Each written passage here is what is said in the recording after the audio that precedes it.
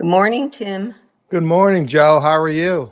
I'm fine, except this is not my time of day. Oh, it's not? You're No, not a morning person? I'm not a morning person, no. But I'm going to do my best. I've got coffee here, and I assume that'll help. Good morning, everyone. I'm Joe Patuto. And Tim, you can introduce yourself. Hi, Tim Jansen here in Tallahassee. I'm not at the courthouse because I thought Joe and I will give some analysis. Joel is at the courthouse in the courtroom, and Abby, so we can get information. It was a successful dinner last night, and Jeff Burlow did show up. Monica showed up. Abby, who's been in the courtroom doing some yeoman's work for us, giving us information. It was a nice time. Any So information that we don't have that from what happened when we went off at 6:30 last night? not really. Just everything was kind of off the record between the reporter and Joel and all of us. And it was kind of nice just to have dinner, kind of being there and getting ready for the show and seeing how Jeff prepares. Jeff said he wasn't going down there today because it's too much of a circus, and he can watch it and do it. So that's good. Kind of like I feel it's too much of a circus to be there, and you can see more here and give analysis here. Yes, and you can't give analysis when you're sitting in the courtroom, certainly. No, So, yeah, that is definitely true. we fully Uh, expect Sarah. And I think we think Jackie's going to give the opening. So if she oh, really? gives an opening, so Well, that would make sense, at least as a tactical matter, since she has not introduced herself to the jury or been heard by them. She didn't do any of the voir dire. right. Uh, so, well, Judge Everett said yesterday, 8:30 for lawyers, 8:45 for jurors, 9 o'clock start. Yeah. And we're on early on the off chance that there might have been something going on in court between Judge Everett and the lawyers, but it appears not. Or at least if it's going on, the pool camera has not been able to get into the courtroom yet. So maybe at 8:45 when the jurors start arriving. Otherwise, we're going to be looking at 9 and we're going to go immediately. If there are questions that you had since yesterday that occurred to you overnight, or if there are people in the chat today that weren't part of the chat yesterday, I'm sure Tim will be ready to answer them. We do Yeah. have a question here, Tim and Joe. Yeah. Hi, everyone. This is the COE. This is from Ashley Kane. She's asking, is the state in opening statements allowed to let them know others are already in prison connected to this very crime? Yeah, the state and any lawyer is always allowed to mention what they believe is going to be introduced in evidence that has not been limited. So they can mention they're going to call Luis Rivera, and they're going to mention Katie Magbanawa, and they're going to probably say, listen, you're going to hear that these people were involved and that they're convicted and they're testifying. And we hope you listen to their testimony and judge it. Your judge will give you special instructions. And the defense is certainly going to mention them. So, and we'll see what the defense says about Charlie. If they say Charlie's going to testify, they mentioned it yesterday, but let's see if they mention it in opening. Tim, last night I saw a comment about Charlie's testimony and Donna's. And the question was whether if Charlie testifies, will Donna testify? And an interesting question, because we had talked a lot about who else can tell the story if Donna doesn't. But now if Charlie testifies, there is someone else who can tell most of the story. And that being true, it would permit the defense to keep her off the stand and risk what would happen in cross-examination. So do you want to comment on it? What do you think about that idea? That might have been a plan, but she has to explain the Vietnam. No one else can explain the Vietnam. So she's going to have to testify. And I think it would be hard pressed to keep Donna off that stand. If she's going down with her own wit, with her own charm, if she can produce any. And I think she wants to testify. Oh, I think the latter is true. She definitely wants to testify. I think she thinks that if she testifies, just as Charlie did, that if she Yeah. testifies, she can persuade the jury. Excuse me a minute. I got a doorbell. This Sure. image right here, Joe, this is these are the pews for the defense. This is what they reserved. And I am being told that so far the only one sitting there is Harvey. Harvey is there in court. The Markels just arrived. The Markels, Ruth and Phil, are Dan Markel's mother and father. That's what this case is really all about. Dan Markel was Donna Adelson's ex-son-in-law who was shot and killed in 2014. So the defense here saved 2 pews. So far, it's just Harvey, but I am being told that for the most part, the courtroom is filling up very quickly. I'm sure that's true. Joel announced I believe it was Joel the other day, that the state had, and the court has had more requests from media than in any trial that they can remember. So I'm sure that's true. For people who are in the chat, I'm going to be, I think, getting a couple of phone calls this morning that I have to take. So you may see me just depart and come back. I'll be That's right back, why. Joel. Okay, go ahead. Cover for me. Okay, Tim's having the same issue. There's no way on an 8:30 to 5 schedule that one can manage with phone calls that are really necessary to take them, particularly if it's one of these deals where you call when you have a break and the person on the other end can't, and then that person calls you back. So I hope I don't miss anything interesting, but if you see me go, that's the reason why. We I don't appreciate you think- being here, Joe. Thank you so much. And I just want to show you this comment here from Joel. He's saying the tension is filling the courtroom. So Yeah, Joel I is think- giving us some live updates here in the chat. It's such an anticipated trial. There would be when a trial starts, you have family members there, you have law enforcement maybe who are going to testify, you have the defendant, the lawyers who've prepared. So there's always a little tension, particularly at the start. But this one, I have no doubt, is a heightened atmosphere because this is so anticipated. We've had it postponed. We were ready to go last, September, October, and then the conflict of interest issue with Daniel Broshbaum. At that point, Donna's lawyer came up because he had represented Charlie in the past, and Charlie wouldn't waive the conflict. And so then the matter was postponed and postponed and postponed, and here we are virtually at September again, mid-August anyway, ready to go. So I am sure everyone in that courtroom is in a highly anticipatory state, and we're all ready. Yes. I'm sure the lawyers are, but I know I am. So that was interesting, Joe. I had to go knock on the door, and it was a lady doing some gardening work. And she goes, "We're working here in the yard, and I just want you to know I'm a big fan." And I told my partner, don't talk to me because I got the headsets on. I'm listening to the opening on STS. What a small Well, world. that's nice. That was nice. Nice that she told you that. It's a good way for you to start your day. No one has rung my doorbell to say that to me. All I have is getting up much earlier than I typically do. I had to drop the boys off at their daycare where they do Fun Friday. And I assume by boys, you mean the dogs. Yes, my 2 dogs. Yes. Yeah. Right. They get groomed. They like it. They love it going there. Yeah. Tim and Joe, Joel is writing these comments here in chat. He's saying that the openings will roughly be 45 on each side. What is that? Is that fair? Is that what you expected? Sure. That's perfect. That's about right. Yeah. I'm glad to see that the defense is going to do an opening. Yes. And I'm going to time the defense.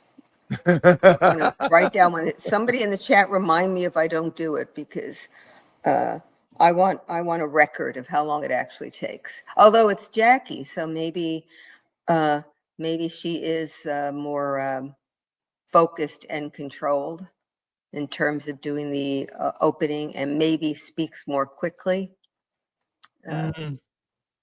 No, I won't say it's like Hemingway writing, but I think it's just going to be like bursts of statements, right?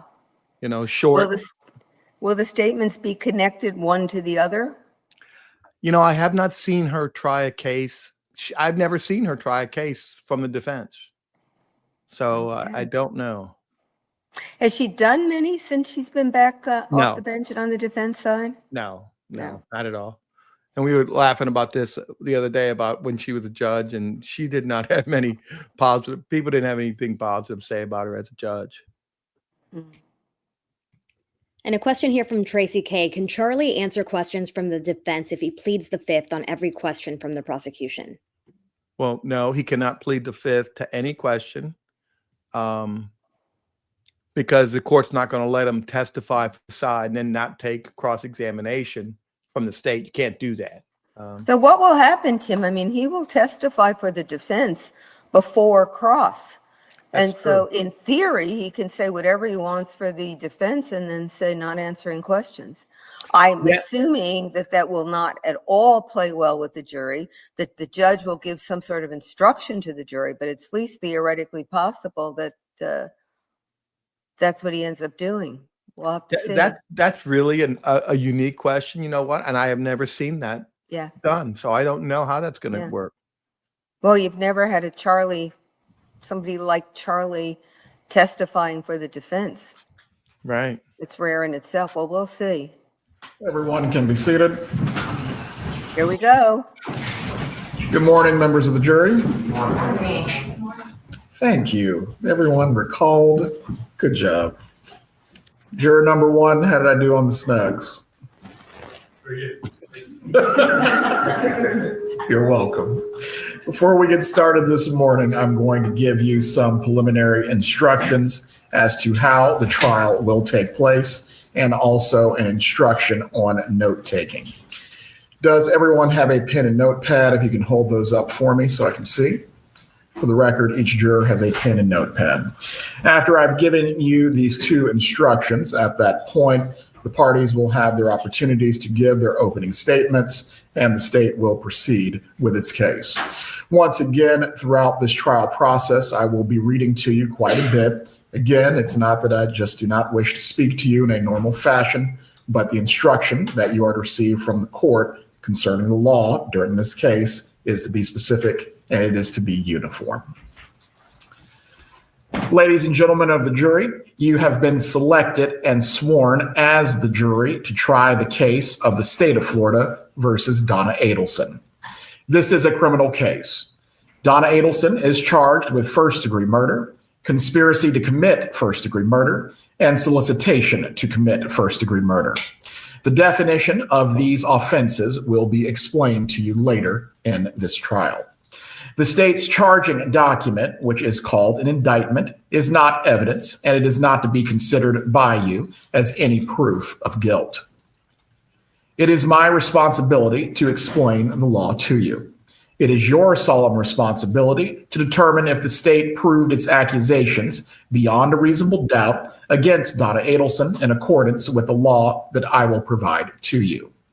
Thus, the province of the jury and the province of the court are well defined, and they do not overlap.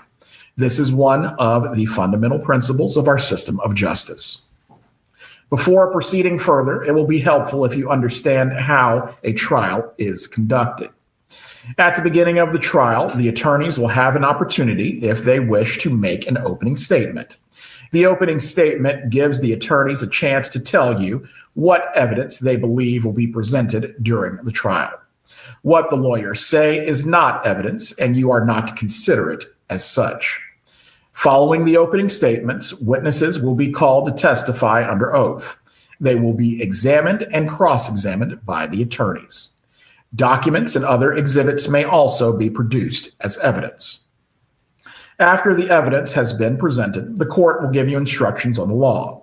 The attorneys will then have the opportunity to make their closing arguments. Following the closing arguments by the attorneys, the court will conclude with final instructions. After the final instructions are given, the alternate jurors will be released, and you will then retire to consider your verdict in this matter. You should not form any definite or fixed opinions on the merits of this case until you have heard all the evidence, the argument of the lawyers, and the instruction on the law that I will provide to you. Until that time, you should not discuss the case amongst yourselves. Your verdict must be based solely on the evidence or lack of evidence and the law. I now instruct you not to communicate with anyone, including your fellow jurors, about this case. No communication includes no emailing, text messaging, tweeting, blogging, or any other form of communication. You cannot do any research about the case or look up any information about the case. If you become aware of any violation of these rules at all, please notify my courtroom personnel concerning the violation. During the course of the trial, the court may take recesses or breaks, and you will be permitted to separate and go about your affairs, or you'll be returned to the jury room. During these recesses or breaks, you must not discuss the case with anyone, nor permit anyone to say anything to you or in your presence about this case. If anyone attempts to say anything to you or in your presence about this case, please tell him or her that you are on the jury that is trying the case and ask that person to stop. If he or she persists, leave that person at once and immediately report the matter to my bailiff, who will advise me. All cell phones, computers, tablets, or other types of electronic devices must be turned off while you're in the courtroom. Turned off means that the phone or electronic device is actually off and not in a silent or vibrating mode. You may use your devices during any recesses or breaks, but even then, you may not use your cell phones or electronic devices to find out any information about the case or to communicate with anyone about the case or the people that are involved in the case. Do not take photographs, video recordings, or audio recordings of the proceedings or of your fellow jurors. After each recess or break, please double check to make sure your cell phone or electronic device is turned off. At the end of the case, while you are deliberating, you must not communicate with anyone outside of the jury room. You cannot have in the jury room any cell phones, computers, or other electronic devices. If someone needs to contact you in an emergency, the court can receive messages and they will be delivered to you without delay. A contact phone number will be provided to you for this very purpose. The case must be tried by you only on the evidence presented during the trial in your presence and in the presence of the defendant, the attorneys, and myself. Jurors must not conduct any investigation of their own. This would include reading newspapers, watching television, using a computer, cell phone, the internet, any electronic device, or any other means at all to get information related to this case or the people and places that are involved in this case. This instruction is going to apply to you whether you're in the courthouse, at home, or any other location until the trial has concluded. You must not visit places that are mentioned in the trial or use the internet to look at maps or pictures to see any place that is discussed during the trial. Jurors must not have discussions of any sort with friends or family members about the case or the people and places involved.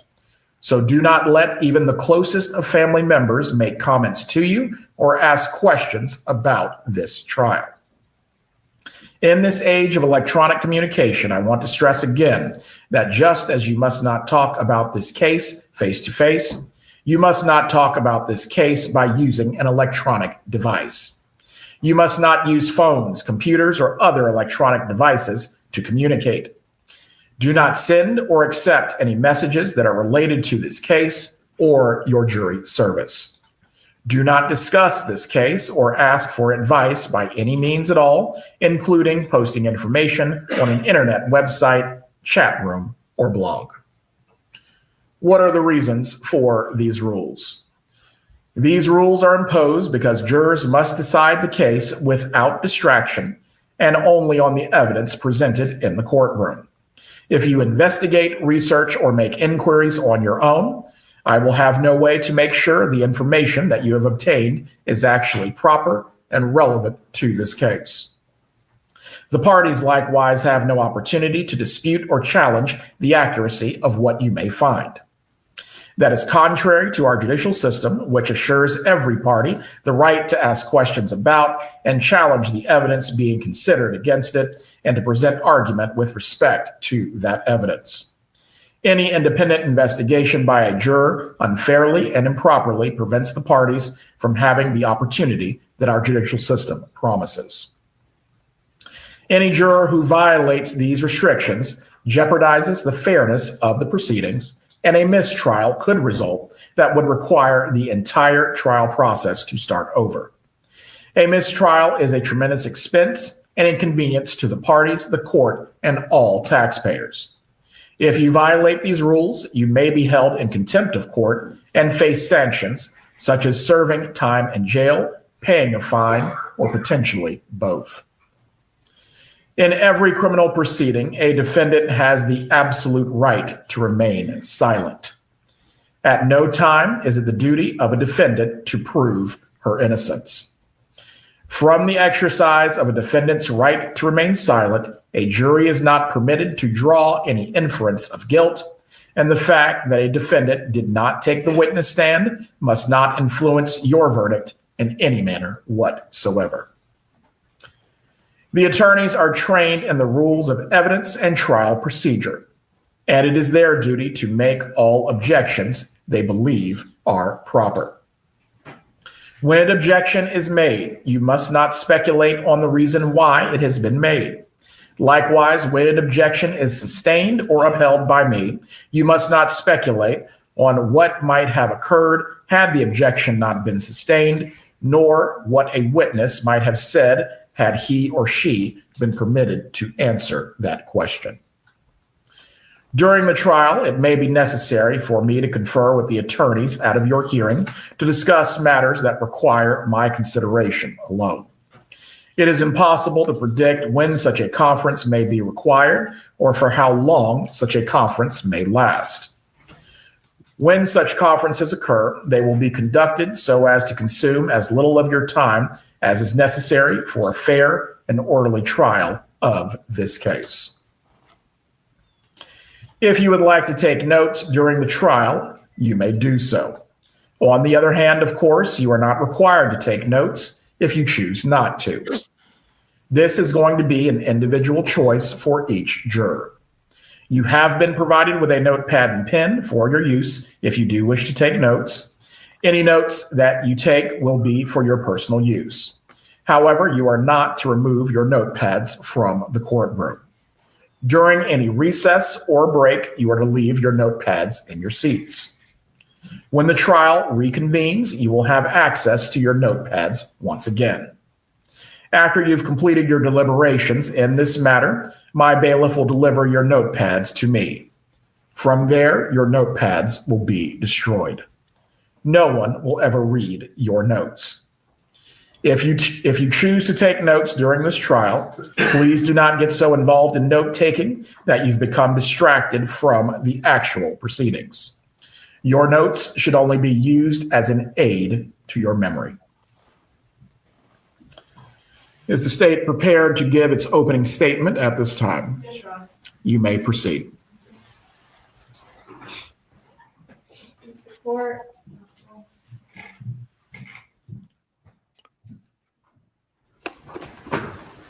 Good morning, everyone. Again, I'm Sarah Catherine Dugan. Georgia Kappelman and I are representing the state of Florida in this case. And this is the defendant, Donna Adelson. We see her here at the defense table, and this is how she appeared back in 2014 when this crime occurred 11 years ago.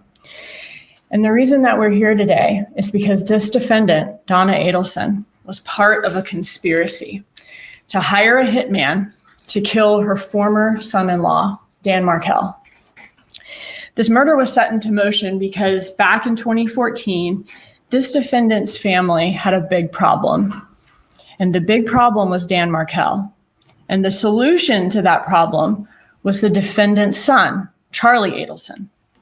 Charlie Adelson was the solution because he had a girlfriend with connections to the type of people who were willing and capable of pointing a gun at a complete stranger and pulling the trigger.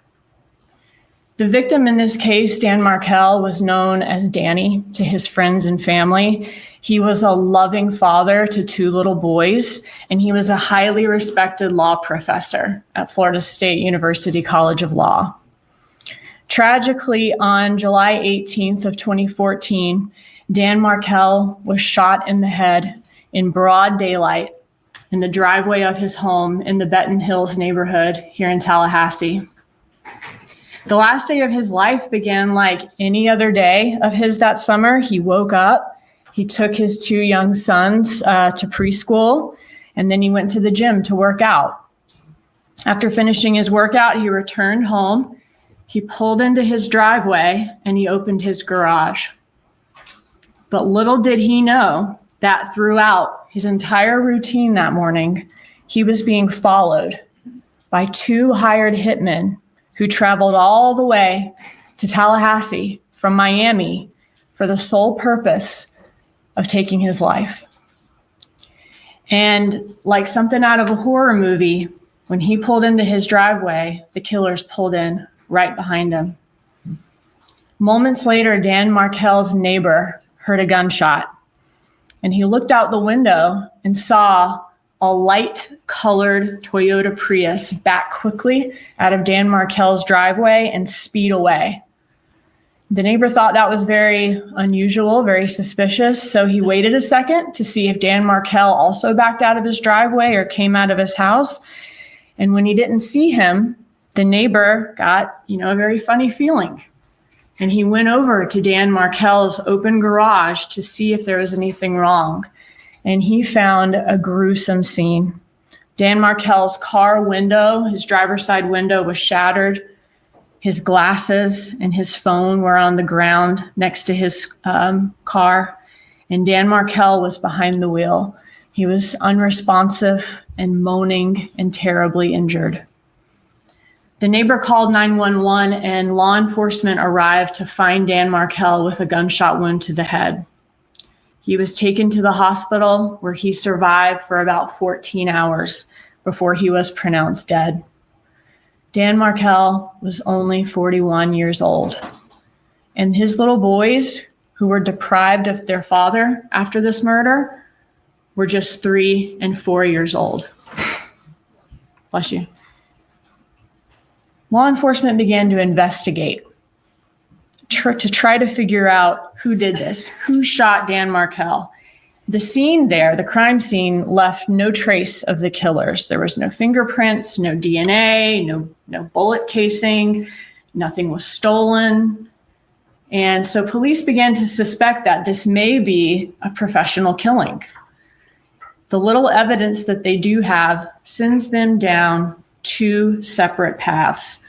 One path is to track down that light-colored Prius that the neighbor saw fleeing from the scene. And the other is to identify who was inside that Prius. And the other path relates to motive. Who in Dan Markel's life would hate him enough to hire a professional killer to kill him? And after years of tireless investigation, both of these paths led directly to this defendant. So first, let's talk about the path involving motive. We'll go down both paths this morning. Police investigated Dan Markel's personal life to try to figure out a motive in this case, to see who might want him dead. And they learned that Dan Markel was entangled in a very nasty divorce with his ex-wife, who is the defendant's daughter. And his ex-wife is named Wendi Adelson. A review of the divorce case file reveals that Wendi Adelson had asked the court to allow her to relocate to Miami, where she was from and where her parents lived, with her children and Dan Markel's children, in order to be closer to her mother, Donna Adelson, to her father, whose name is Harvey Adelson, and to her brother, whose name is Charlie Adelson. The victim, Dan Markel, y'all can imagine, is adamantly opposed to this, to his children being relocated to Miami. He works here in Tallahassee. He's a law professor here in Tallahassee. This is where he lives. This is where his kids have been raised. He wants his children here with him. A review by law enforcement of Wendi Adelson's emails made it clear that her mother, the defendant, hated Dan Markel and was the relentless driving force behind Wendi's relocation efforts to South Florida. And, you know, being a caring and involved parent is great, but the defendant's participation in her children's lives went beyond mere involvement or even meddling. She was extremely controlling. She had very strong opinions about all the decisions in Wendi Adelson's life, whether it be about her career, her relationships, or even purchasing a home. And if Wendi Adelson would not do as the defendant wanted her to do, the defendant often then enlisted Charlie Adelson, her son, Wendi's brother, to solve the problem by getting him to kind of go to Wendi and persuade Wendi until Wendi ultimately agreed to do what the defendant wanted her to do. And while the defendant had always been controlling of her children's lives, the emails uncovered by law enforcement showed that this defendant was desperate to find a way for Wendi and Dan Markel's children, her grandchildren, to be able to relocate to Miami. The defendant told Wendi that she deserved more than just a life teaching in Tallahassee without her family, and that Dan Markel was essentially holding her hostage in Tallahassee because of his job. During the divorce and custody battle, the defendant's email showed that she was heavily involved in Wendi's court case, even going so far as to draft and edit the documents that Wendi and her attorney were filing in court, and emailing Wendi instructions for her attorney on arguments her attorney should make and what her attorney should do. The defendant would guilt trip Wendi Adelson about how much time she and her husband, Harvey Adelson, were having to spend away from their dental practice to visit Wendi and the grandkids in Tallahassee, and complain about how the family was losing income, losing patients because of their constant absences from the practice. And the defendant instructed Wendi Adelson that relocation to Miami was the most important priority in this divorce, and if it had to be her non-negotiable in the divorce. In June of 2013, the judge in the divorce case ended up ruling in Dan Markel's favor. And not only did the judge deny Wendi's relocation motion, but the judge dismissed it in a way that prevented Wendi Adelson from requesting the relocation again. So Wendi would not be permitted to move to Miami to be close to the defendant and her husband with the children at that time or ever, unless of course something happened to Dan Markel. After the judge denied the relocation motion, after that was denied, the defendant told Wendi Adelson in emails that Dan Markel has not beaten the Adelson family yet. She let Wendi know that the Adelson family is a team and they are trying to win. Donna Adelson suggested in her emails several bribes to get Dan Markel to agree to relocation, like plane tickets, paying for her grandson's education. And the defendant even suggested offering Dan Markel a $1 million bribe to allow the relocation, to let Wendi move to Miami with the boys. And if the bribes didn't work, the defendant also suggested several ways that Wendi could threaten or bully Dan Markel into submission. The defendant told Wendi to aggravate Dan Markel like he aggravates you, And the defendant set out a plan of action that the defendant told Wendi would make Dan Markel absolutely miserable. And she's detailing all of these in her emails. So, for the plan of action, the defendant knew that Dan Markel was devoutly Jewish. So she came up with the idea for Wendi to pose Dan Markel's sons for pictures in front of a Catholic church, and then post the pictures to social media, and even announce on social media she was getting the children baptized just to make it appear to Dan Markel that she was changing their religion. The defendant assured Wendi Adelson that this would all be an act to get Dan Markel to agree to let her move to Miami, but told Wendi Adelson that in order to pull off this stunt, she had to put on the acting performance of her life.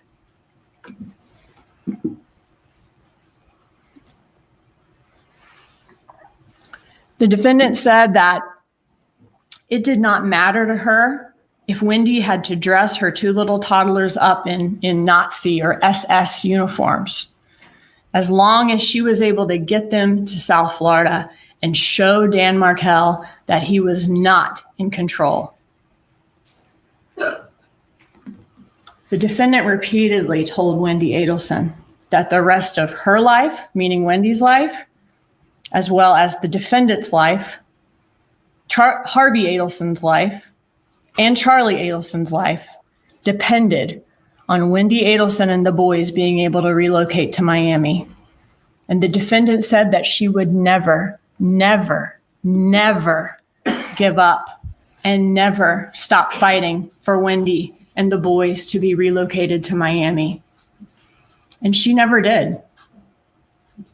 The evidence in this case will show you that this defendant's closest confidant was her son, Charlie Adelson. She and Charlie Adelson talk multiple times a day, every day.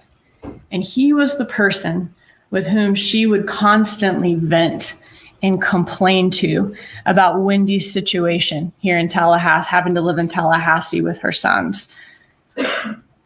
And she would often, the defendant would use very dramatic life and death terms to describe it. The defendant portrayed Dan Markel to Charlie Adelson as a crazy person who was impossible to deal with and was causing an extreme amount of stress to Donna Adelson and her husband, Harvey Adelson. And Charlie Adelson was also the person that Donna Adelson relied on to solve her problems. And her daughter and grandsons having to live 8 hours away in Tallahassee was a big, big problem for this defendant. And this defendant made it Charlie Adelson's problem to solve. And although the divorce between Wendi and Dan Markel was final a year before the murder, throughout that year, litigation is still ongoing, to say the least. Each side is continuing to routinely file violations of the custody agreement, violations of the settlement agreement, and that continued right up until Dan Markel's death in 2014. A few months before the murder in 2014, Dan Markel alleged that the defendant, Donna Adelson, was disparaging him to his children. He was very worried about her trying to alienate him from his children. She was doing this by calling him stupid in front of the boys and telling the boys that Dan Markel was trying to take them away from her. Dan Markel asked the court to prevent this defendant from having unsupervised contact with her grandchildren. And this motion was still pending in court when Dan Markel was killed. And the murder of Dan Markel ensured that not having access to her grandchildren would never be a problem for this defendant. And what do you know? About 48 hours after Dan Markel was killed, after the shooting happened, Wendi Adelson and the little boys relocated to Miami, moved into the defendant's home with her, and the boys started school down the street. And just like that, their father was effectively erased from their lives, and the Adelsons' big problem had been solved. You'll hear during this trial that the Adelson family is a very tight-knit family. The defendant, her son Charlie Adelson, and her husband Harvey Adelson actually all worked together at their family's dental practice.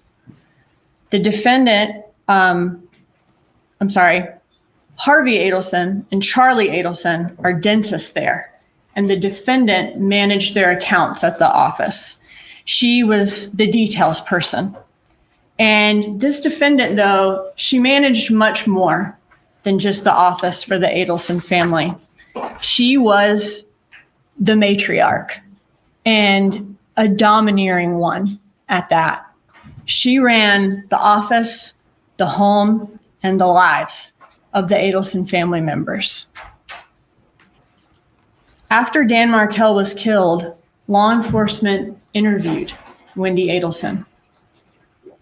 Wendi Adelson told police, and the police confirmed this, that she was at home having her TV fixed, at her home in Tallahassee, having her TV fixed at the time of Dan Markel's murder.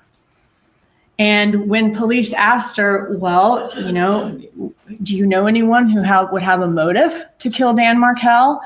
Wendi Adelson acknowledged that her family had a motive to want Dan Markel dead, and said that her parents had more reason to dislike Dan Markel than anybody else. At one point in the interview, police allowed Wendi Adelson to make a phone call to her parents to let them know that Dan Markel had been shot. And after she got off the phone with her mother, the defendant, Wendi Adelson said to police, well, they acted surprised, so that's a relief.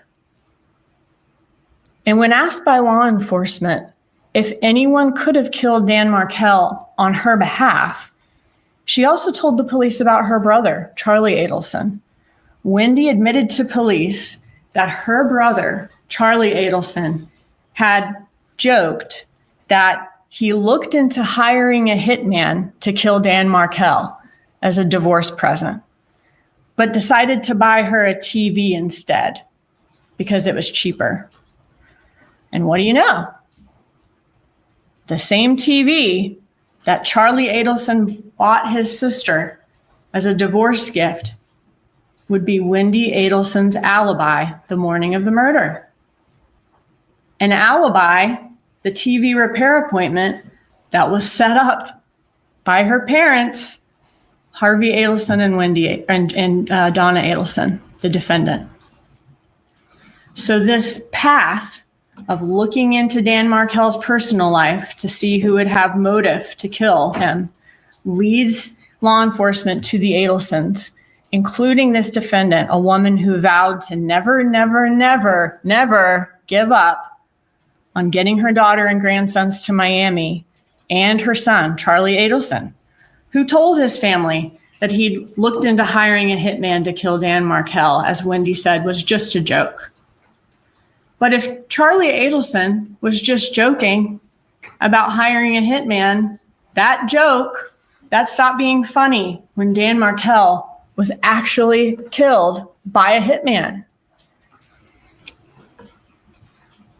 While the police are trying to investigate motive, they are simultaneously following that second path of the investigation by tracking down that light-colored Prius the neighbors saw fleeing from the scene. When law enforcement retraced Dan Markel's steps on the morning of his murder, they uncovered some very chilling surveillance video of that light-colored Prius fitting the description given by the neighbor, following Dan Markel into the Premier Gym parking lot and waiting for an hour while he was inside, and then following him home from Premier Gym back to Benton Hills. And these surveillance images, coupled with a massive amount of phone and SunPass records gathered in this case helped police track down the exact car used to commit this crime. But police still had to figure out, okay, we got the car, but who was in this car? And why did that person kill Dan Markel? So law enforcement did a painstaking review of digital evidence in this case. And when I say painstaking, finding this Prius and finding evidence in these phone records was not an easy task. And it took much longer than your average investigation of a shooting, as you'll hear. But law enforcement eventually found that needle in the haystack. They found a number that communicated with the cell tower that services Premier Gym at the exact time when the Prius was there. And it was a number with a Miami area code. And that number belonged to a man named Sigfredo Garcia. Law enforcement examined Garcia's call logs, and they saw that he was in frequent contact with another number that was present at Premier Gym that day. And that number belonged to a man named Luis Rivera, who is a longtime friend of Garcia, and he's also from Miami. They both are. Police then looked at Garcia and Rivera's phone records, which showed that their phones left Miami 2 days before the murder, so July 16th. They came to Tallahassee, and on the day of the murder, on the 18th, they followed Markel to Premier Gym. The phone data shows that these men turned their phones off just minutes before the murder took place, and their phones then stayed off for about an hour or so after the murder until they were well southbound to Miami, I think around the Gainesville area. The phones turned back on. And then once they got back to Miami, a bank's ATM camera caught them in the light colored Prius at a bank drive-through and caught both of the men in the Prius. So police figured out the identity of the two men responsible for following and killing Dan Markel. But they continued to look for evidence to explain why these seemingly random men came all the way to Miami. Came all the way to Tallahassee to kill a man that they'd never met. What or who is the connection between the killers and the victim? The defendant in her emails obviously had demonstrated ample motive to want Dan Markel dead, but how do we get from these two random and hired killers to her? Well, those phone records that I talked about, they revealed that one of the shooter, Garcia's, most frequent contacts was a woman named Catherine Magbanois. She goes by Katie. The shooter and Magbanois have a long history of an on-again, off-again relationship, and they share two kids in common. This is Garcia and Magbanois. And lo and behold, these two paths of the shooter's car and the motive, they converge when law enforcement sees that Catherine Magbanois is also one of the most frequent contacts in the phone records of Charlie Adelson, the defendant's son. The same son that she had been nagging to death about his sister being stuck in Tallahassee.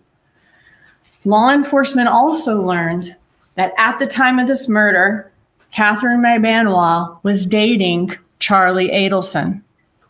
So Dan Markel was a problem the defendant needed to solve. The defendant's son, Charlie Adelson, was looking to hire a hitman to kill Dan Markel. Dan Markel is killed by a hitman. And who ended up being a hitman? The hitman that killed Dan Markel? Someone with a close relationship to Charlie Adelson's girlfriend, the father of her children. So you can see how both paths, followed by investigators, charted the way to this defendant. Not only by looking into the motive, led law enforcement to the defendant because of her hatred of Dan Markel and her son's apparent efforts to hire someone to kill him, but also looking into that car fleeing the scene led law enforcement to the defendant through her son's girlfriend at the time.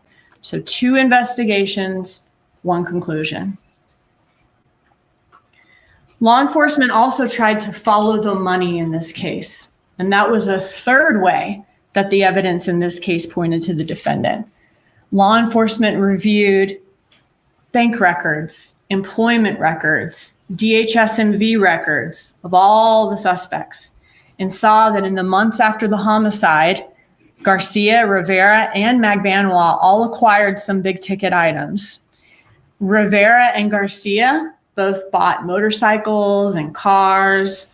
Magbanua got a breast augmentation surgery and later received a black Lexus sedan whose previous owner was Harvey Adelson. Catherine Magbanua's bank records were analyzed, and there was no check ever written or matching cash withdrawal for the car or the breast augmentation. Bank records also showed that Magbanua's account had a huge spike in cash deposits around the time of the murder. She deposited more money in her account in the 5 weeks after the murder than in the entire year before the murder. And this was during a time when there was no record of her being employed anywhere. And also, about 2 months after the murder, this defendant added Catherine Magbanua to the payroll at the Adelson family's dental practice, the one that she kept the accounts for, the defendant kept the accounts for. And the defendant started issuing her regular checks from their business account every 2 weeks, despite the fact that she did not work there at the time. Magbanua didn't work there. Law enforcement noticed that each one of the 44 checks that were written to Catherine Magbanua every 2 weeks over the course of the next 2 years after the murder were signed by this defendant, Donna Adelson. So the money was talking, but what about the suspects? Law enforcement wanted to know what they were saying.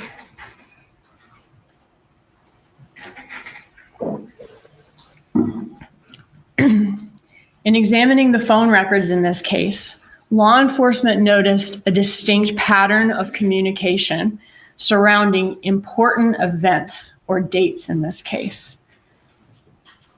The phone calls always went from this defendant to her son, Charlie Adelson, and then from her son, Charlie Adelson, to his girlfriend, Catherine Magbanua, and then from his girlfriend, Catherine Magbanua, to the shooter, Garcia, and then back the other way, like train cars. They only seem to touch the car directly in front and directly behind them. The defendant never calls her son's girlfriend, Catherine Magbanua, or the shooter, or vice versa. Charlie Adelson never calls the shooter, or vice versa. So, if this is a murder for hire conspiracy, as law enforcement suspects, could it be that the defendant and Charlie Adelson are wisely insulating themselves from the actual shooters by having Magbanua act as the middleman? Law enforcement decided to launch an undercover operation designed to clarify who are the members of this conspiracy and how information was traveling within the conspiracy. Police applied for and received court authorization to listen in real time to the phone calls of Charlie Adelson and Catherine Magbanua, the people in the middle of this train car. And this is what's known as a wiretap. By this point, though, it was April of 2016. It took about 2 years to do this investigation to find out who was in the car and to get this wiretap going. So at this point, it's been 2 years, almost 2 years since the murder. And at this point, in April of 2016, Charlie Adelson and Magbanua are no longer dating. They'd been broken up for over a year. Catherine Magbanua at this point is actually back together with Garcia. We heard they're on again, off again, and have these kids together. Charlie Adelson has moved on he's had many other girlfriends at that point since Magbanua. And Charlie Adelson and Magbanua, though, they are still friends. They remain close friends since their breakup, and they're still in regular communication by April of 2016, even though they're not together anymore. Rivera, the second hitman in that Prius, was in prison by this point, doing time on an unrelated charge. And the defendant is happily taking care of her grandkids all day, every day. So all the members of this conspiracy have presumably gone on with their lives, believing they've gotten away with murder. So what reason would they have to be discussing the murder at that point if police are listening in? They wouldn't. So police needed to stage an event that would generate some conversation, some activity between the members of the conspiracy so they could see who the members of the conspiracy were. Their plan was to send an undercover agent posing as someone on behalf of Luis Rivera. He was the hitman who was incarcerated by April of 2016, to walk up to the defendant, Donna Adelson, on the street. There's a fly right in front of me that won't leave me alone. To walk up to Donna Adelson on the street and try to blackmail her for money. Law enforcement refers to this as a bump. So this undercover agent posing as a blackmailer, and this is an actual picture from the surveillance cameras, that this is the undercover agent passing a piece of paper to Donna Adelson back in 2016. This undercover agent is posing as a blackmailer. He hands the defendant a piece of paper, and on the piece of paper is a news article about Dan Markel's murder. And written on the piece of paper is a phone number and the amount of $5,000. He tells the defendant that he knows the Adelsons are taking care of Katie, and he's basically there to blackmail to get more money out of them or out of her on Rivera's behalf, to even things out, because he knows they're taking care of Katie. He never says Charlie Adelson's name or anything about Charlie Adelson to Donna Adelson. The defendant then puts the piece of paper in her purse and walks away without ever looking at the piece of paper, because she knew exactly what it was about. Then law enforcement listens in to see what will happen next. Will the defendant go straight to the police to report the blackmail, or will she do something else entirely? And as suspected, based on the previously observed communication pattern, the first person that this defendant calls is Charlie Adelson, despite the fact that the blackmailer never mentioned Charlie Adelson to her. On that first call, you would think the first thing that Donna Adelson would say to Charlie Adelson is, "Oh my God, it's so crazy. Some man just came up to me, handed me an article about Danny's murder, and he's demanding money from us." But she never says any of that. In fact, the defendant never says Dan Markel's name at all. Instead, she tells Charlie Adelson that she needs to talk to him in person about some paperwork that was just delivered to her. She said that it involves the two of us, and that he should know what she's talking about. The defendant and Charlie Adelson continue talking, and she says that he should bring cash to their meeting. And she says, the TV is probably about 5.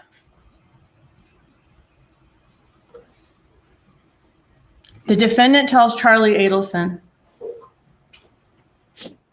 that the man who approached her mentioned an ex-girlfriend. The defendant never says which ex-girlfriend of Charlie Adelson. She never says Magdano's name to Charlie Adelson in that phone call. She only says that the blackmailer mentioned an ex-girlfriend. Charlie Adelson never asked his mom, "My ex-girlfriend? Which ex-girlfriend?" He's had a lot. He never asked that, because as the evidence will show, he didn't need to. He knew the TV is probably 5 meant that she was being blackmailed about Danny's murder, where the TV was the alibi, and he knew that the ex-girlfriend in question was the only ex-girlfriend that he had solicited to find a hitman for him, Catherine McBanois. And we know that because after this call with his mother, the defendant, Charlie Adelson, calls Catherine McBanois. He does not call his most recent ex-girlfriend or even the one before that. He calls Catherine McBanois. And his call to Catherine McBanois is the only call he makes to any ex-girlfriend after getting the information from his mother that the blackmailer mentioned an ex-girlfriend. And he hadn't dated her for about a year and a half at that point. And although they threatened to do it very often, neither Charlie Adelson nor the defendant ever reported this attempted blackmail to the police. You all will hear the calls between the conspirators, and as you listen to these, you'll notice that they're being very cautious about what they say.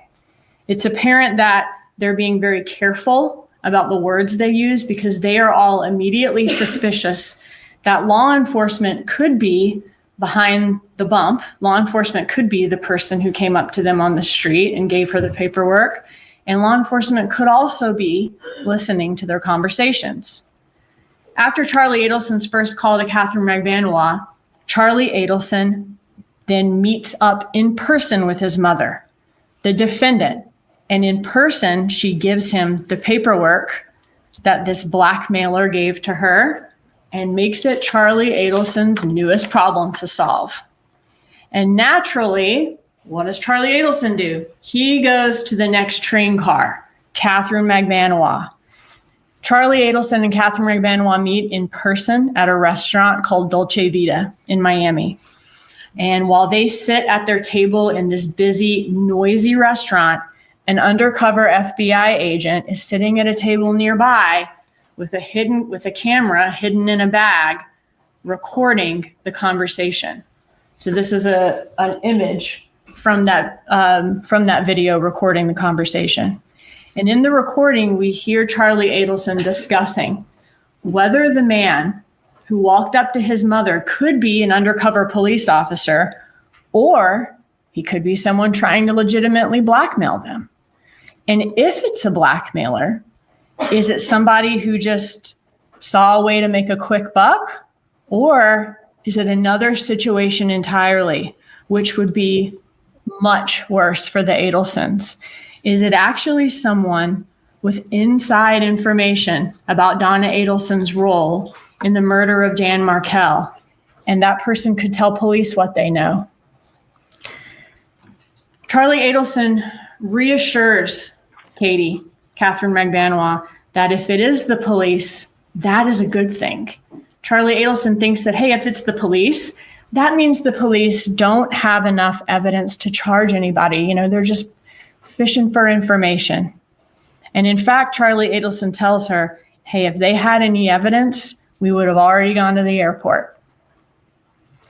It's important to note that at the time of this conversation at Dolce Vita, no arrests had been made in this case. And the only thing that police had released to the public at that point was a photo of the light-colored Prius that fled the scene. Police knew at that point that it was Garcia and Rivera who were in the Prius, but the public didn't know that yet. So that fact is interesting in light of some of the things that Charlie Adelson started saying to McBanois. He starts giving her several analogies involving rental cars being used to commit crimes. He reassures her that the police can't prove a person committed a crime just from someone's DNA being in a car that was used in a crime. In order to prove someone committed a crime, you have to be able to put the person at the scene of the crime at the time it was committed. So he's trying to reassure her that even if they identify who rented that car that fled the scene, they still would not have enough evidence to hold anybody responsible for this murder. Charlie Adelson also says that crimes are tough to prove unless someone actually witnessed the suspect commit the crime, or the suspect confesses to the crime, or a suspect is caught on a wire talking about the crime. So he's trying to reassure her about the lack of evidence in this case, about no witnesses, and trying to let her know that, hey, as long as we all stay quiet and nobody confesses or gets caught talking on a wire, then we don't have anything to worry about. And he begins educating Catherine Magbanua about how blackmail works. He tells her that, hey, if this is a guy who knows information, there's 2 ways of dealing with this guy. You know, we could call the police, but then the guy blackmailing us could be charged, and then that blackmailer is going to start talking, and the police are going to be asking questions about what happened. The other option is to pay the blackmailer, but let him know that this is just a one-time thing. And we'll try to scare him off by saying, if you come around again, we'll go to the police. Charlie Adelson gives Magbanua very precise instructions on how to deal with the blackmailer. He tells her to call the blackmailer and tell her that my friends, meaning the Adelson family, have no idea what you're talking about. And I'm just going to give you this money as charity. But don't contact these people again or they'll go to the police. And Charlie Adelson said he would give Magbanua the $5,000 to pay off the blackmailer who approached his mother, except that he's concerned that this guy won't go away. He'll get that $5,000 and then he'll just keep coming back for more money. We'll see him as an easy target. And so Charlie Adelson then offers that the best solution might be to have the blackmailer killed, and that he's willing to pay whatever it takes. He says, so help me God, if they F with my family, it's going to be Nazi shit, because this will be done. I mean, Katie, I don't care what I spend. And after hearing that Charlie Adelson wants someone killed and is willing to pay whatever it takes to get it done, Magbanua then asked Charlie Adelson to help her out. And Charlie Adelson reassures her she'll be taken care of and reminds her she's on salary at the parents' dental practice. After Charlie Adelson finishes this meeting where he's getting Magbanua to then solve the problem of the blackmailer, he gives her they say goodbye. He gives her a big hug that's captured on camera outside by the FBI. And then Charlie Adelson immediately calls the defendant to let her know everything's fine and he has handled the situation. He does this using some pretty obvious code words that you'll often hear these conspirators use to mask the meaning of what they're talking about in case law enforcement's listening. Magbanua then, also using code words, calls Garcia, and she tasks him with calling the number on their paperwork and finding the identity of the blackmailer. And in the series of recorded calls that y'all are going to hear later this week, you'll hear these conspirators talking and using words like TV, relationship advice, false leads, listings, patients, properties, clients, rap songs, CDs, pigs, all these terms that are obviously normal words, but they're used in context that if you're listening to the conversation don't make sense. So after that undercover operation was over in 2016, Luis Rivera and Sigfredo Garcia are arrested, and they're charged with the same charges before y'all in this trial. Luis Rivera, who was the second person in that Prius, cut a deal with the state and told law enforcement the truth about the murder of Dan Markel and the people responsible for it. He told police that he was hired by his longtime friend Garcia to help kill Dan Markel. Rivera described how Garcia told him that this was a job that Magbanua was able to get for them, and it was in Tallahassee, and it paid $100,000, and that Rivera was going to get a third of the money. Rivera said that during the trip to Tallahassee, Garcia had a piece of paper with a picture of the man that they were hired to kill and some handwritten notes. And during that trip, Rivera said that the first call that either of them made after the homicide was from Garcia to Magbanua, where Garcia told her that the job was done and Magbanua assured them they would get their money the next day, which they did. that Magbanua brought the money the next morning to Rivera's home. And law enforcement checked cell phone records, which corroborated Rivera's information. Law enforcement told police that the money that he received from Magbanua the next day was packaged in a very unusual way. The money was basically in stacks of 1,000. Each stack was made up of $100 bills that were then stapled together. And after each stack was stapled together of 1,000. And after learning this from Rivera, Magbanua was arrested, and that was in October of 2016. During this trial, you'll hear that the Adelson family had access to a lot of cash because their family gave cash discounts at their dental practice. Like if you paid in cash, you would have to pay less than if you paid on a card or check. And they kept the cash that they received in stacks, and they stored it in a safe. Law enforcement also learned from Charlie Adelson's friends that Charlie Adelson had a very unusual practice of keeping his money in these $1,000 stacks that were stapled together, just like the money Rivera received. And over the last few years, since the 2016 arrests of Garcia and Rivera in May, and then of Magbanua in October 2016, law enforcement has not stopped working on this case. 3 years after Garcia's arrest in 2019, he was convicted at his trial. Law enforcement continue, though, to gather evidence. They continue to interview people who may possibly have information and to clarify all of these recordings the FBI did that couldn't be clearly heard. And thanks to their tireless efforts, in March of 2022, Charlie Adelson was indicted. 2 months later, in May of 2022, Catherine Magbanua's case went to trial, and she was convicted. During Magbanua's trial, Catherine Magbanua took the stand, and she insisted, this is back in May of 22, she insisted she had no knowledge of the murder. The Adelsons must have just gone around her to hire the hitman directly. That's what she testified to. Her defense team insisted that the state's theory was correct about every co-conspirator except for her, for Catherine Magbanua.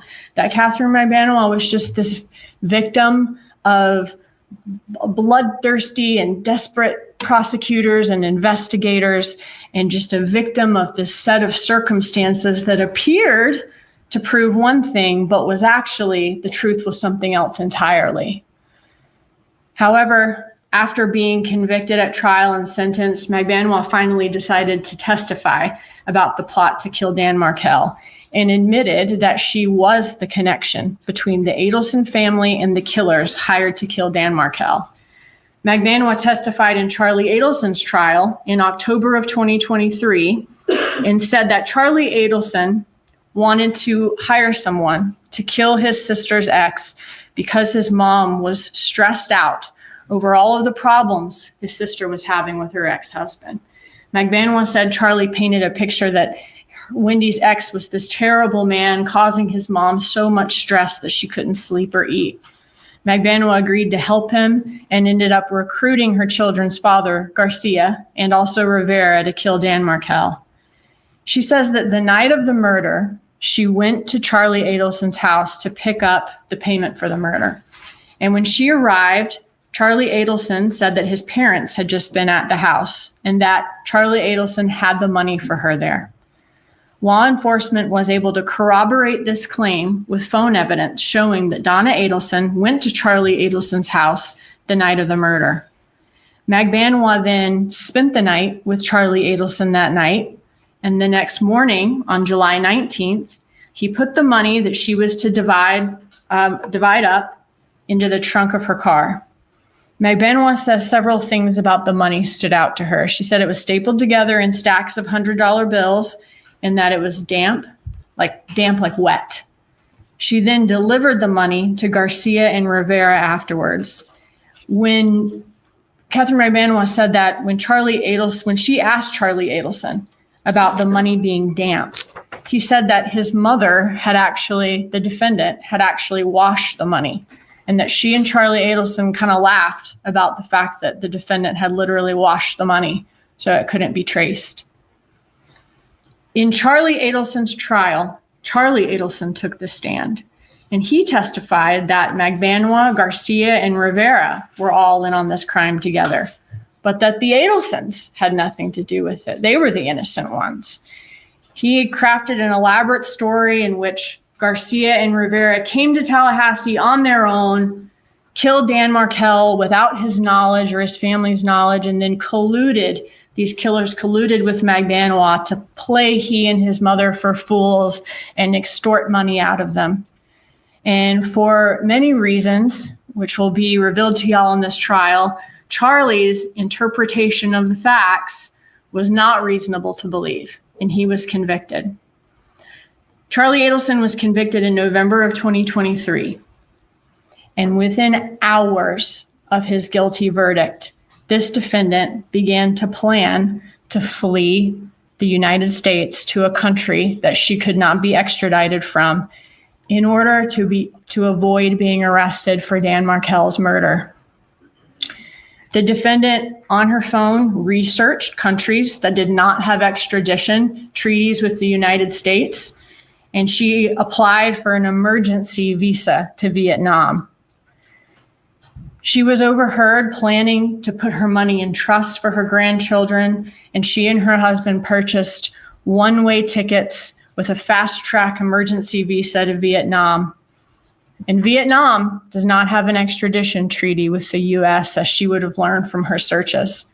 And just days later, she was stopped by law enforcement on the jetway in Miami International Airport, where she was boarding her one-way flight to Vietnam, and she was then charged for her participation in the murder of Dan Markel.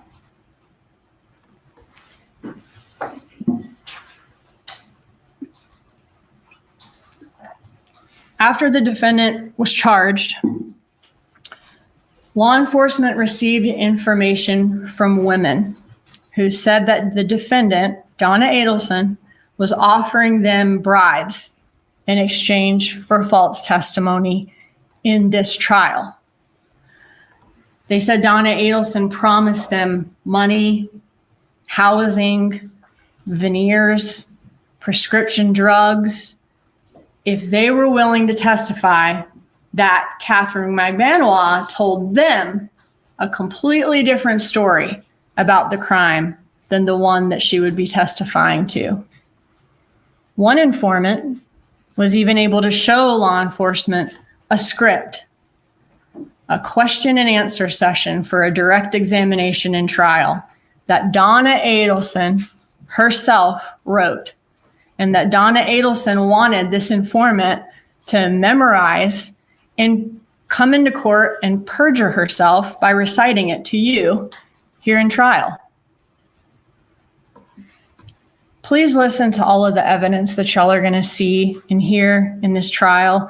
I know it's been a long week already, and we have a lot of evidence for you in this case. But when you do, you will see that this defendant conspired with her son, Charlie Adelson, who solicited his girlfriend, Catherine Magbanua, to get this murder done. And then this defendant paid her with cash, with checks for the job once it was completed. The defendant acted in furtherance of this murder plot that went beyond just thinking about it or just talking about it. And these acts make her guilty as a principal to first-degree murder, just as if she was the one pulling the trigger in the garage herself. And while the defendant's choices helped solve a problem within her family, they came at a very high price. She took the life of a loving father of 2 little boys and caused a lifetime of grief for Dan Markel's loved ones. And at the conclusion of the evidence in this case, you will be convinced beyond any reasonable doubt that this defendant is guilty. And at that point, we'll ask you for the only verdict that does justice in this case, which is a verdict that this defendant is guilty as charged. Thank you. All right, briefly approach. An hour. Pretty good 55 opening. minutes. I Pretty- timed it. I thought the 50 graphics were really, really well done. Oh, I did. I agree with you completely. And the selection of them, Yes. And great job. showing the picture of Donna younger, letting that jury see what she was like when the crime was committed was perfect. Yeah. I thought it was I don't have any criticism of it. I thought it was just about as good an opening to give the information, to set the roadmap, to make it clear to a jury as anyone could do. I just thought it was great. You know, and we did get a new piece of information about We the sir, script, and they're gonna have an expert. She was trying to get someone to come in there and lie right, and memorize this, and that's very damaging. right. No mention of the name change here. No. And there was that motion from the state to be able to do it. So I wonder if that suggests that the ruling went against the state, or she just decided it wasn't needed in the opening and they could get to it when they got to the evidence. Before the defense gives its opening statement, we are going to take a brief break. The bailiff will take you to the jury room. I was worried maybe they had something go on, but I think they went to sidebar and asked if they want to give the jury a break and give a minute, so they probably did. So we'll see. We'll see what Jackie has to respond. It's going to be interesting. Yeah, I thought it was just a wonderful job. The comments, and I think the comments you see on the notes, everybody feels like it was very well done. Yeah. And, thinking about it from the perspective of a juror who's never heard about the case, the pace was good. The information was good. I think she really. Gallery or the observers need to use the restroom, please do so at this point, so that way when the defense is ready, we can continue moving on seamlessly. We'll resume again at 10:20. Graphics is always good. And how they showed Dan's last moments of life where he was traveling, very powerful stuff. Yeah, I agree. Really, really good job.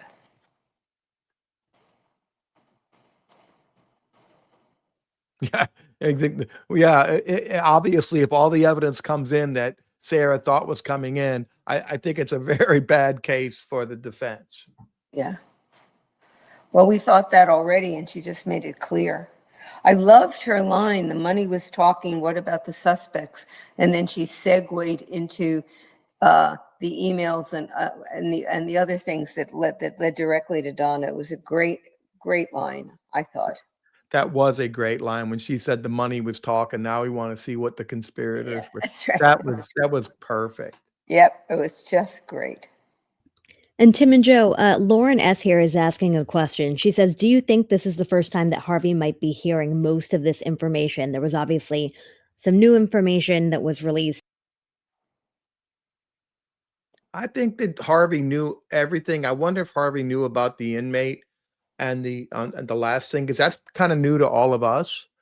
And it's kind of interesting how they're now focusing on Donna, and it really is tying the link of Donna to this crime. I thought that was well done. I did. I thought everything was well done. Just really, really, really wonderful. And notice she did what I think good prosecutors always do in terms of not dehumanizing a defendant, but kind of giving some distance. She referred to her as the defendant throughout, not Right. Donna, not Mrs. Adelson, but the defendant. Yeah. I think that's a really good touch. Yeah, they dehumanize him and just call him a defendant, because really the jury's not supposed to be convicting the person, they're convicting the defendant. Right. But a lot of the evidence clearly shows, and it weaved in and out the investigation, the parallel investigation between South Florida and then the pay and then his girlfriends. Clearly, the things Charlie did tied his mother. They were at the hip deep in this thing. Yeah. I usually have things I can say, but I just thought it was so well done that all I can say is it was so well done. Yeah. And the slides, I agree with you. Not only the choice of the slides and the Well, they had so much good evidence that they can put on a slide. And then it looked like they were going down the highway as the slides were coming in. Really powerful. I think that's the first time I saw that hug between Katie Magbanoa and Charlie outside La Dolce Vita. I thought the same thing. I don't think I've seen it before either. And you could see him looking around. He is looking around cautiously, but they probably had a big lens and got a good picture of him hugging. Yeah. Brilliant work by the FBI. Brilliant. Yeah. To get that guy to go in there and he's eating spaghetti with his bag and that was just brilliant work. Yeah, it just underscores that when the investigation is done well, how, I won't say easy, but what a great benefit to the state in doing the prosecution. And then we see a lot of these trials where something wasn't done well, something was missed, and how much more difficult it is. And in this case, they just did a first-rate job, and diligent and persistent, because it took forever to go through everything and connect it. And it's easy from this end to say, but they knew they were going to get something, but they didn't know it from that end, that all that painstaking work was going to lead to something that would make a prosecution possible. They're doing that on the, is it poker where you say on the come? Yeah. In the hope. And that's an extraordinary difficult thing to do, to put all those painstaking hours in with no, knowledge, confidence that it's going to pay out. Great job. Those emails from Donna clearly show how desperate, how controlling, and those words are going to come back to haunt her. And I'm curious to see what the defense says about those. Yeah, I'm curious to see what they do in their opening, start to finish. They did such a good job of putting those emails together. We've seen the emails before, but we're always looking at other things at the same time. And it's one email after another, the ones that lead to the conclusion without any of the noise. And I don't mean by noise that it isn't, the other information wasn't effective, but this was straight to the conclusion. Wonderful job. And they've had time, and of course the Adelsons gave them great ammunition, because little did they know their temper tantrums before the murder and their emails and then their conduct and calls were all being monitored. And when you put it all together, you can see exactly what happened. And they argued, the state doesn't know what happened? I think the state knows exactly what happened, and I think they're going to prove it. Yeah. I wonder, this is a family. I mean, they did commit appears fraud and other kinds of money manipulating activity that may have been crimes, but you wonder what gets 4 people, or let's just focus on Charlie and Donna and leave out Wendi and Harvey, to the point where they're willing to pay for a murder. It can't be that the first day that when they're unhappy with the divorce, they say, okay, let's go murder him because he's in the way. Right. But it seems to me it has to be some sort of progression down this path until, each new episode, each new eruption makes the conclusion that they end up with, that is, let's kill him, more palatable, more sort of quote unquote normal. It's just, I like how they left it, that motion was pending to kick the grandmother from getting any visitation for alienation. And now that he's killed, that's gone. Yeah. And the problem is solved. Right.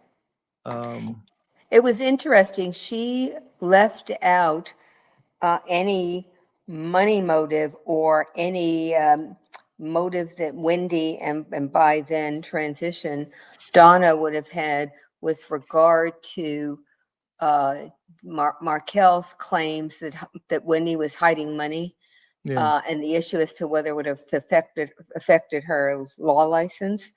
And I actually thought that was a really, tactically a really good idea. Why muddy it up? with another motive that may well have been sitting there, but where the evidence going to it is going to be harder to get to, and Yeah. just stick to the strong evidence, since theoretically you don't need motive anyway. Stick to the strong evidence of how angry and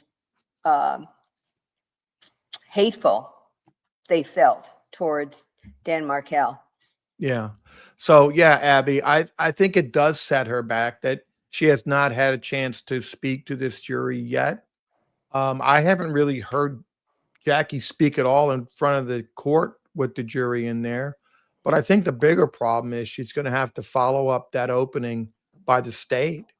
And she's going to have to develop not only a rapport, but credibility and undercut those documents, the spreadsheet, the emails. That's going to be hard. It's going to be really hard. And I wonder if she'll come out soft or she'll come out hard. So that's going to be curious. Yes, if the bailiff sees Donna shaking her head, the judge will admonish her. And if we see during the trial, the judge goes, let's do a sidebar. That might be, if the lawyers aren't objecting, might be what the judge does. Please and tell your client to stop.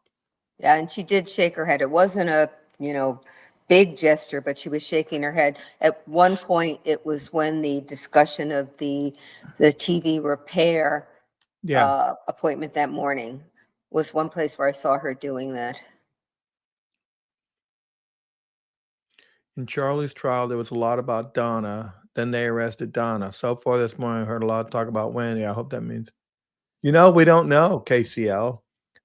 It could be she's next in line. We don't know. The state has moved in a very confined movement towards the defendants. They went to the killers. They went to Magbanua. Then they went to Charlie. Then they went to Donna. And we don't know. I know everybody wants it, but we don't know. And I think we really need to focus on this trial. But I understand. I see what you're saying. Yeah, KCL, I guess I thought the focus was on Donna. I guess I disagree a little that there was a lot of focus on Wendi in this opening. The Wendi comments were always setting the stage for what Donna did, what Donna wanted, I thought. So we have a kind of a different perspective as to what was said, which, is the way jurors are. Everybody hears things a little differently. And Joe and Tim, obviously 3 big witnesses on the list are Charlie, Wendi, and Rob Adelson. That's Donna Adelson's 3 children. A lot of people anticipating their testimony and hoping to hear from Rob, who we haven't heard from. But Mary Coppola here has a question for you. She says, will Charlie be shackled in orange when testifying, or will he have street clothes? We are anticipating that he will testify. Is that correct? He will be in shackles. He'll come in just like Luis Rivera comes in and Katie Magbanua. It is not their trial, so they do not get to change clothes. They're in custody, and it's going to come out there in custody. So no, they will not get street clothes.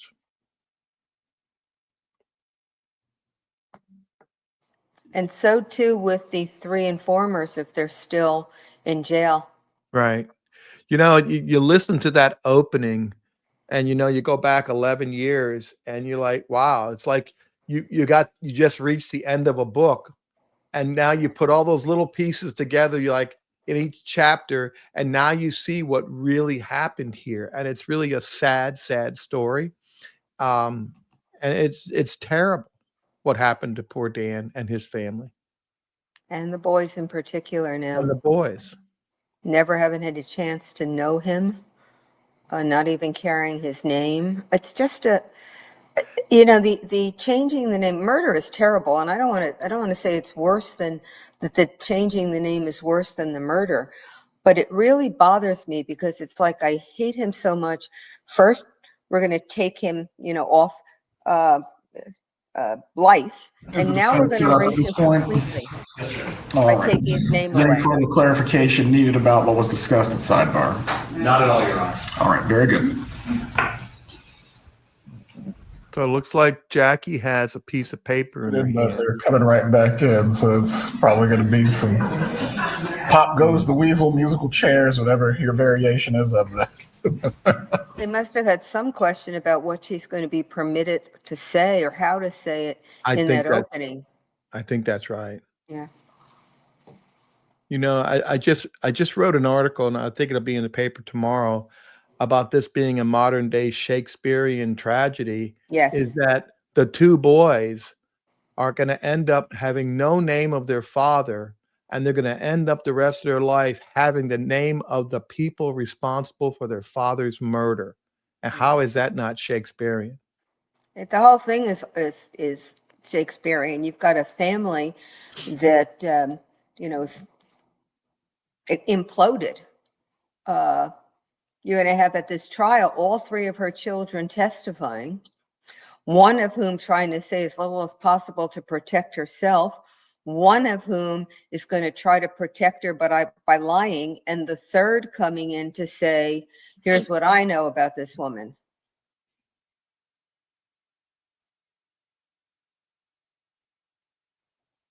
You see the thing about the cash? They got discount for cash. I wonder if the IRS is going to investigate those people. Yeah. Yeah, the kids can change their names. Obviously, they'll probably do that when they're 18 or older. But the fact that they are 14 and 16 now, and they've had to have that name for the last 10 years, and taken away anything and not been able to see the paternal grandparents, just horrible. It's like trying to erase somebody from ever having been alive. It's like, yeah, it's like the boys were put in the witness protection program. Yeah. All new identities, and it's horrible.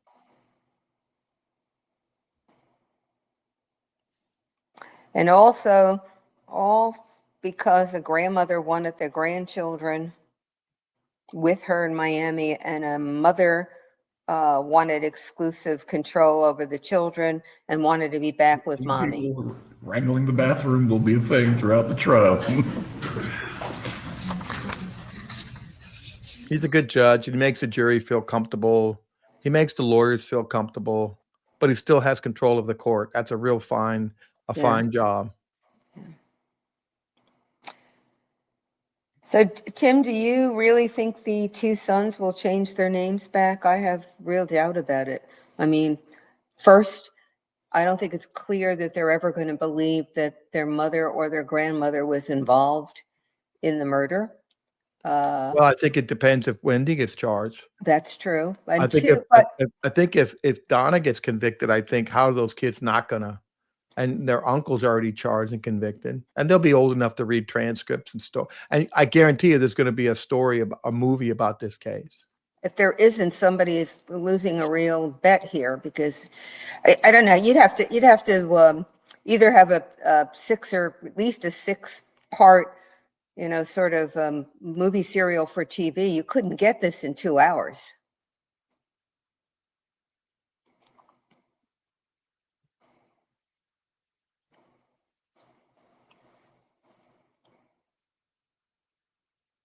Wonder when the judge Oh, it looks like Jackie's not doing it. Oh, that's right. Look at this. I'm really surprised. So I wonder if Jackie's only going to do Donna.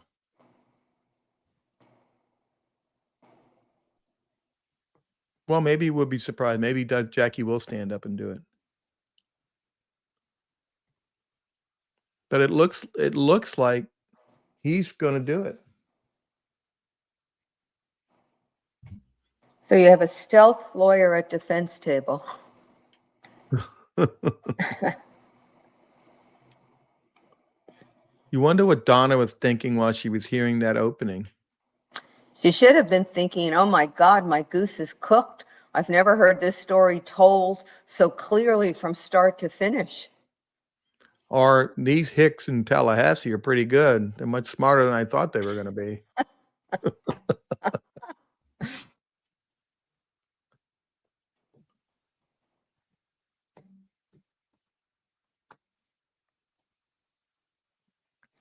Well, I wish this trial had been able to go last September, but Yeah. that opening was really worth it. You know, that opening certainly didn't disappoint in terms of all the anticipation. Great opening. We may not have gotten those inmates, Likely not. right? Yeah, because they came through on that October, the investigation that started October, the trial would have been done. Right.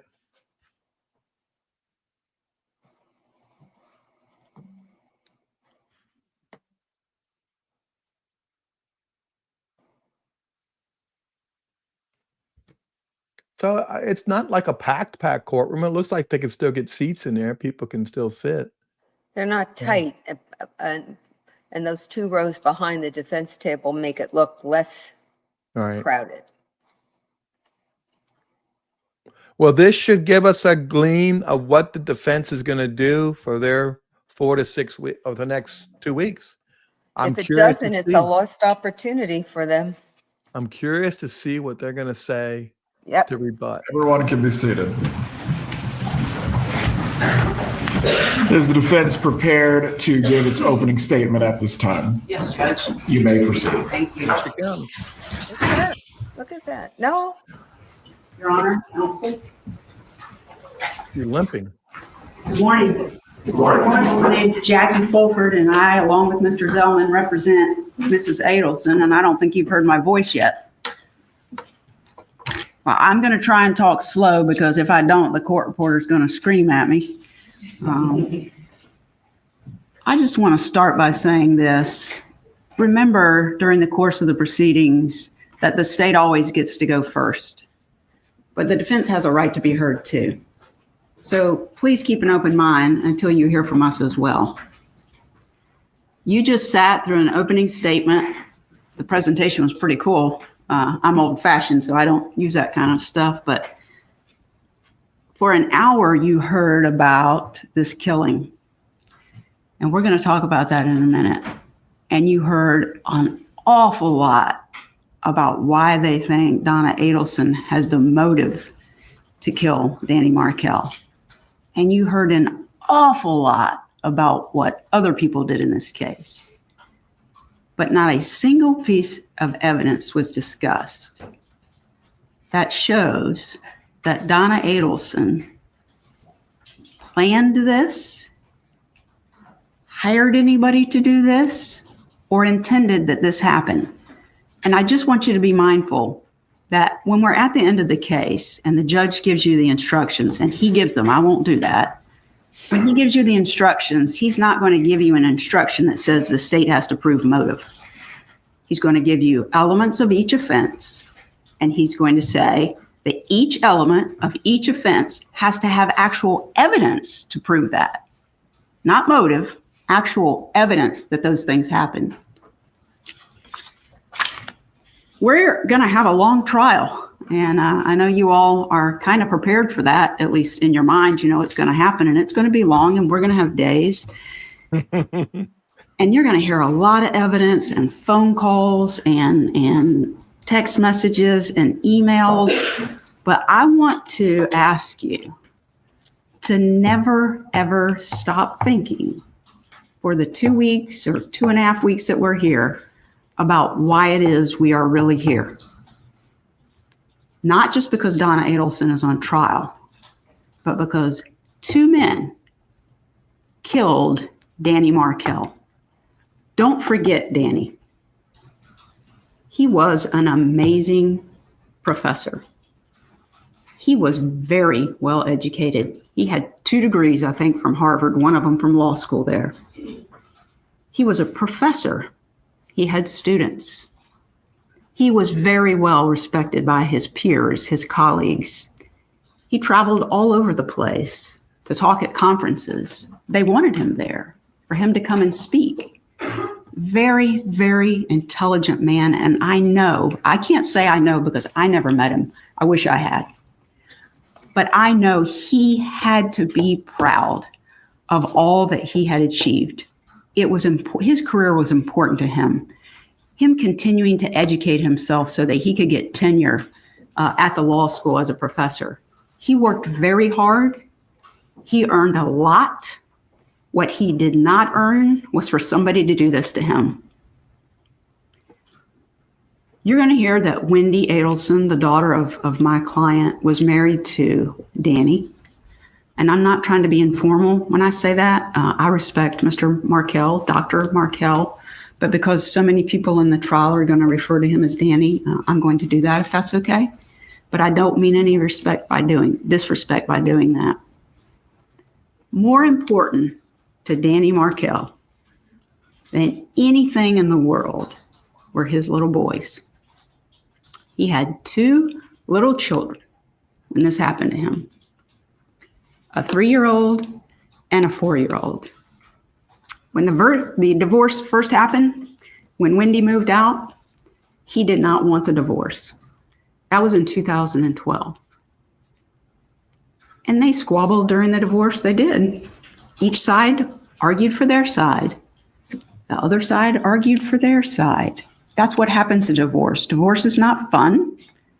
Divorce is not usually friendly. Some of us have had friendly divorces, but not everybody does. And a lot of things were said.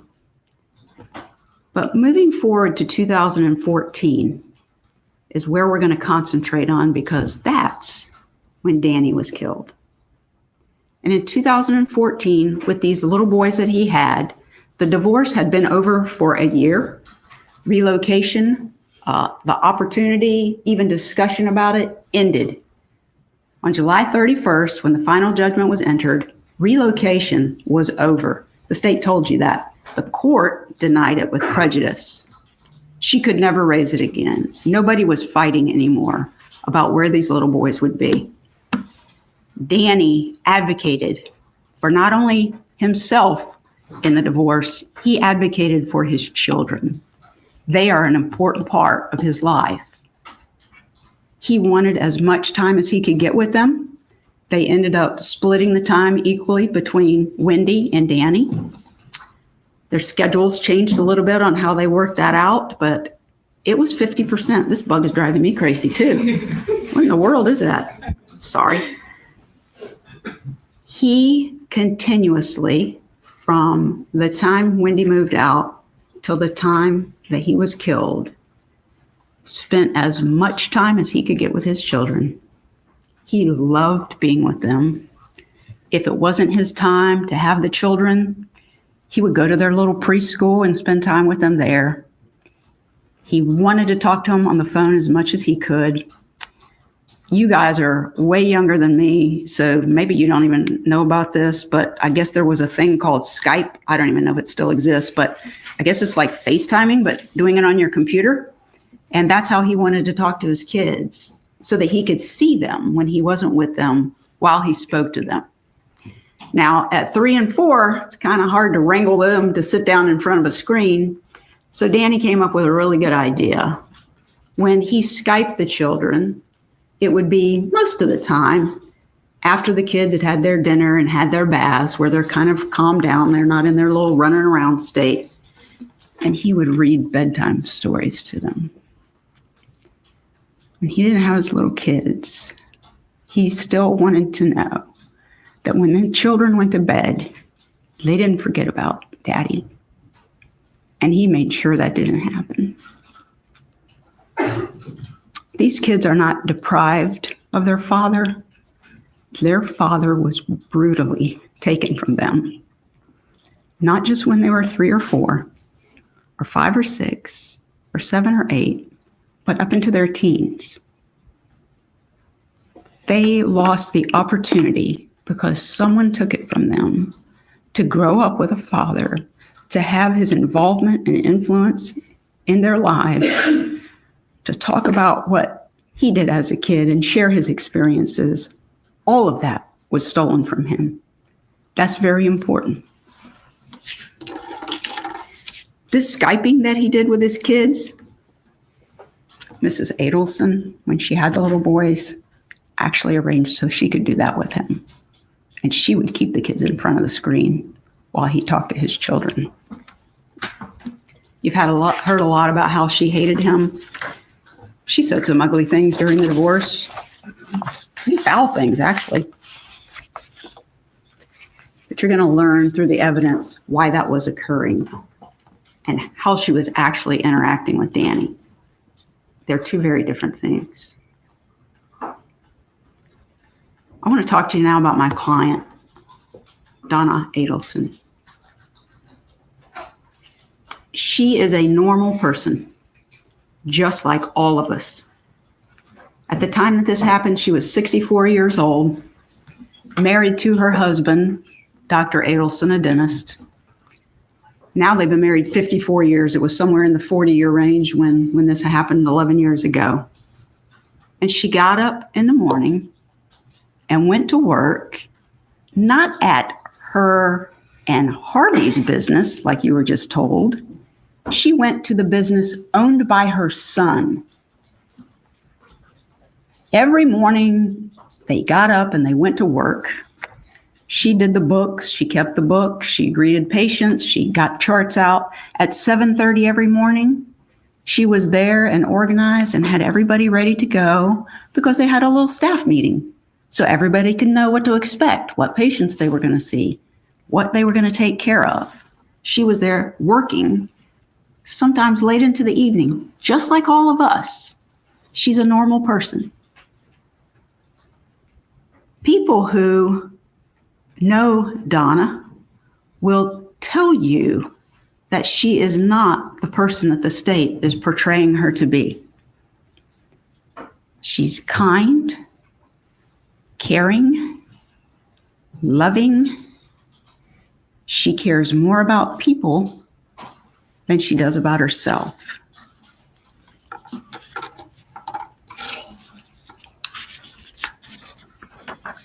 Now, what happened on July the 18th of 2014? You've heard the state describe it, but I want to talk about it for a minute.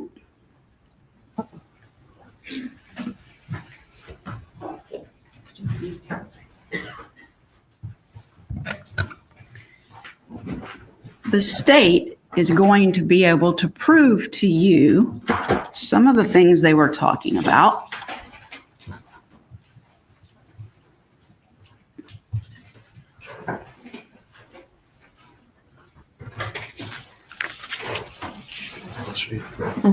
Can everybody see it okay? No? Oh. Raise your hands and everyone can see the easel clearly. Thank you. Thank you. Thank you.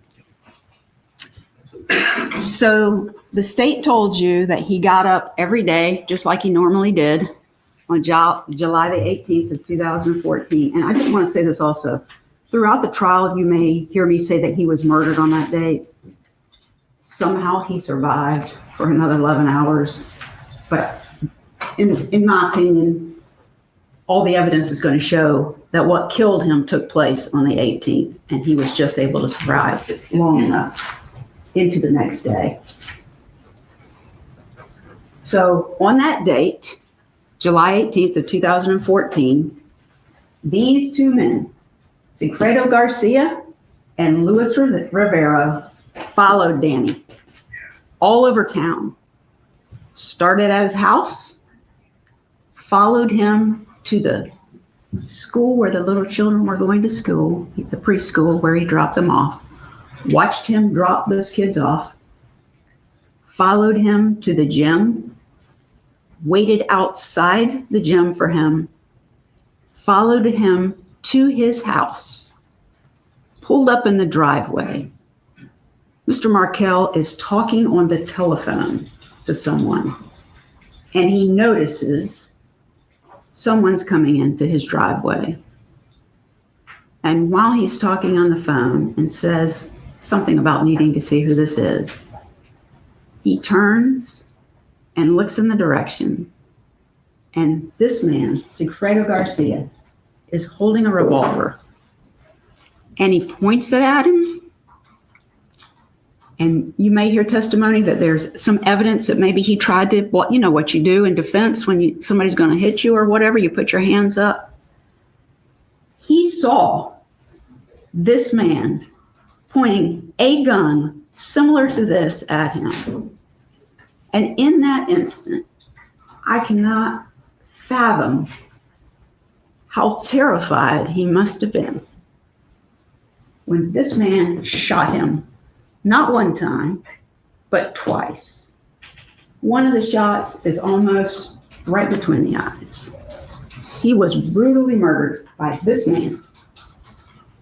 This man, Luis Rivera, who you've heard them mention in the state's opening, traveled with this car. This is an actual picture of the car, and the state's going to show it to you. This is the Prius that they were traveling in. This is a surveillance photo that the investigators were able to find to know that it was a Prius that they were looking for. This man supplied the gun and drove the car following Danny, drove it up into the driveway less than 3 feet away from Mr. Markel, whose engine is still running, and he's on the phone, and he waits while this man kills him. He hears the shots. This guy, Mr. Garcia, runs back to the car where Mr. Rivera is in the driver's seat, and he's the getaway driver. Supplies the gun, knows what they're going there to do, kill him, and drive off. They drive off. The state can prove that about Sigfredo Garcia and Luis Rivera. But they're not on trial here, right? You heard they've already been on trial. Then you're going to hear, as the state said, that they can prove that, everybody can see okay? They can prove that Katie Magbanawala, her name's Catherine, some people call her Katie, they can prove that she's the one who set it up. This is the father of Katie's children. This is his buddy that was recruited to go along on this trip to kill Danny. They can prove that she arranged these guys to do it and that she's the one who paid them the money. The money that was in stacks, stapled, $100 bills, all $100, well, there may have been something other than $100 bills, but each stack was $1,000, stapled together. And you're going to hear testimony that that's exactly what he did with his money. He kept it and saved it for a long time. And you're probably going to hear testimony that this happens on July 18th, and on July the 19th, Mr. Adelson, Charlie Adelson, which is her son, gave approximately between $130,000 and $138,000 that he had in his safe that he collected and stapled together. His money went to her, not Miss Adelson. They can prove and have that he paid her to get them to kill Danny Markel. That's what they can prove. And they've done it 1, 2, 3, 4 times.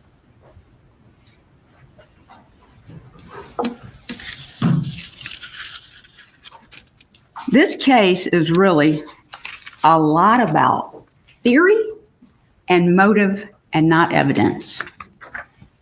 The state has a theory, and for the past 9 to 11 years, in fairness, probably 9 years, they have told the whole world that Mrs. Adelson was the reason that this happened. Mrs. Adelson was the reason that this happened. They've told this story, and it's outrageous. It gets people's attention. It's made a lot of money for the media, interviews, specials. Some people in jury selection said they had watched these specials. Lawyers on there, investigators on there. They made a lot of money for the media, and it got big attention because this is outrageous, what happened. It is truly outrageous. But what's more outrageous is, without any evidence, only motive and theory, they put her at the top of this pyramid. She's the matriarch. She's the matriarch mastermind behind Danny being killed, and they don't have evidence of that. That's what's outrageous. It's outrageous that he got killed, but it's also outrageous that we're sitting here with a jury, and you're going to hear a lot of theory, a lot of motive, and a lot of what they believe the evidence means. They don't get to decide that. The evidence is what the evidence is. And I ask you to patiently sit here and really pay attention to all of the evidence that you hear, every witness that they put on, every piece of evidence that they present to you, all of it. Don't, for 1 second, I'm not asking you to ignore any of that. Please listen to all of it closely. Look for what they actually have as evidence that Mrs. Adelson planned. She planned Danny Markel's murder. That she engaged these men to kill him. And that she gave the money to her son to give to Katie to pay them. You won't find evidence of that. The evidence about the $3,000 a month, I have that here on this board, $3,000 a month. Charlie Adelson gave $2,000 a month, and he instructed his mother, for reasons you're going to learn in the trial, out of his business account to put her on payroll. She worked for him and she paid that money. It's this man's money, not Donna Adelson's. At the end of listening to all of the evidence, we're going to have an opportunity to make closing arguments. And the judge is then going to give you, well, he's going to give it before, he's going to give you all of the instructions on what it is that you have to decide. Did the state charge and then prove that Mrs. Adelson committed a conspiracy? Not one of the elements, all of the elements, proven by evidence, not theory, not motive. For each count, then solicitation, all the elements. So while you're listening to the evidence, you don't know what those elements are, but think about what each thing it is that the state has alleged. She planned it. She got people to do it. She intended that he die. That this woman wanted to take away the father of her grandchildren for the rest of their life because of relocation that happened a year ago and was done and over. And at the end of the case, because there's not going to be evidence that she did this, keep an open mind. Listen to all of it. We're going to ask you to find her not guilty of every single count. Thank you. Thank you, Ms. Fulford. Zelman, if you could take down the easels at this time. Is the state prepared to call its first witness? Yes, Your Honor. The state calls James Geiger. Well, that was brutal.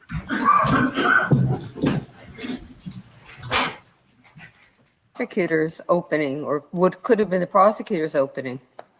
I think she admitted, at least agreed that they proved Charlie was a murderer in it. She did.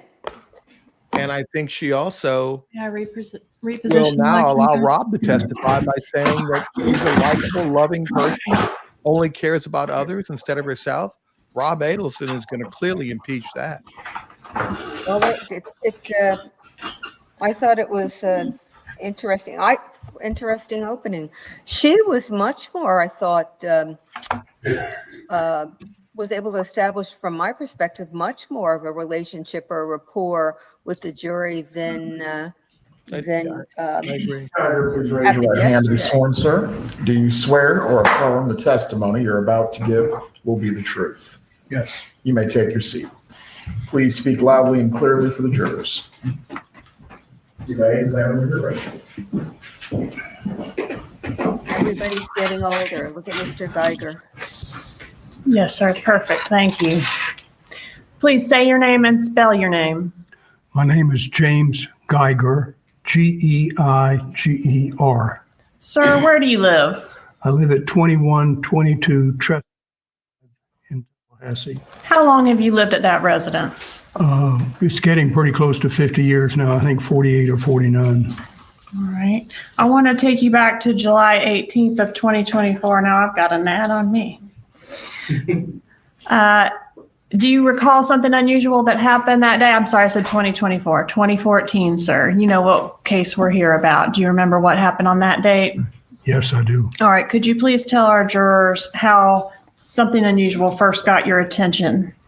It was a Friday morning, about 10:30. My wife and I were sitting in our living room, looking out towards Trescott Drive, out to the street.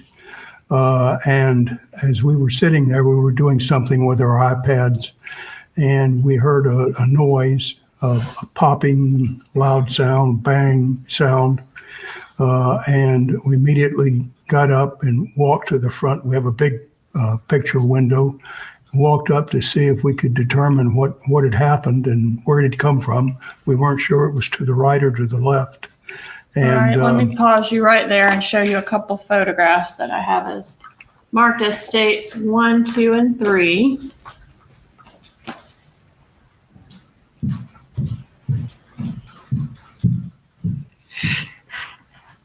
Okay. Do you recognize these photographs, Yes, sir? I do. Are these fair and accurate photographs of your residence at that time, as well as the view from the window you've described? Yes, it's true. Judge, at this time, I ask to admit 1 through 3 and publish. Any objection? No objection, Your Honor.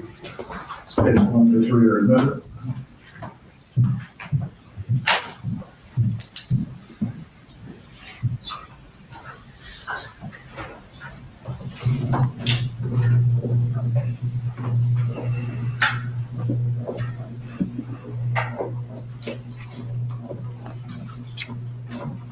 If we could publish states 1, please.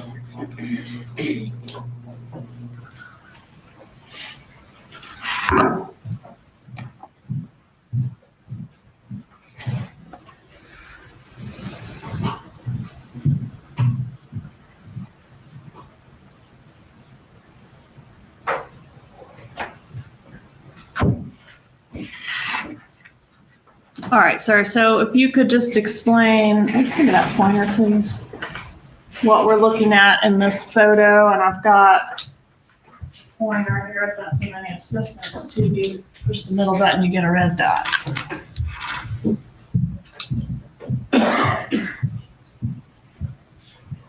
You don't have to use it. Oh, if you are going to use it, though, use it on the big screen, please, sir. All right, so just describe what we're looking at in this photo, states 1. This is taken from Trescott Drive.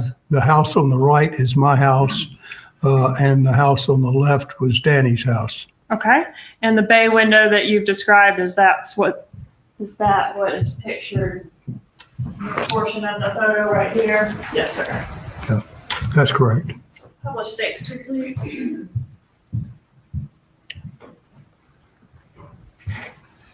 Sir, is this the view from that window? Yes, All right. this is what I saw as I looked out. Okay, and the driveway that we can see there on the right side of the window, is that Dan Markel's driveway? Yes, it is. All right, so you've described that something got your attention. Can we have states 3, please? Well, as I mentioned, I wasn't sure where the noise had come from, and I looked to the left and to the right, and as I looked to the right, there was a car that was rapidly backing out of the driveway and immediately headed down in that direction towards Benton Road. It caught my attention because it seemed to be going so fast. And I noticed what it looked like, and that caught my attention, although quite frankly, it was out of the corner of my eye. It appeared to be a Prius, a light-colored Prius, maybe silver or white. Okay, so something got your attention. What was that? Well, that was what got my attention, and then Was the vehicle itself? Excuse me? Was the vehicle itself, or some noise preceded you seeing the vehicle? Well, initially, we had heard this loud noise, which we weren't exactly sure it was. It could have been a gunshot. We weren't sure. And then when I saw the car back out, that prompted me then to walk next door there had been in the neighborhood a few break-ins, burglaries, and my first thought was that somebody was trying to break into the Markel house. And so I went out the front door and walked across over to Danny's house to see if anything had been damaged, maybe tried to be broken into the garage or something. Yes, sir.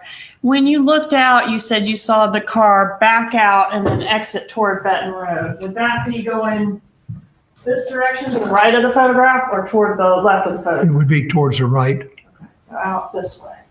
And you said you walked over there just to sort of look around, make sure everything was okay. What did you see?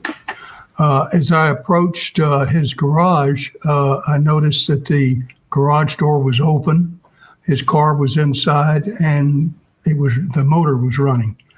And so I thought then, well, I guess so much for a burglary. I don't think that's happened if Danny's there. So I turned around and walked back to my house. Okay. What happened next?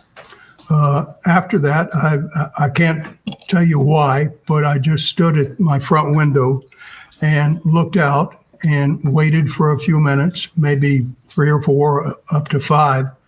And for some reason, it just didn't quite seem right. Danny hadn't backed out. And I thought by this time he should have backed out of his driveway, and he didn't. And so I said to my wife, I think something just seems wrong. I'm going to walk back over. And so I did that. All right. And what did you see when you got over there? Excuse me? What did you see when you got over there the second time? Well, when I went back the second time, I noticed that the garage door was still up. The car was still running. And this time I thought, maybe I better walk on into the garage. He's probably in the driver's seat. He's probably on the cell phone talking, but I just wanted to make sure everything was okay. Yes, And sir. so I walked into the actual driveway then, and I saw that the window, the driver's side window, had been shattered, and I stepped on glass at that same time. As I looked inside, I saw a bloody head, and the head was slowly moving back and forth, rolling back and forth, left to right. And I hollered immediately, "Danny, what happened?" And I didn't get any response other than the head rolling. And so I hollered again, Danny, what's happened?" Still nothing. And at that point, I knew that I had to get the emergency medical team there as quickly as I could. I reached into my pocket to pull out my cell phone, which is where I normally keep it, and it wasn't there. And I thought, gee, I've left it back on the couch at the house. And so I quickly dashed back to the house, got the phone, and called 911. How many minutes do you estimate elapsed between the time you saw the Prius backing out, or really I should say the time you heard the loud bang, to the time that you were able to reach 911? Less than 10 minutes, more than 5 minutes, somewhere in there, I would say.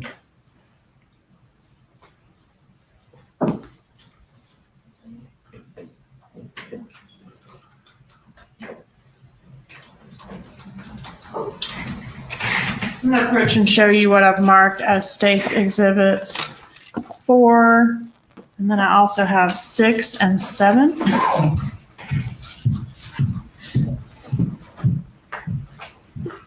This is number 4, and I'll draw your attention to some initials on number 4, and then also 6 and 7. Mm-hmm. Do you recognize these photos? Yes, I do. All right, Judge, at this time, I'd ask to move into evidence 6 and 7. Any objection? No objection. States 6 and 7 are admitted. Publish State 6, please. You may.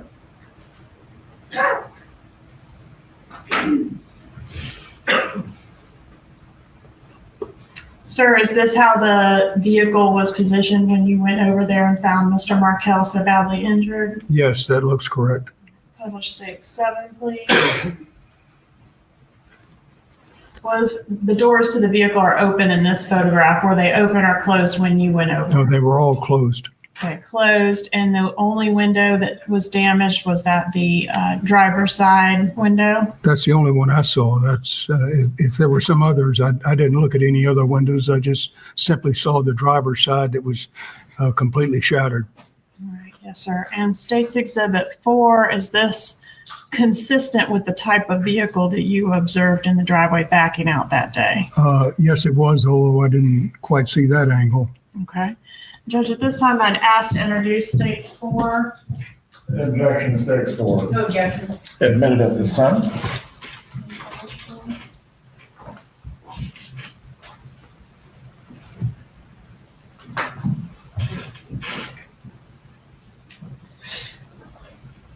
All right, and you described it as a light-colored Prius. You weren't exactly sure of the color, maybe white, maybe silver, right? Yeah, silver came to mind first, I guess, but certainly a light-colored vehicle. I'm going to approach and show you State's Exhibit 5. Recognize State's 5? Yes, Is that Mr. Markel? yes, it is. May I introduce State's 5 here? No objection. State's 5 is admitted. Publishing State's 5. What did you know about Mr. Markel? Well, this occurred in 2014, and Danny and Wendi were newlyweds and had moved in about 5 years earlier than that. They moved next door. We were not particularly close to either one. We would see them occasionally out on the street. The memorable thing, and the other neighbors would tell you, is that when they first moved in, they had a housewarming event and they invited all the neighbors in, and we attended it. That was our first time to see them and visit them. They seemed like a nice young couple, and but after that, we weren't particularly close. Did they have a couple little children living there? Well, when they first moved there, they didn't, but after a year or two, they had a first child and then later a second child. All right, and at the time that Mr. Markel was shot, had his wife, Wendi, moved out? Had they separated? Yeah, we had understood that they were going through a divorce, and Wendi had left, and after that, we rarely saw Danny, and I don't think we ever saw the kids either, but Were you familiar with Mr. Markel's profession? yes, I knew that he was an attorney. Both of them were, and they were connected with the FSU Law School, I believe, but I didn't know their exact positions there. Yes, sir. Publish 4 again, please. Are you able to tell the jurors anything about the occupants of this vehicle on that day? No, I only saw it just briefly, and to notice what kind of car it was. I couldn't tell you who was inside. The windows were dark as far as I could see. I didn't even know if it was 2-door or 4-door. I just didn't see anything like that. During the time that you were present at the scene of the shooting, did Mr. Markel ever regain consciousness or ever say anything that you heard? No, I never heard him say anything. The only notion was that his head kept rolling back and forth during the 911 call, which it took forever to try to get the emergency vehicle there, the emergency medical team. They would occasionally ask if he was still breathing. And I would walk back up into the garage and his head was moving still. And I said, well, his head's moving. So I assume he's still breathing. Yes, sir. Have you had an opportunity to review that recorded call that you made to 911 that day? Yes, I have. All right. And was it a fair and accurate recording of that call? Yes. All right, Judge, at this time, I'd ask to move into evidence States 88. An objection. Objection. State's 88 is admitted. May I publish? Go ahead.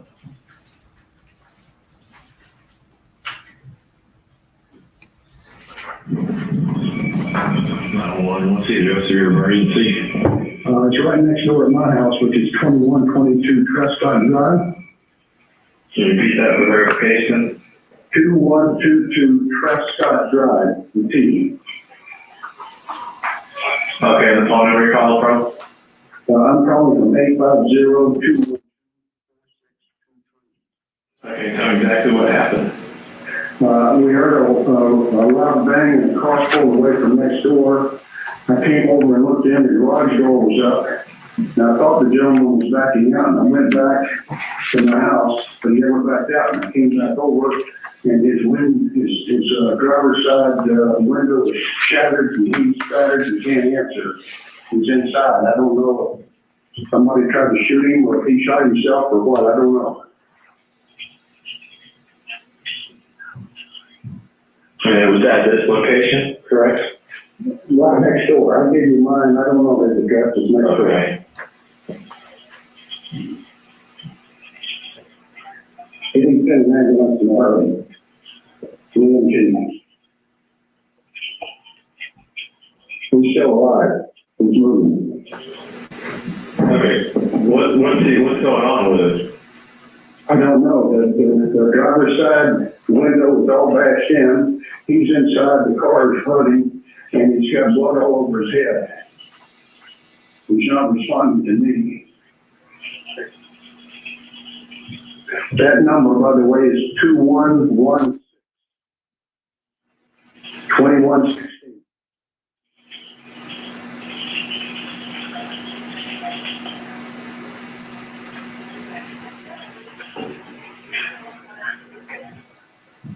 All right, that's the first few minutes of a 14-minute call. Is that how long it took them to get somebody to you? Seemed to me a lot longer, Seemed like 14 hours, didn't it?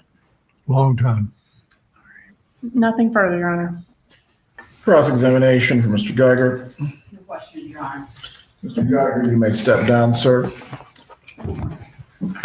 Is he released from his subpoena? Will anyone need to recall him for any purpose? He's released, Your Honor. Have a good day, sir. Please call your next witness. State calls David Sims. Judge, before he's just letting me approach, please. Please approach. Smart of her not to cross. There really was nothing they could gain by doing it. And if she looked the least bit antagonistic or seemed to be, it would just have not helped the defense.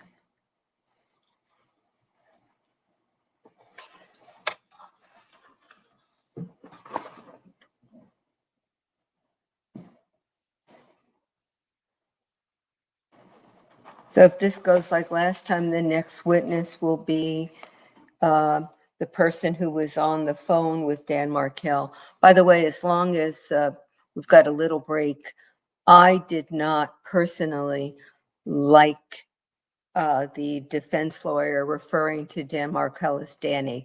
I think she did a reasonable job of explaining why she was doing it, but that's really a very personal, it's friends and others, and it just didn't sit well with me. I didn't like it. I'm Please sure raise they your hand to talked be about sworn. it. Do you swear or affirm the testimony you're about to give will be the truth? I do. You may take your seat. Please speak loudly and clearly for the jurors. I'm wrong. It's not the fellow on the phone. Sir, please introduce yourself and spell your name. David Sims, S-I-M-S. How are you? Go ahead. Retired sergeant from Tallahassee Police Department. How long were you with Tallahassee Police Department? 28 years. Okay. And were you employed with them back in 2014? Yes. Did you respond to a scene in response to a 911 call, 2116 Trescott Drive on July 18th of 2014? Yes, I did. Is that location in Leon County? Yes, it is. All right. And do you know what time you were dispatched to the call? I was not dispatched. I was actually at the station working on paperwork, and I heard the call go out, so I just responded. Okay. And were you the first or? First on scene. You were first on scene. Yes. And did you make contact with Mr. Geiger, the neighbor? Yes, I did. And did Mr. Geiger indicate something going on in the garage next door to his residence? Yeah, he said his neighbor, he thinks it was his neighbor in there, and he heard a loud noise, and there was broken glass in his car. All right, I'm gonna publish states 7, please. It's in, right? Yeah. Has the vehicle been moved from the position it was in when you first arrived? No. Okay, other than the doors being opened, right? Correct. Okay. When you got there, was the vehicle running? Yes, it was. All right. What did you do when you first arrived and observed the vehicle? I walked up to the driver's side window. Mr. Geiger had told me that the homeowner's name was Daniel, and I saw someone in the car, and I spoke his name and said, Daniel. He didn't know there was no response. And I got a little closer and found that the driver's side window was broken kind of at an angle. Some of the glasses in, some had come out, but there was also a small rounded spot in that glass that was still in there. I said, Daniel, again, no response. He was slumped over and kind of gasping for air, and it was just a sucking sound. I noticed that he had a set of eyeglasses. Half of a set of eyeglasses was laying in his lap. He had a cell phone in his left hand. He had a business card in his right hand. I walked around to the other side of the car. Well, first I reached in and unlocked the door, and I went around to the other side, and I opened the door and reached in and shut off the car, so the car wasn't still running. And then I noticed the other half of the eyeglasses laying on the floorboard of the car. Let me pause you there and approach and show you what I marked as states 8 through 10. Yes. Yes. Are these 3 photographs fair and accurate representations of how the vehicle appeared that day? Yes. Judge, I'd asked to introduce states 8 through 10. No objection. States 8 through 10 are admitted. Publish 8, please. All right, can you got a pointer. Show us what you're talking about as far as the way the window was. Part of it had broken out, part of it was still intact, but right there looked like a little rounded area. All right, and was this large void that we see in the window there before the door was opened? Yes, yes. Okay, so you said you were able to reach in and unlock. Yeah, I reached in, the door was closed. I reached in through that broken area, unlocked the car, and then ran around and entered from the other side to turn off the car and pull out the keys. All right, and during this time, was EMS already en route? Yeah, I could hear them. I could hear them coming down the street. They were almost there. Okay, and were life-saving efforts made to try to help Mr. Markel? Yes, when I was on the passenger side, I pulled out a gym bag or something that was in there, pulled it out, and set it on the ground so they could make better entry into the vehicle to extract him. Okay. And did he ever regain consciousness or say anything during the time you were Not there? in my presence. All right. Publish 9, please. Publish 10, please. All right. Do you see the half part of the eyeglasses there in that photograph? Yes. Could you indicate with your pointer? Yeah, right there. And is that where you observed them, or had they fallen out? They had fallen out. One was in his lap, and then one was on the floorboard on the driver's side. All right. And what about the cell phone that we see pictured to the left of the eyeglasses? That was in his left hand.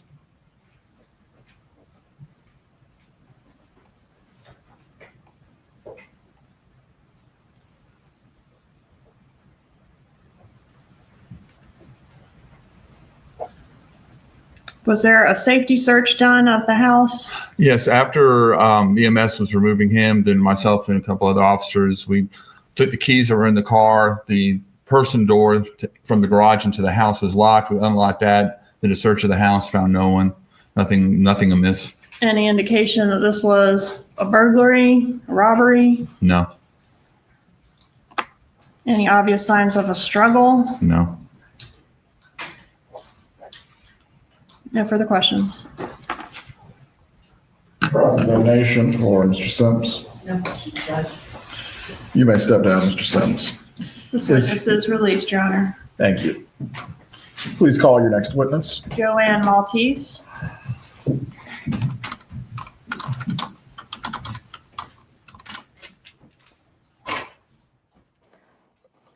I was talking about using the name Danny. I am sure the defense lawyers talked about whether to do it or not. And I just think they made the wrong choice. They are representing someone who's accused of his murder, and to take the liberty of using the name that his friends and his relatives used with him, I just think is a little much. I think it was a bad choice. So this is going very quickly so far.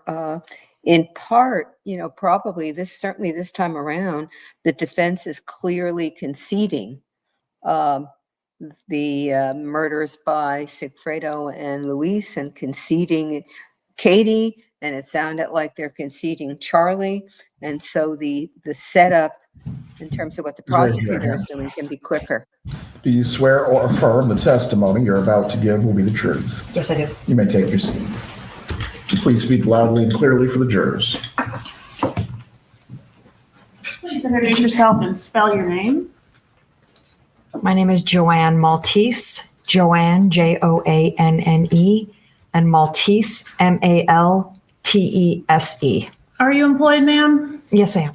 Are you employed as law enforcement, in law enforcement? I am retired Tallahassee Police Forensic Specialist. How long have you been retired from, it's Tallahassee Police Department, right? Yes, a little over 8 years. What were your duties when you were employed there?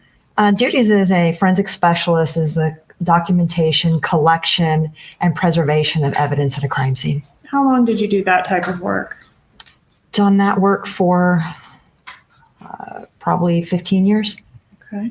And were you doing it back on July 18th of 2014? Yes. As part of your job, did you respond to 2116 Trescott Drive on that date? Yes, I did. Right. And what was your job once you arrived at that particular scene? That particular day, I was called to document and collect evidence at a crime scene. Publish 10, please.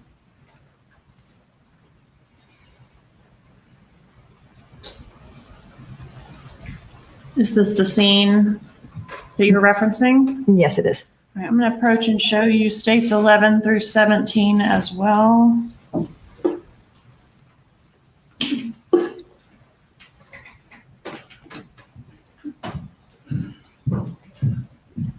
Just have you look through those and tell me if you recognize them.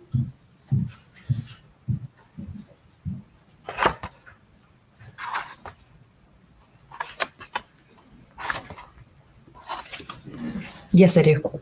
How do you recognize them? I took these photographs at the scene. All right, Judge, at this time, I'd ask to move into evidence states 11 through 17. No objection. 11 through 17 are admitted. Publish 11, please. Publish 12, please. Did you collect the eyeglasses shown in State's Exhibit 12? Yes, I did.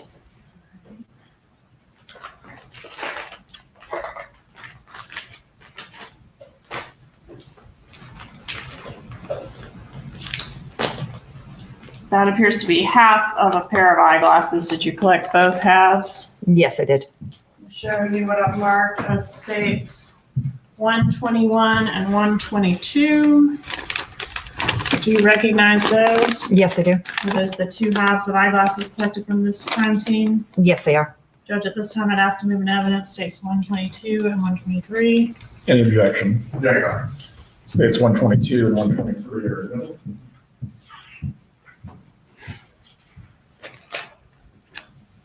Publish the next exhibit, please. Did you collect this eyeglass lens? Yes, I did. Where was it located?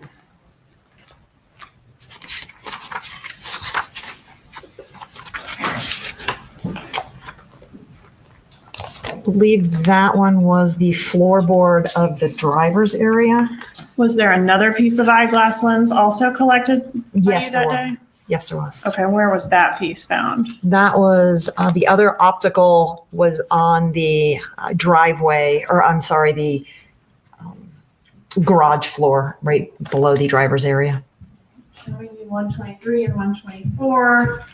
Are these the two pieces of lens that you collected that day?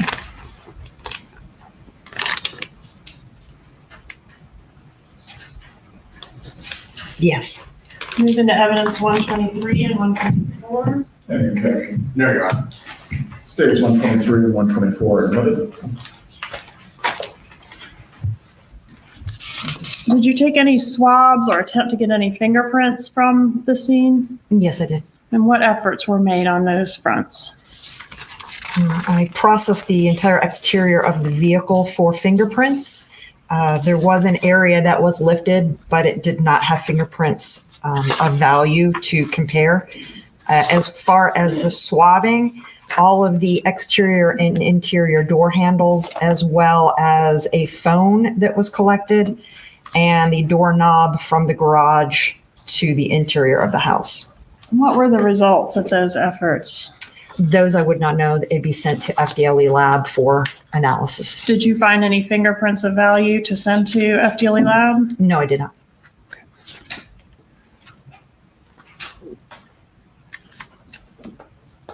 Publish states 14, please.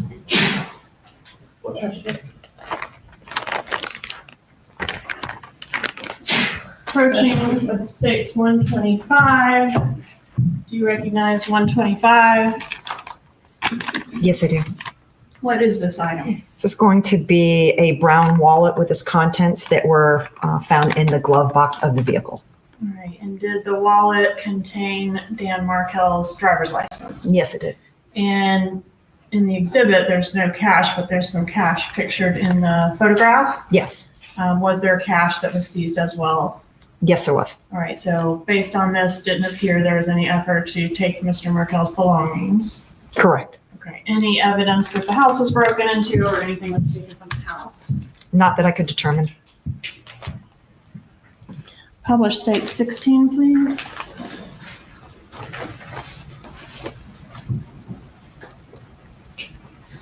And 17. And then back to 16, if you would. What efforts were made to document this? What is it that we're looking at? We're looking at the front driver's door window that was shattered with a hole in it. Okay. And what did you do to try to document this? The glass was very fragile because it was broken. So prior to doing anything to it, besides fingerprinting, I would have put clear tape on both sides, the interior and the exterior, just to hold it in place for transportation and collection. I'm approaching with what I've marked as states 126. Is this the glass that you were able to remove from the vehicle? Yes. Is it in the same or substantially the same condition as when you seized it? Yes. Moving to evidence states 126. No, Your Honor. States 126 is admitted. I publish. Right. And the glass evidence, is that consistent with the gunshot? Yes, it is.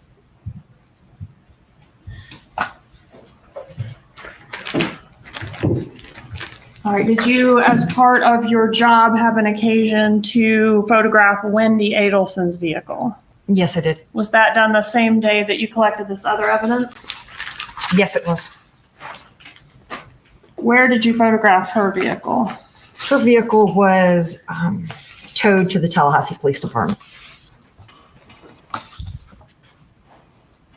I'm going to approach and show you what I've marked as states exhibits 18 through 21.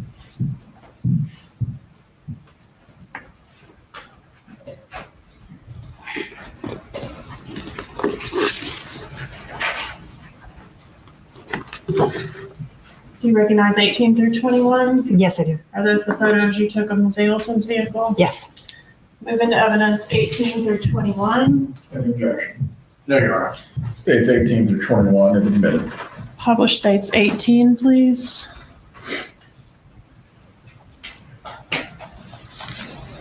Publish 19. Publish 20. What is this item?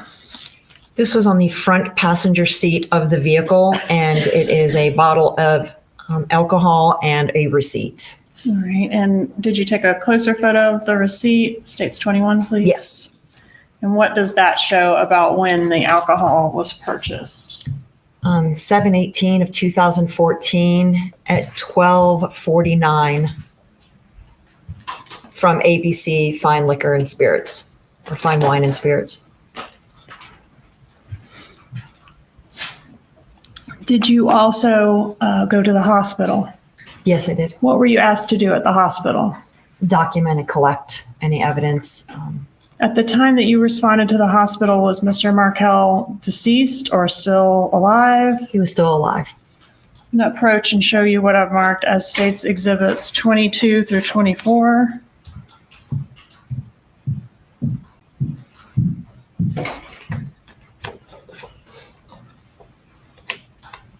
Do you recognize these exhibits? Yes, I do. How do you recognize them? I took those photographs at the hospital. Are they fair and accurate photos of how Mr. Markel looked that day? Yes. Move into evidence, State's Exhibits 22, 23, and 24, Your Honor. Any objection? No, Your Honor. States 22, 23, and 24 are admitted. Publish 22, please. This is how Mr. Markel appeared, Yes. and this was done on the 18th.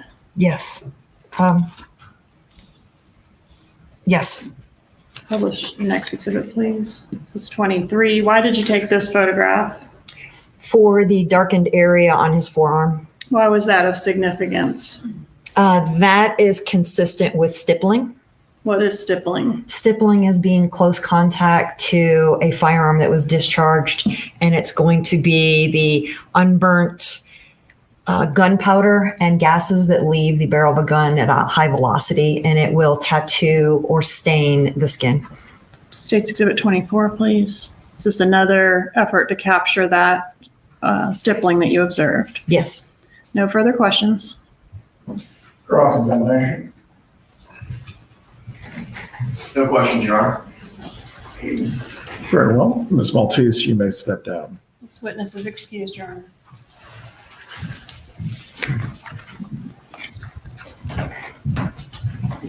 Again, a witness who is setting the stage for Please call this your next trial. witness. State calls Dr. Clark. This jury, remember, didn't see the photos of Dan Markel or the evidence from this witness with regard to what was taken at the scene and the forensics that she did on it. So you have to go through it all again because this jury needs to hear it too.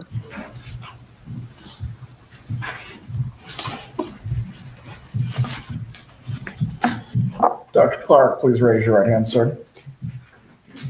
Do you swear or affirm the testimony you're about to provide will be the truth? Yes, I do. You may take your seat. Thank you. Please speak loudly and clearly.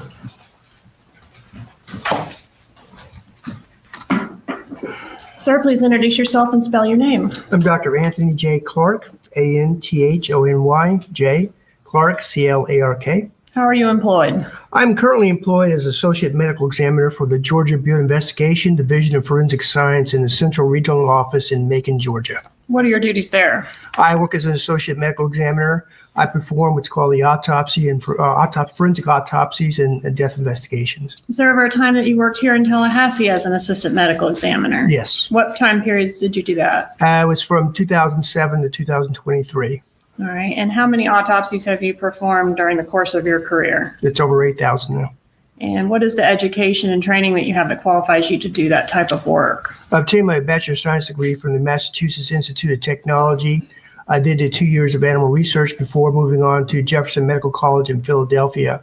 I graduated from the college and then traveled over to New Britain General Hospital in New Britain, Connecticut, and did a 2-year general surgical internship.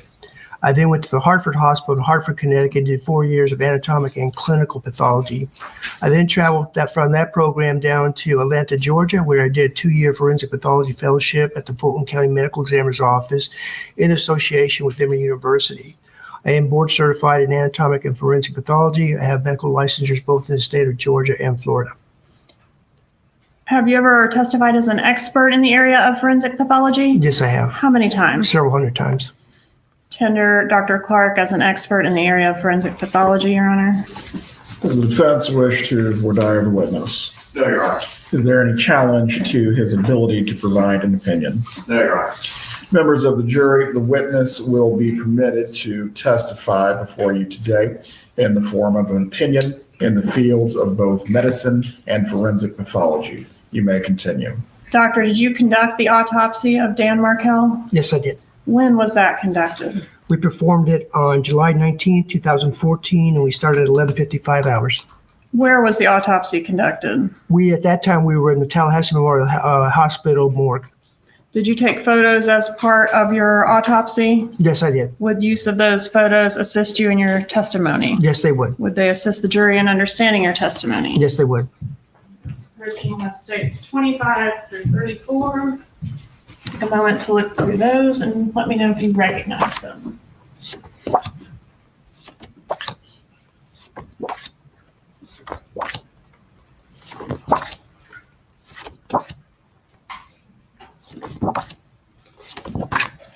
Yes, ma'am.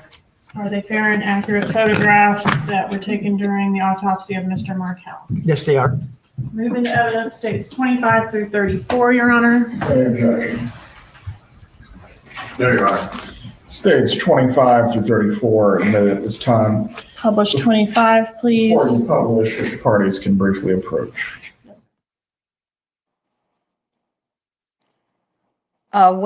If there's another argument with regard to Stephen Webster, he was Dan's last lawyer, can qualify as an expert with regard to divorce custody disputes. Notice the very extensive resume Dr. Clark had to show his cred as an expert. To give an expert opinion, you've really got, doesn't have to be as long as his or as deep as his, but you really do have to show some particular expertise that allows you to talk about a particular issue as an expert on that issue. And this particular doctor certainly had, I mean, was trying to decide how old he had to be before he actually really started to practice his profession, since he did so many, post degree research fellowships, or as an intern doing study and anatomical work for 4 years. Quite an extensive background.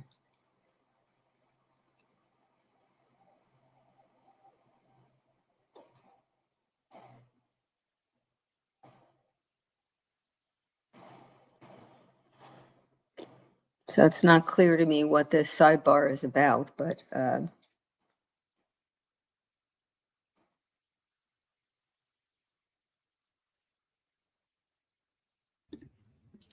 And for those of you guys that are watching, if you're looking at all of that empty space behind Donna next to Harvey Adelson, her husband, those are all of the pews that were saved for defense. family and friends. Mm-hmm. Yeah. A brief break before we continue with the examination of Dr. Clark. The bailiff will take you to the jury room.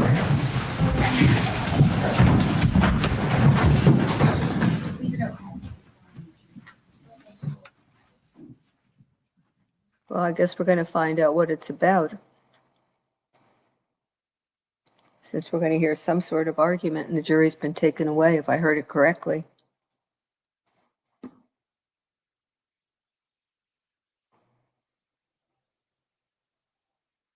They're not challenging his credentials. They're not challenging his ability to testify as an expert. Mr. Zellman, Ms. Fulford, if your client needs to use the restroom, this would be a good time to do so. And Joe, what about all of the emotion that we were seeing there? From her, you mean? Yes, from Donna. Yeah, I don't know. I shouldn't. I would have liked to see, she had the glasses on for part of it, and then she took the glasses off. There were no tears when she had the glasses off, and I guess I didn't look closely when she had the glasses on. Whether it's, I think I assume you're asking whether I thought they were honest tears or not, and I don't know. The defendant and the defense lawyers, and for that matter, the state, are not supposed to exhibit any kind of not bias, but inclination as to, or show as to how they're listening to the testimony, what they think. So that includes Donna shaking the head clearly. It would include any kind of visible expression that suggests how it is you're hearing or reacting to evidence because you're not entitled to do that. You're not on the stand under oath. On the other hand, it's pretty difficult to control honest emotion. And it's also not easy for a bailiff or the judge to try to be able to figure out whether the defendant is honestly showing emotion or is feigning it. So I think unless it's a little more than what she showed, a little more than just the tears, they will probably let it go because it would be so difficult. I'm also not sure, Tim might be in a better position to answer this, how that plays with a jury anyway. When you see a defendant crying at autopsy photos or at photos of, I guess it was the stippling of the arm was at one point when she was crying. A defendant may think it's really helpful to show how upset she is or how this shows that she really cared. I think jurors are pretty sophisticated, and I don't think they would be particularly swayed one way or the other by it. But I'm seeing more comments in the chat about the opening. I thought the opening was unusual, let me say. I tabbed the first 9 minutes where what she is doing is making a great opening argument for the state about what a remarkable person was murdered in Dan Markel, what a great father he was, all the things that the state is going to want to underscore. They can now refer to the defense saying and agreeing. I think she was trying to show that the defense certainly she was trying to show that the defense also very much regrets Dan Markel's death, but I don't think she needed to do as much as she did by far. And she had one little, faux pas. She called him daddy. He wasn't called daddy by those boys. He was called Abba, which is like the Hebrew, I think it is the Hebrew term Dad. for father. Yeah. So, that was a real, if you're going to say you're being sympathetic and someone, you better be sure you get it right. And Joe, some important information coming in from the courtroom. We have Joel, the host of STS there, and we also have Abby, a friend of the show and an STS member. So there were no autopsy photos that have been shown so far in the courtroom. Okay. What was shown was a photo. It was a horrific photo of Dan Markel. He was intubated in the hospital while he was still holding on. And remember, he was shot on the 18th, and he didn't die till the next day on the 19th of July. Yeah. So he looked swollen. He looked injured. It was a really difficult photo to look at, and that's when Donna lost it. And whether or not those were real or fake emotions, it was a huge screen that was right in front of her, and I'm being told it was a very large screen with that image, and it was right in front of her. There was no warning. So her lawyers have now requested a bathroom break so that she can collect herself, use the restroom. I see. And before this photo was shown, Ruth left. Yeah. Bill and Kelly were there, but obviously it's a heart-shattering photo, and this is more personal, more emotional for everyone that obviously knew Dan Markel. We're all watching here as true crime watchers, as people hoping for justice. But when this is your family member or someone you knew, obviously it hits you in a very different and very real way. Yeah. And to go through it as many times as they've had to go through it is just horrific. I mean, I was thinking that when Mr. Geiger was on the stand, I mean, he's had that this is probably one of the worst things that he's experienced in his life. And he's had to come in and tell that story over and over again and having to relive the pictures. It's really very, very difficult. There's no other way to do it. And I recognize that. Everybody in the chat I know recognizes that, but it doesn't make it easy. And for family members to even have to sit through descriptions, let's not even worry about the pictures, to just have to listen to the verbal description, I think would be just awful. And they've heard it before. So, I mean, if I can't put myself in the place of someone who's had a loved one be murdered, but just think about, it's coming because you sat through it 3 times already. It's got to be really, really difficult, just really difficult. Yeah, and Ruth was here making a point. If his parents are stoic, then she needs to be too. Obviously, you were mentioning earlier, Joe, that defendants are not supposed to show emotion or have any kind of big reactions. And I believe the family isn't really supposed to either. I think Right. everyone on all sides. Right. It's supposed to be everyone.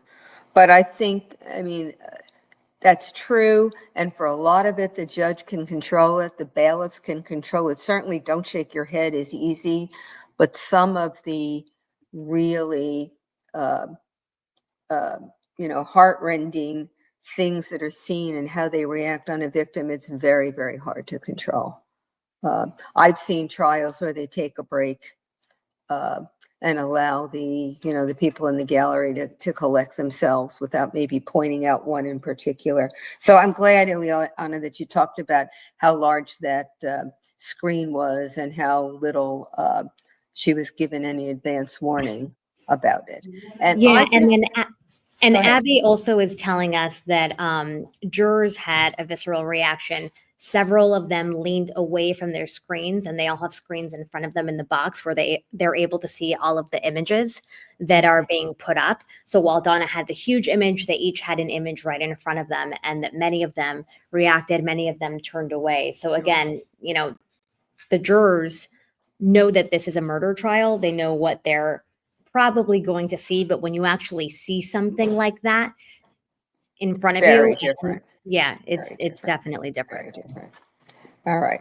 At the risk of being perceived to be unsympathetic by everyone, I am going to guess that seeing pictures like you described, Ileana, would maybe make me cry even if I was responsible for the death. They don't necessarily have to be tears and crying out of sympathy and remorse or out of, I feel so bad and I had nothing to do with it. The pictures may be pretty shocking and bring a reaction, even if you're guilty. And if that makes me sound unsympathetic, then I plead guilty, I suppose. Well, no, absolutely. I mean, Joel said it earlier. You can feel the tension in the courtroom, regardless of, what you did or didn't do. This is a high stakes situation. Donna is on trial for her life, really. Yeah. Oh, clearly true. I apologize. I have my dogs here, so I'm going to be on mute. But Joe, if you want to keep talking to us, then please. Yeah, I will. It's interesting. I'm going to try to pull up some questions for you. Okay, good enough. Okay. I wanted to say, while the COE is doing that I thought the opening didn't really do very much. I mean, it doesn't set any kind of a pathway for the jury with regard to what the defense theory is. She just said essentially she said keep an open mind, and you're going to find all this evidence that shows everybody else is guilty, but there's no evidence that Donna Adelson planned, engaged, gave the money to Charlie, or intended the death. And I think that's a remarkable overstatement. Translate it, she might say there's no direct evidence. In other words, you don't have a statement from her saying those words. You may not have a witness who can say, I heard it said, but there is certainly high hill, if not a mountain, of circumstantial evidence that would go to planning, engaging the hitman, giving the money to Charlie, intending the death. And in any event, for conspiracy, you don't need all those things for any particular defendant. For conspiracy, you need to show that any particular defendant intended the death to happen and agreed with someone to commit the crime. But then all the rest of it can be done by one co-conspirator with whom the other agreed. It doesn't have to be done by both. So it was not only, I think, an overstatement of the evidence, but a misstatement of what the elements are of at least conspiracy and also of solicitation. If I'm working with someone else, I don't have to be the one who actually did the solicitation, as long as we're both involved in it happening. You don't have to have both on the phone or both handing the money over. So Anyway, that was my reaction to the opening.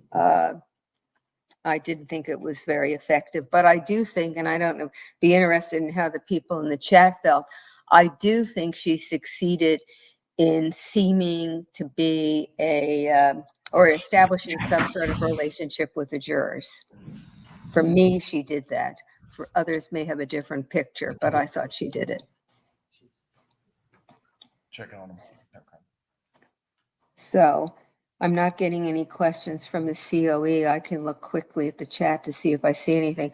I don't see any question marks, so it's hard for me to find if there are questions. If you want one and you did it already, if you can just re-raise it and do something that would highlight it, I will try to look, as the COE, I assume, is also looking. Have I ever seen a defense attorney get emotional in opening? I think once or twice, yes. But I've never seen one get emotional about how wonderful the victim was and how horrific the killing of the victim was.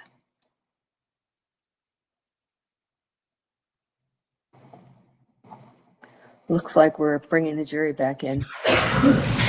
State, you may resume with your examination of Dr. Clark at this time.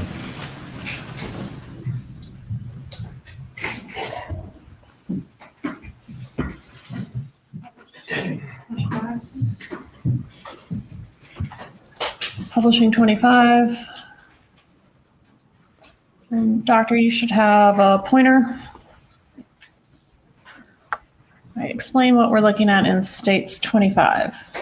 As part of the examination, particularly in gunshot wounds, we like to know whether the bullets are still in the body or how badly they are broken up, etc. So we do x-rays. And this x-ray, this is an x-ray of the head. You can see the top of the head here, the jaw, right side, left side. And these really bright spots here and here are the bullets that we recovered from this individual. They come out because they're very dense. The x-rays bounce off and turn them white here, just like bone. It's fairly dense. These are the bullets here, here, and here. Published states 26, please. How many bullets were in Mr. Markel's head? There were 2 bullets in his head, and you can see on this one here that hit the left cheek, actually fragmented a little bit. And then we had a bullet inside the head, back to the left side, right side, excuse me, right side. States 27. What are we looking at here, doctor? This is actually the identification photograph of the individual. We like to get them cleaned up. We'll put the identifying tag underneath their chin, the case number, the date, and usually my initials. And you can see that there has been quite a bit of damage here, particularly in the left side of the face. We have a gunshot wound here that's labeled number 1 in the autopsy report. And this is number 2, labeled number 2 in the autopsy report. By labeling them 1 and 2 respectively, are you opining that that's the order in which those shots were fired? No, the numbering system in the autopsy report is just for me to discuss during the trial. Publish 28, please. What does 28 show? So this is what I call gunshot wound number 2. And you can see it's quite irregular. It's not a nice round hole you'd like to see, but the way it hit the bone, it caused a lot of damage and tearing in this area here. You can see that there's some what we call raccoon eyes or hemorrhage around the eyes. There's quite a bit of swelling going on here. Also in this area here, you see a lot of minor superficial abrasions that vary in size. Some are much bigger and some are smaller. You can see it's all over the cheek here, so and the ear and the side of the neck here. This is what we call pseudo stippling, and this usually happens after the bullet goes through a door or a window or hits concrete and causes those items, the glass or the wood or the concrete, to splinter and cause small particles to fall out, to shoot out and hit the individual's skin. So this isn't true stippling, which is due to gunpowder. We'll see an example of that in a minute. But so we have large areas of pseudo stippling around the left side of the face, the left side, neck, and ear. So each of those small red injuries represents a piece of glass striking? Piece of glass, yes, ma'am. Or part of the bullet that fragmented off the main part of the bullet. States 29, please. does this one show? Again, we're looking at the left side of the neck here. Here's the left ear. You can see that this pseudo-stippling is quite extensive. Also, you'll see that there's kind of a purplish discoloration here. Because of where the bullet track went to, it caused a large amount of bleeding into the left side of the face, where you saw that huge distortion of the left side of the face, and then drain down into the neck. State's 30. Okay, this is going to be gunshot wound number 1. It's right between the eyebrows, closer to the left eyebrow. Again, it is distorted, it's not a nice little round hole because of the shelf of bone that's there. It's called the glabella. So it causes an irregular entry wound. And now we're seeing a much finer area of stippling across the forehead here. This is much different from what we're seeing on the left side of the face. This is true stippling or gunpowder stippling from the barrel of the gun directly. How does firing a gun cause the pseudo-stippling? The stippling.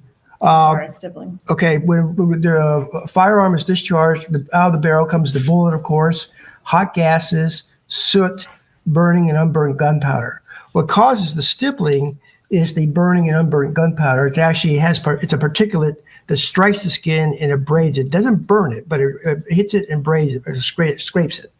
So that usually with a handgun, we could see the stippling out to about 18 to 24 inches. This to me looks a lot closer than that, but all we're seeing is the stippling here.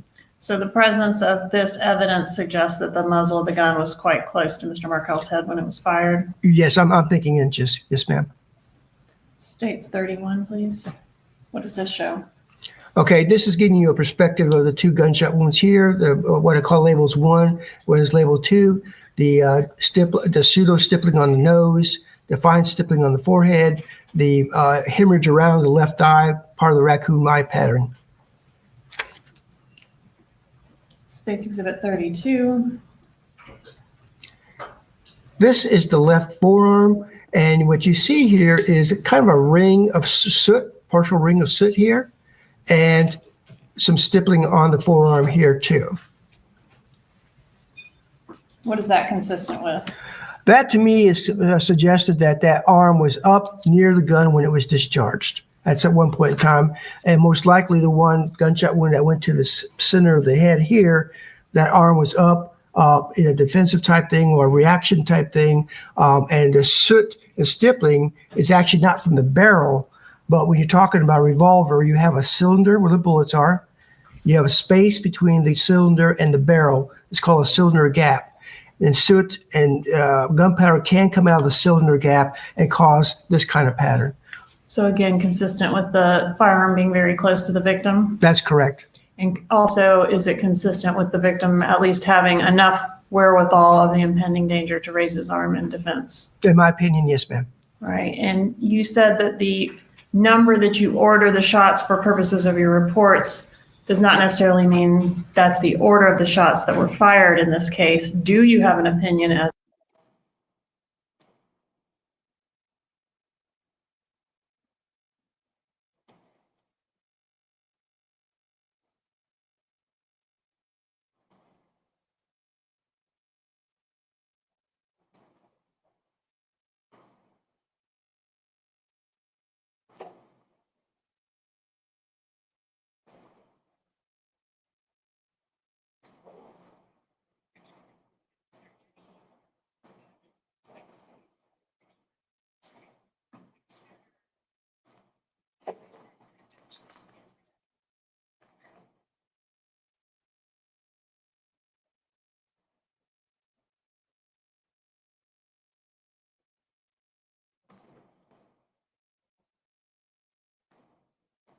Correct. And was there any amount of medical attention that could have assisted Mr. Markel, say, if it had gotten there sooner? Well, these are pretty devastating injuries, particularly the gunshot wound in the brain.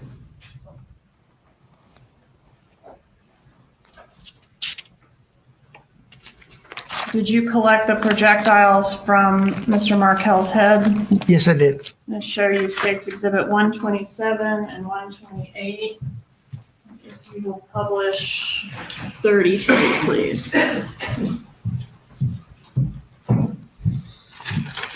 Ask if you recognize 127 and 128. Yes, I did. How do you recognize those? These are the envelopes that we placed these bullets in with the identifying marker labels and where they were from. Both one's from gunshot wound number 1 and one's from gunshot wound number 2.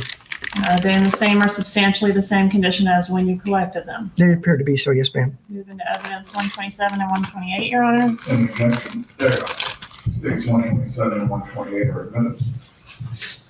And is this a photograph of one of these projectiles removed from Mr. Markel's head? Yes, ma'am. This is the one from gunshot wound number 2 to the left cheek area.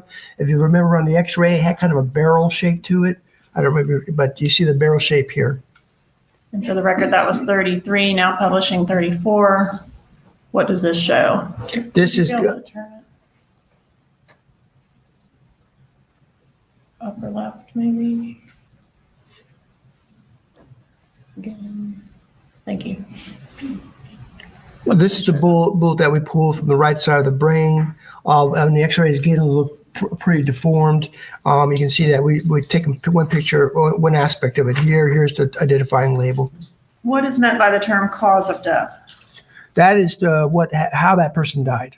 All right, and is it part of your job as assistant medical examiner to determine a cause of death? Yes, ma'am. And were you able to do that in this case? What ma'am. What was the cause of death? Gunshot wounds of the face and head. And what about manner of death? What's meant by that term?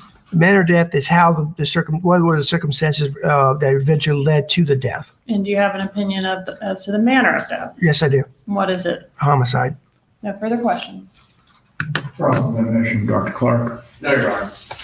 Judge, this witness can be excused, and this might be a good time to take our lunch recess. Very well. Dr. Clark, you may step down, sir. Have a good day. Members of the jury, we are going to take our lunch break at this point. As you have been previously instructed, I'm just going to remind you again, you are not to discuss this case with each other or any other person. During your lunch break, you may eat together if you choose to. Again, you may converse about any manner of things, but this case. Does everyone understand this instruction? Please raise your hands. And for the record, the jurors have raised their hands. Please return at 1:15. Enjoy your lunch break. So he's giving them about 70 minutes for lunch. I've seen a number of comments in the chat about the legal assistant patting Donna's back and rubbing her back. And I do think that's something that the bailiff could stop her from doing, because that is tears maybe or crying may be something you can't control, but patting the defendant's back is certainly within the control of the legal assistant. Again, they go on the recess break this afternoon. I do believe this merits a small bit of discussion on the topic. The matters that we've discussed at sidebar concerning emotional responses. There you go. I do feel it is important at this point. Mrs. Adelson, when the testimony is occurring or the evidence, I know you may have a natural reaction, but as best possible, you need to control. The jury must decide this matter on the merits, on the evidence. Do you understand this? Very well. I do not wish to do this in front of the jurors at all, but it's very important that you are able to control your emotions. Do you understand what I'm saying? Yeah. Does either party need to be heard before we before we go into the lunch break? No, Your Honor. No, Your Honor. All right. Please report back at 1:15 as well. I believe we have 3 other witnesses that we can possibly get through this afternoon. Okay. I think they may still tell the legal assistant to sit still and not use her hands either, but we'll see how it goes. I saw a couple of questions in the chat that I'll try to take before we sort of shut down for a little while because of the lunch break. And Joe, before you do that, just a quick comment for everyone who's watching. We're going to keep this stream up. This stream is going all day long with witness testimony, but we do have another stream that's going to be starting in a couple of minutes once Joel is outside, and that's our lunch live. So Joel will give us his update, his take, and everything that he saw from inside of the courtroom. We have the link here on our YouTube page. We also have it in the chat, so you can click on that as well. But for now, we're staying here until Joel is ready.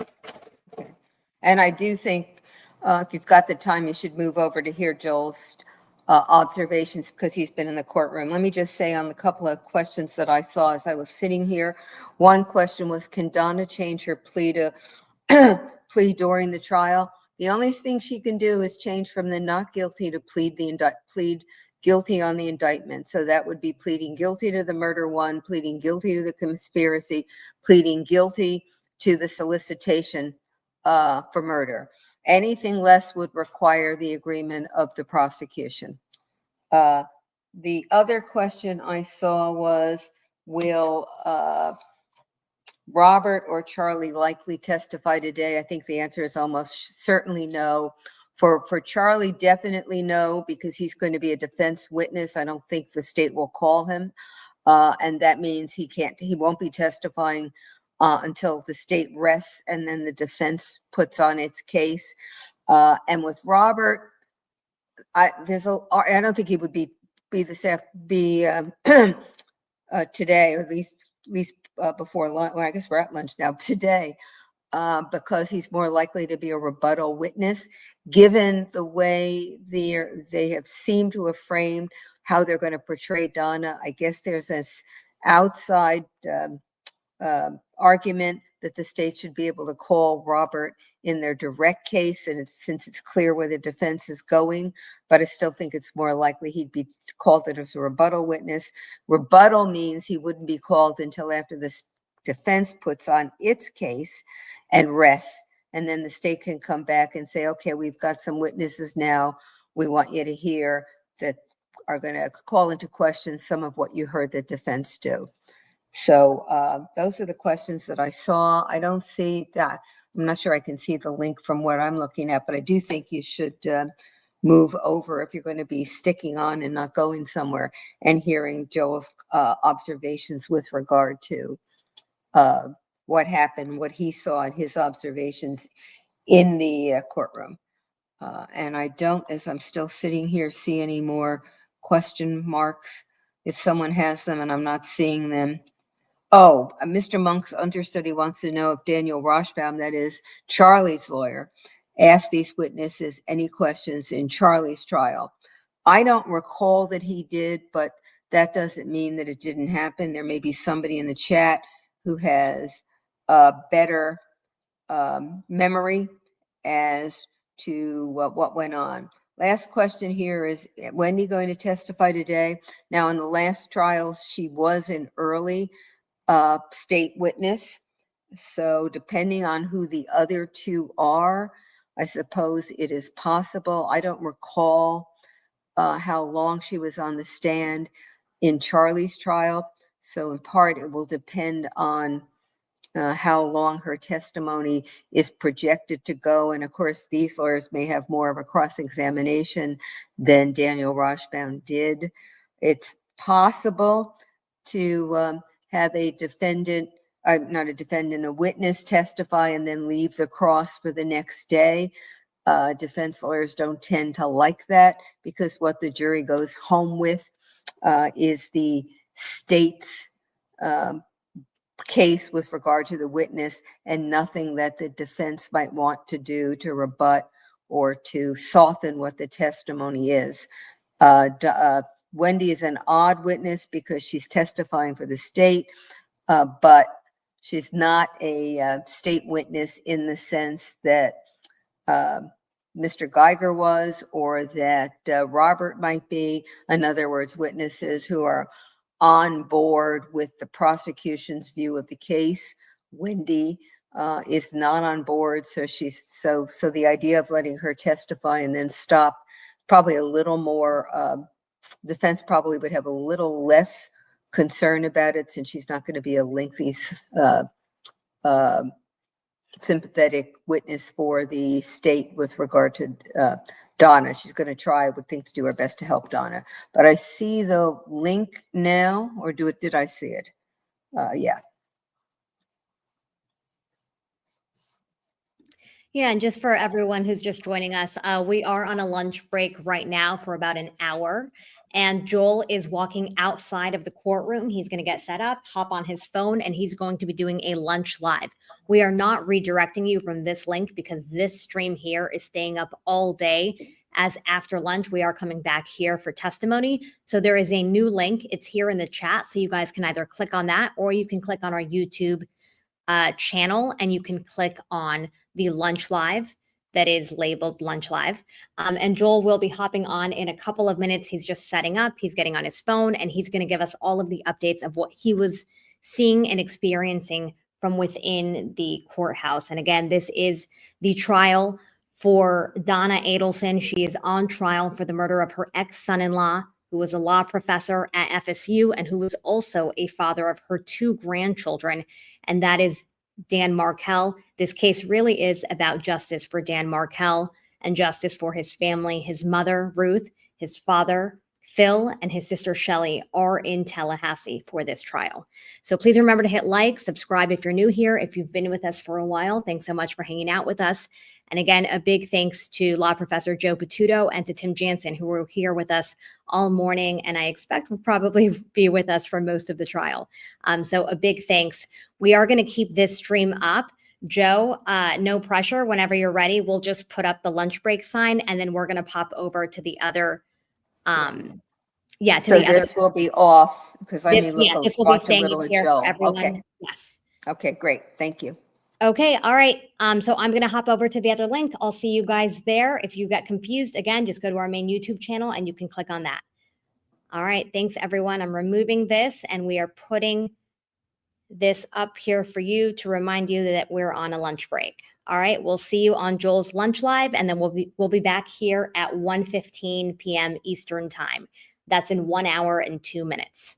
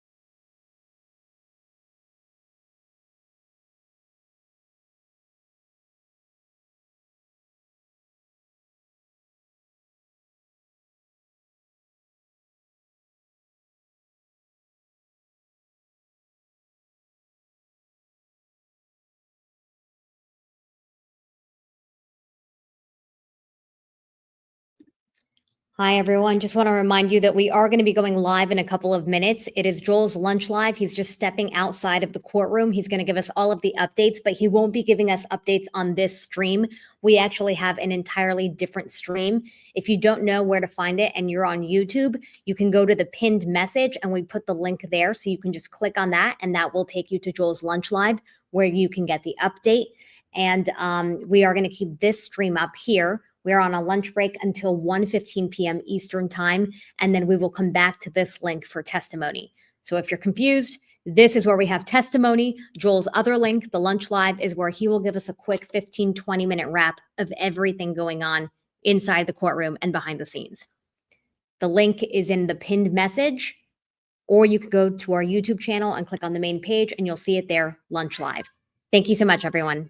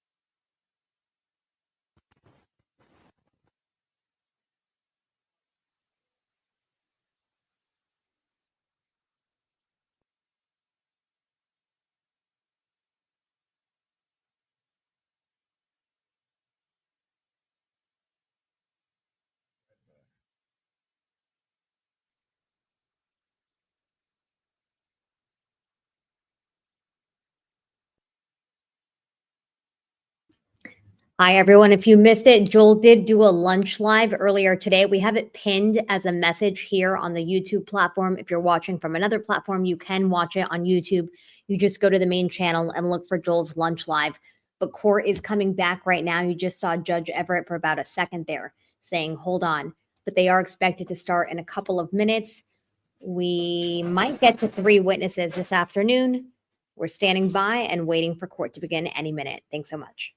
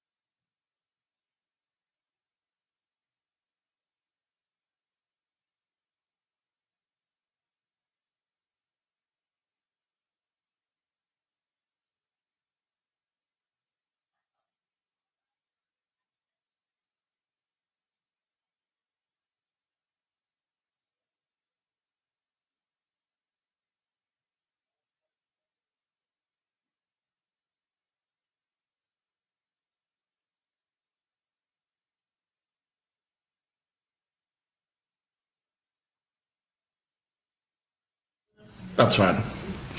Go ahead. Break the defense advised they've got some objections to my exhibit that I intend to introduce with this next witness. It's exhibit 64, it's an email exhibit, it's a composite. And I haven't had time to look at all the ones they're objecting to, but I know the first one is marked as State's Exhibit 64A. May I approach? Okay. This is an email initially from Donna Adelson to Wendi Adelson, and Wendi replied March 28, 2011. It includes content and paragraph 3, includes a discussion of Dan and his parents attempting to spend time with the kids and knowing that is to Mrs. Adelson. You can read what it says. Defense is objecting to that item. On relevance grounds, relevance is that Mrs. Adelson hated the victim and that hatred extended to his parents as well. Ms. Fulford? This is while they're still together, Judge. This is 2011. It has nothing to do with Danny. It's a derogatory comment made by my client regarding Danny's parents.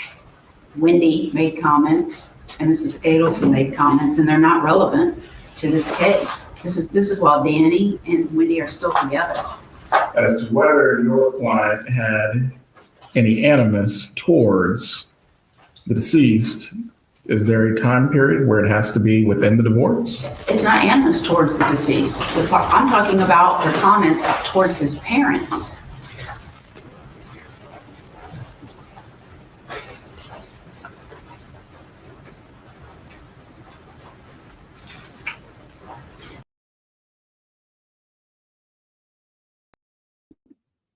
Hi, everyone. Just give us a minute. We're refreshing, as many of you guys are. There is a stream coming here from the court.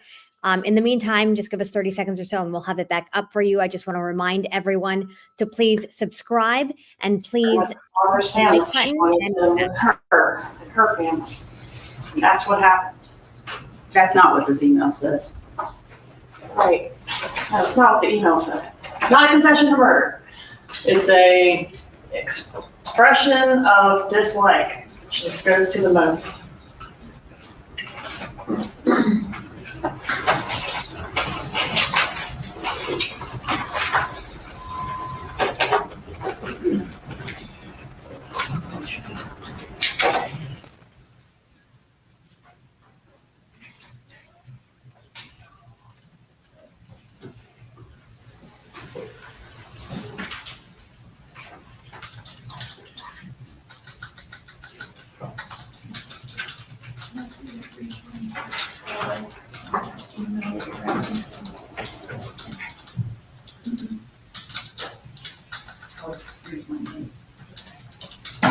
That's the one we have. No, that was 3/28/11. Okay, so then we go from here to 117. What? 117, 13, 17. That's not what you gave me. Oh, you need projections? Yeah. 10.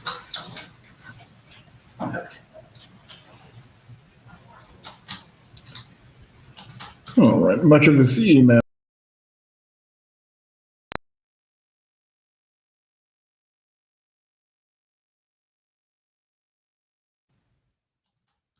Much of this email does lack relevance or probative value for the jury. However, Ms. Kappelman, does this tie into other messages which otherwise would demonstrate the motive you're trying to prove? Or is this a standalone item? I mean, there are other emails that express similar sentiments. I don't think they're specifically tied to the visit that's referenced in that particular email. Are you arguing then that the defendant had a consistent animus towards the deceased? Oh, yes.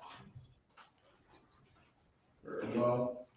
Over objection, I will permit it only on the grounds that it shows that the defendant had a consistent animus towards deceased or his family. However, if the defense is asking for a limiting instruction as to this evidence, you may request it now.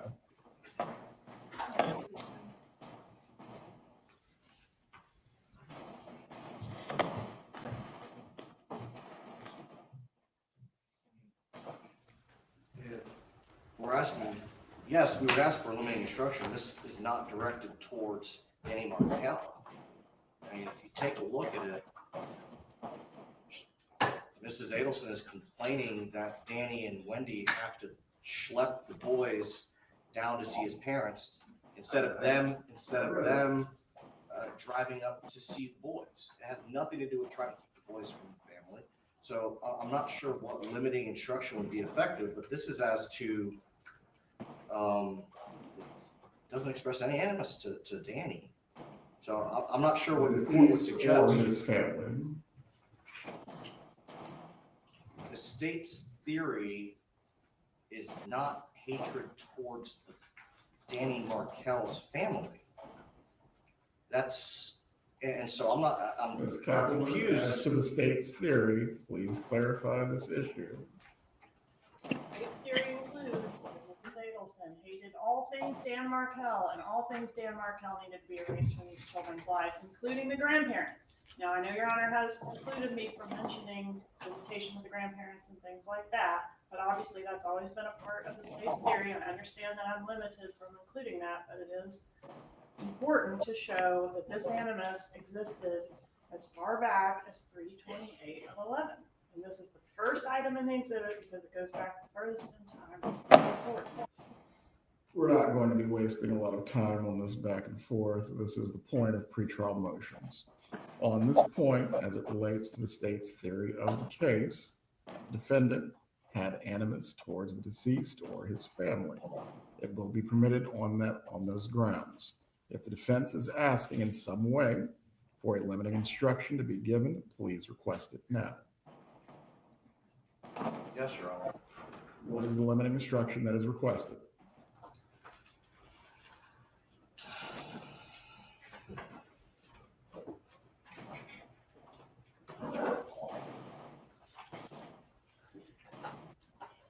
Your Honor, I'm at a loss.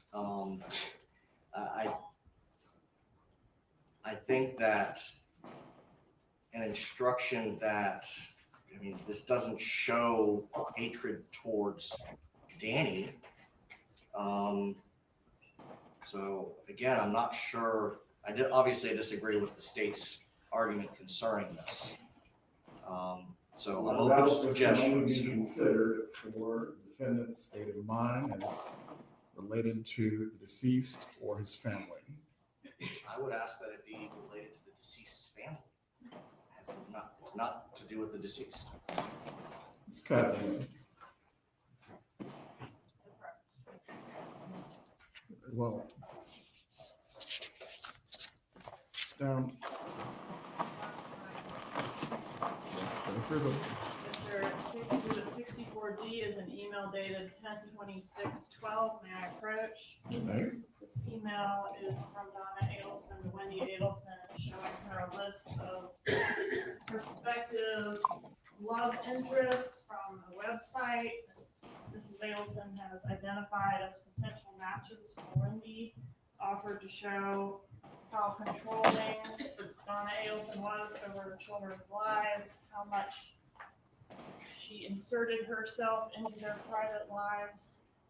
And again, she likes to be in control of who they date and who they marry.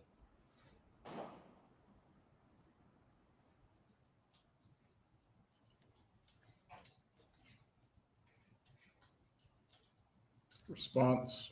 Judge, this is not an email from my client, Wendi Adelson. This is an email from Match.com to the email address that my client has. It doesn't say anything, the copy I have at least, doesn't say anything at all about Wendi Adelson. Okay, I'll replace it with a copy that shows the email heading on the top, Judge. It's my fault. And this was her forwarding this or actually including some sort of message? She forwards it. sure if she included a message. She definitely did on the next one, which is also subject to defense objection. It's State's Exhibit 64I. I'll approach with that as well. Related. What's the date on that? The date on that is happening.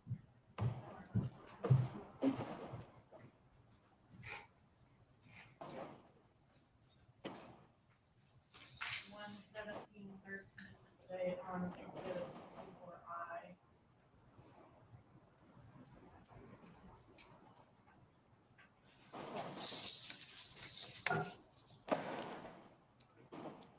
As to any questioning of Wendi Adelson as the role her mother played in her life, including screening potential romantic interest, that question certainly can be asked, but as to an exception to hearsay, what is being offered concerning this? The relevance of it, or Yeah. the exception to hearsay is Well, it's a statement of a both. party. Relevance is that Mrs. Adelson was very controlling and micromanaging in her children's lives, particularly in their love lives, which directly relates to the motive to this offense. Right. Eliminated Mr. Markel. You get the idea. I just can't understand how this would be material to this case in any way, anything that the state has to prove. It's not, we just want to bash her reputation or what she did. They got to prove criminal offenses against her. How does her being on Match.com while she's living with her daughter have anything to do with something the state has to prove here? Nothing. I believe this once again goes to the issue of motive. I understand the defense's position that you disagree.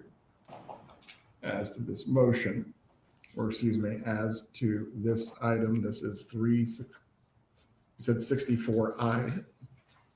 64D and I, Your Honor. Right.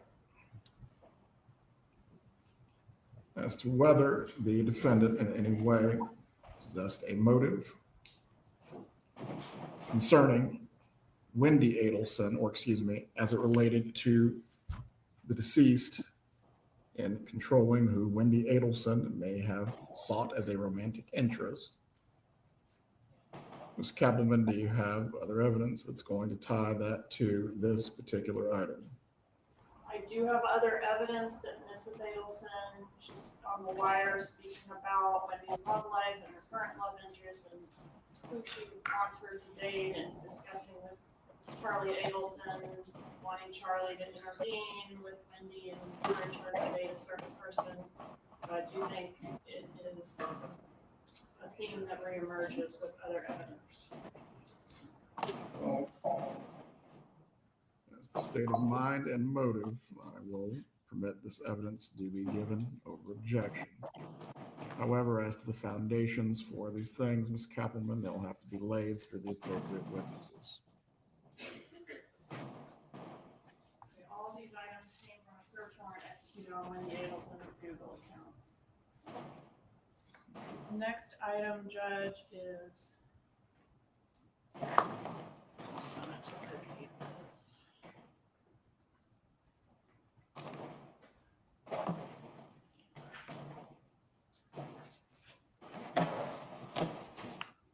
believe it's 64W, an email dated June 27th of 13.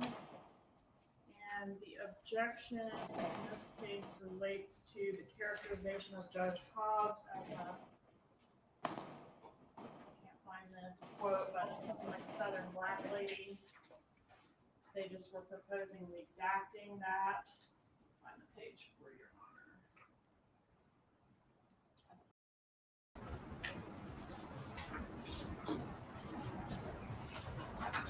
It's page 2 of that email. I'll give you 1 and 2. Second page, 2/3 of the way down in the second paragraph, mention of Judge Hobbs. There's there's no particular relevance to that characterization of Judge Hobbs, so I just don't think it's prejudicial, so I don't know why we're redacting. Whatever Your Honor thinks on that one, Judge. Folks, I believe the jury could take that as in a very derogatory way. It has absolutely nothing to do with this case, that comment. Nothing. Unless there's another motive I don't know about.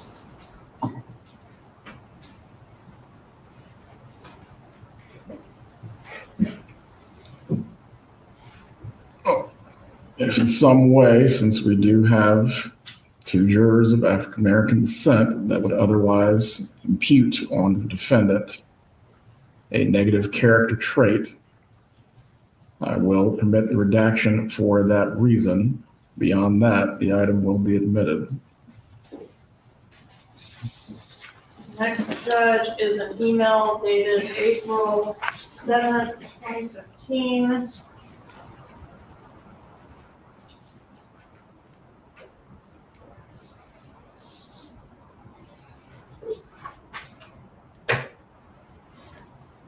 I believe what's referenced here is 64HH.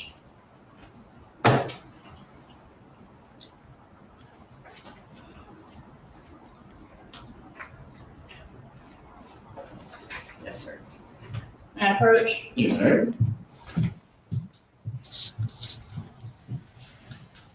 Yeah, the other exhibit.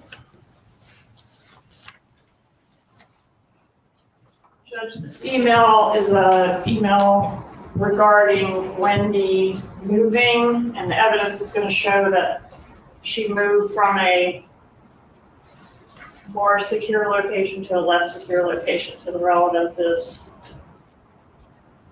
sort of going to have to be developed as the trial goes on, but the idea is that there was no fear for Wendi's safety. What's the date? That email is dated. 7/15, I believe, is the last date you changed. Thank you. If you have to start the foundation for with one witness, but enter at a later point, that is certainly appropriate. What is the objection? Well, Judge, I have a question. The email that I'm looking at that was provided to us on July the 15th, 2014 is to Jeff Lacoste from Wendi Adelson. I believe these are from David Trafton at MiamiRealEstate.com. That's not what we're given. May I show the exhibit to the test? Please do.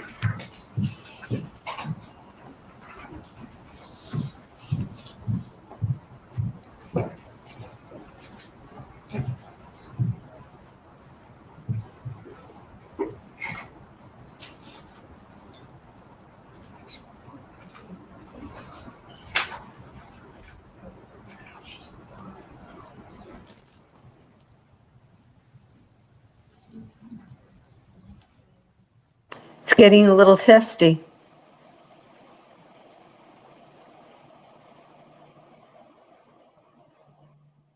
Georgia, and to some extent, the judge thinks some of this has already been handled pre-trial.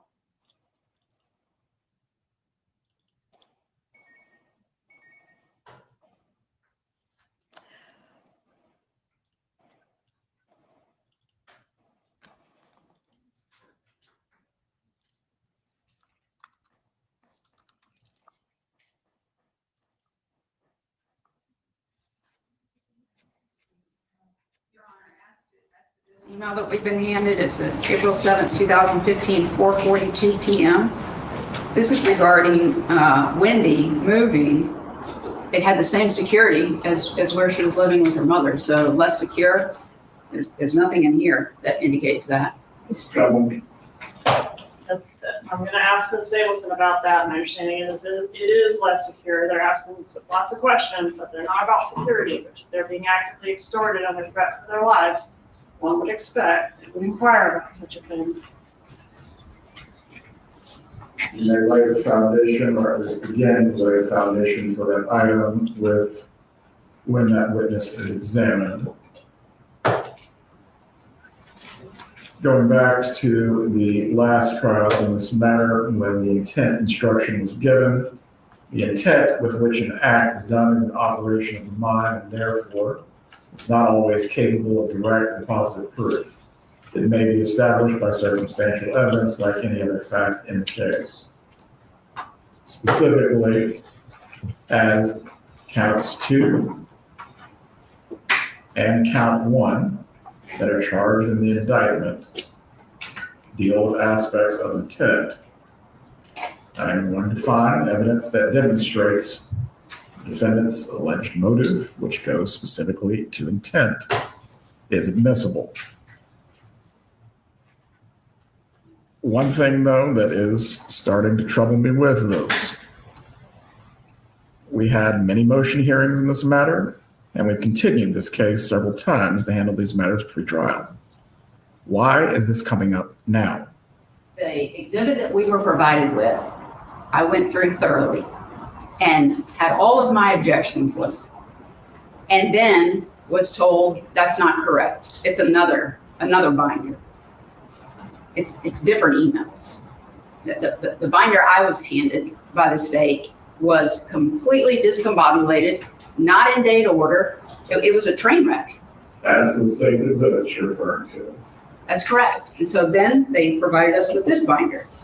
It appears to maybe still be missing something, but they have a list, an exhibit list, everything laid out by date, by exhibit A, all the sub-exhibit numbers. So that's why, Your Honor. We're not going to waste the year's times. At this point, we're 30 minutes behind where we should have been. Are there any other matters that need to be addressed? There's one more that I asked for, Judge. It's dated April the 20th of 2016. And it's an email about whether one of the children is sad. 64II, Judge, is an email specifically in which the defendant is claiming that the child cannot be sad about the death of his father. Extremely relevant.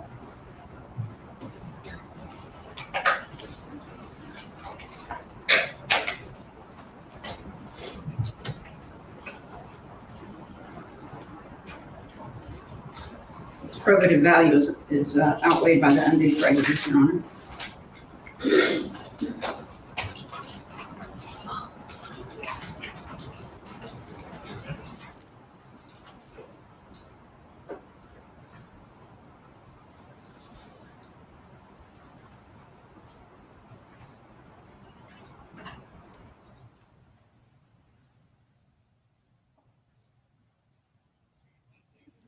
Joe, is this something that they should have addressed earlier? That's what the judge said. And you heard Jackie say, well, they gave us these things in a messy file and there wasn't an index. And then they gave us a new one when they complained. And we're not sure that one is full, but that's why we didn't do it earlier. But that, CO, is precisely what the judge is annoyed about. And so far, every one of the ones that they're raising, the judge is letting in with, so far as I can tell, I should say, because the sound was a little hard for me for a little while in there. But so far as I heard, everything is going in. For is going to motive or state of mind.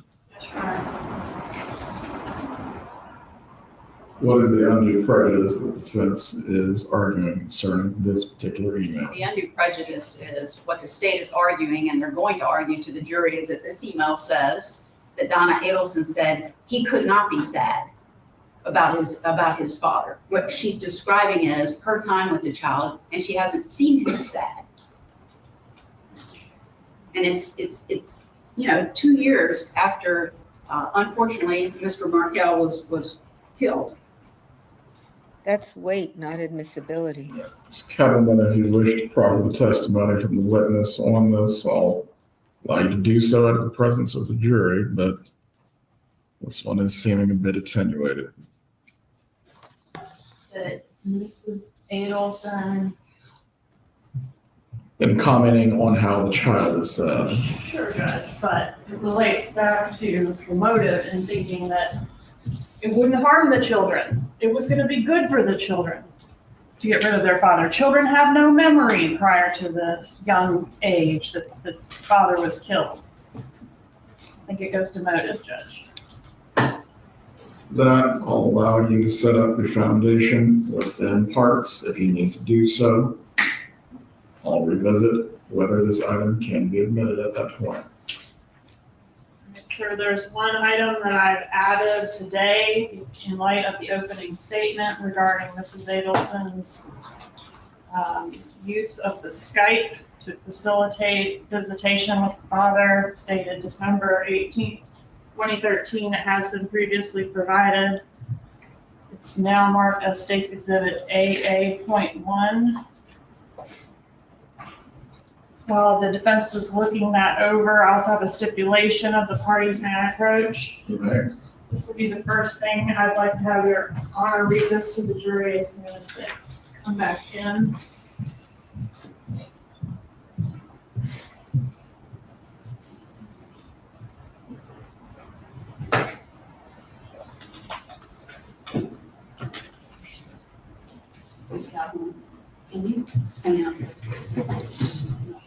So with the exception of that last piece where he said he'll wait and hear and Georgia can set a foundation and then he'll decide. The only thing I heard that he agreed with the defense on was whatever the racially pejorative comment or word or phrase in one of the emails would be deleted. I handed them the wrong thing. I'm gonna have to circle back to that. With that, stipulation, we're ready. No other issues. That would be deleted, but otherwise. 64, I believe D and I did rule over motion that these can be admitted with a proper foundation. As to I believe that's the item that the state is going to, 64 I should say, that's the item the state is going to attempt to lay the foundation for as it relates to motive in this matter. Yes, sir, I found the relevant portion. It reads from Donna to Wendi here. I'm sorry, from Wendi to Donna. Dear Mom and Dad, here is the phone/Skype plan for the holidays. And she's forwarding a Skype plan from Dan Markel. Please help me do this. It means less stress for me if we just follow it.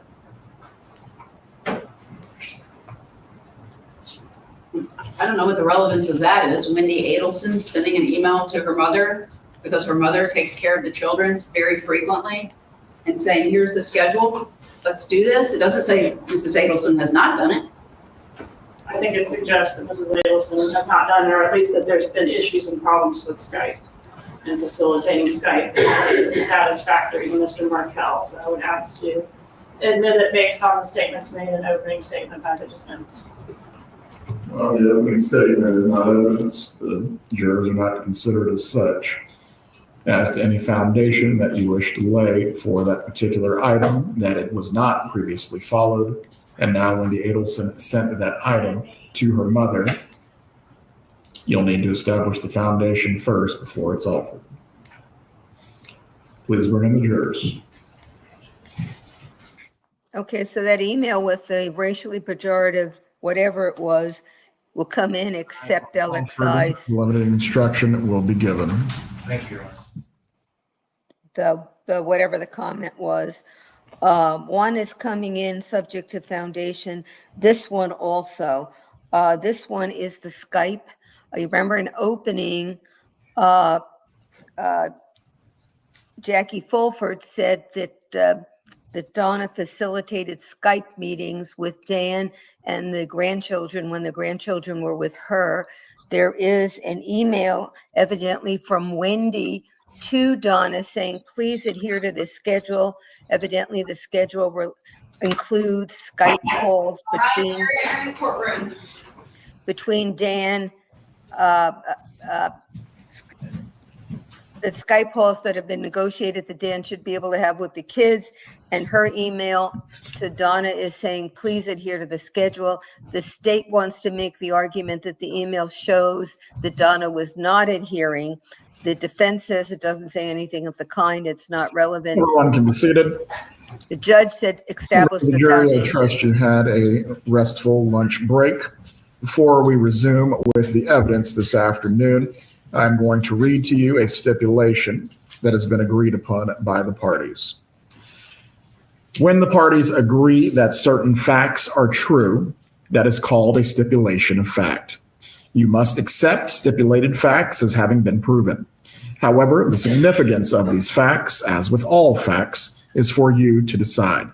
In this case, the stipulated fact that you must accept as true is the projectiles contained in State's Exhibits 122 and 123 were examined microscopically by a firearms expert from the Florida Department of Law Enforcement and were determined to have been fired from the same revolver. Ms. Kappelman, you may call your next witness. Thank you, Judge. The state calls Craig Ison. And the judge, then what Georgia is going to have to do is ask Wendi about that email. And if Wendi says her mother wasn't following it or anything like it, then the email can come in. But that's the foundation that has to be Please laid. raise your right hand, sir. Assuming it has to Do be. you true. swear or affirm the testimony you're about to give will be the truth? I do. You may take your seat. Please speak loudly and clearly for the jurors.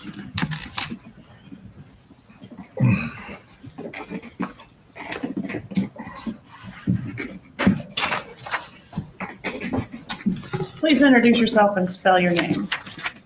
Craig Ison, CraigIsom. How are you employed? I'm currently retired. Congratulations. Where did you work when you worked? Sent to Tallahassee Police Department, How long were you with the Tallahassee Police Department? 28 and a half years. Were you assigned to investigate the murder of Dan Markel? I was. How long did Dan Markel live after being shot? I believe my understanding was around approximately 11 hours.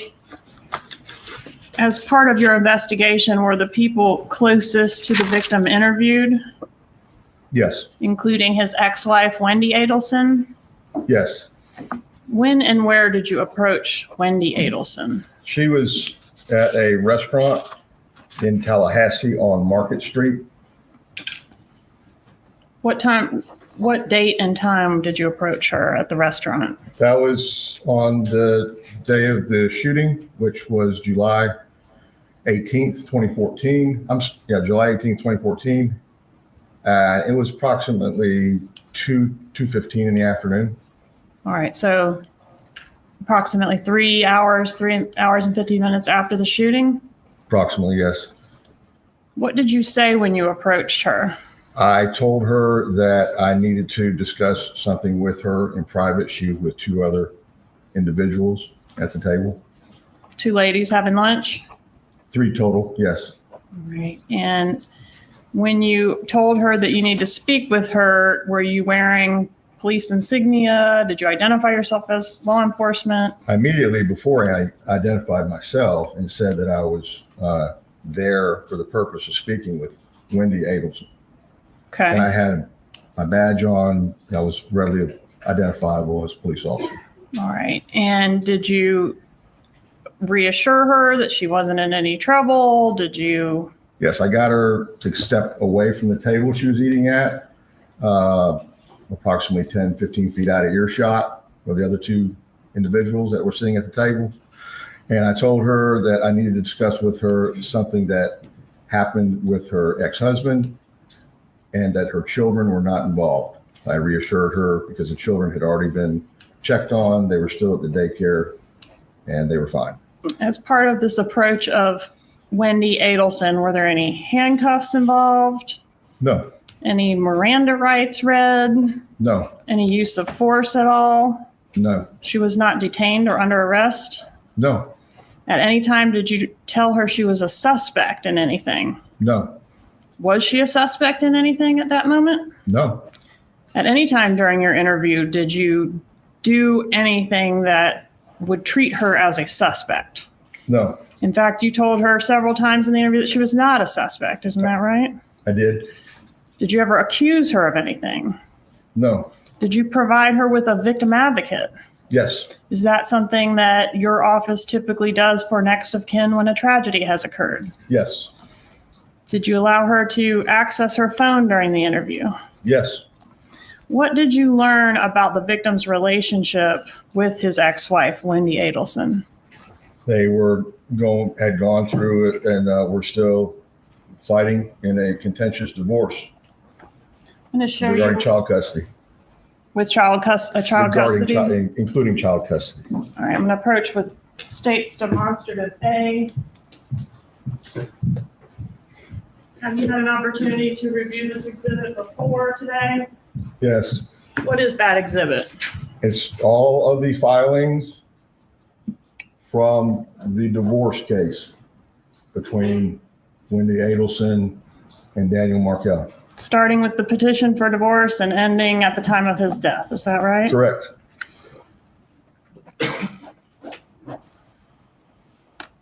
And the filings in here, have you had an opportunity to review them? Yes, All right, and did this litigation include arguing over things so petty as a tennis racket? it did. Objection, Your Honor. Nothing's been entered into evidence, and we would object to a witness testifying to the contents of the file. Overruled, the witness may testify concerning his personal knowledge of the investigation. Thank you, Judge. As part of these proceedings, did Wendi Adelson seek to relocate with the children from Tallahassee to South Florida? She did. Did she say why she wanted to relocate to South Florida? Objection, hearsay. Sustained, the answer to the call for hearsay unless you have an exception. I'm going to show you what I've marked as State's Exhibit 60. Have you had an opportunity to review State's Exhibit 60?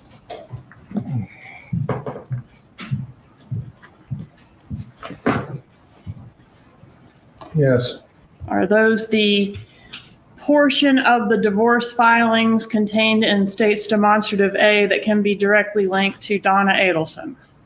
yes, Meaning she saw those items. yes. Objection, lack of foundation. I believe that's what Ms. Cattleman is doing right now. Overruled. You may continue, Ms. Cattleman. Move into evidence, State 60, Your Honor. Where's the clerk?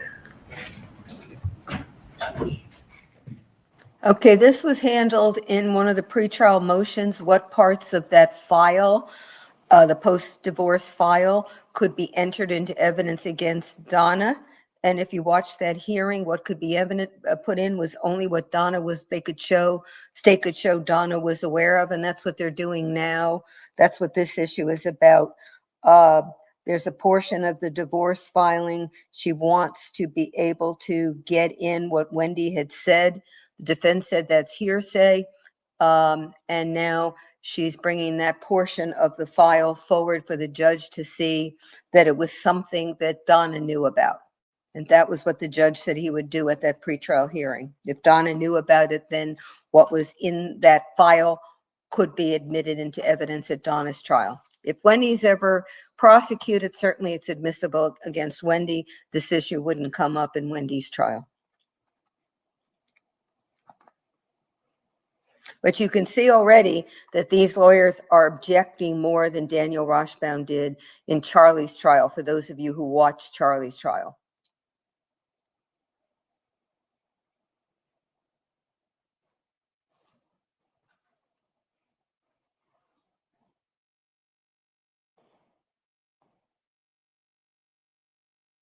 And it's interesting. I think they are trying to rattle Georgia a little by these objections. And she's, this one at least, and I suspect we're going to see this again and again. She was ready for, she had the portion of the file that would support her ability to use this, even though the defense considers it a hearsay, ready to go. She did not have to look for it. She did not have to check an index for it. It was right there as soon as the objection happened. She picked it up and was ready to go to the judge.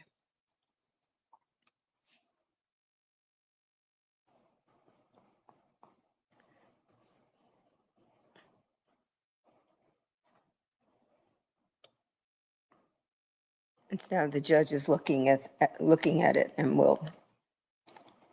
should be able to decide this relatively quickly.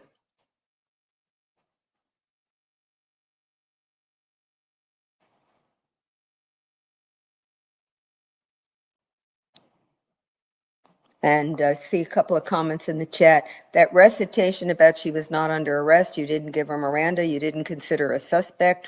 She was, that whole list, there was about 8 or 9 things in it, is in there for a couple of reasons. One, to show that whatever Wendi said is not subject to any Fifth Amendment claim. In other words, I was a suspect, I was being held, and therefore you should have given me my Miranda rights before you did anything. Partly for that, that's the legal piece of this. The other part is, if you recall from prior trials, Wendi makes a big deal about some of the things she said during that interview because she was there for 6 or 7 hours. She was really afraid, and she didn't know what she was saying. She didn't get to eat or drink. I think she said that at one point. And this was just to show that this was an interview. It was not an interrogation. It was not focused on her. It was simply a information gathering interview. And this will be used if Wendi makes the same sorts of claims that the process was harrowing and she felt as though she was under pressure, felt that she was being treated as a suspect. If anything like that is testified to by her, Georgia's already put in the record that that's not how that interview went.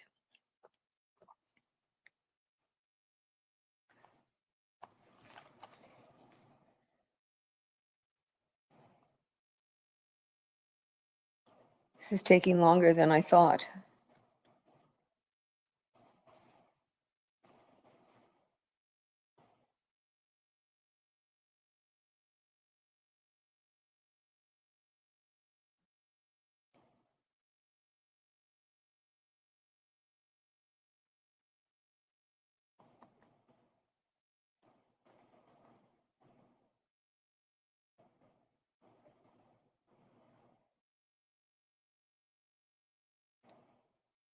I see one of the people in the chat, who is it here?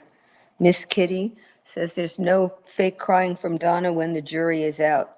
If someone is watching the whole thing and wants to track when the tears happen and whether the jury is there or not there, it would be an interesting little research project.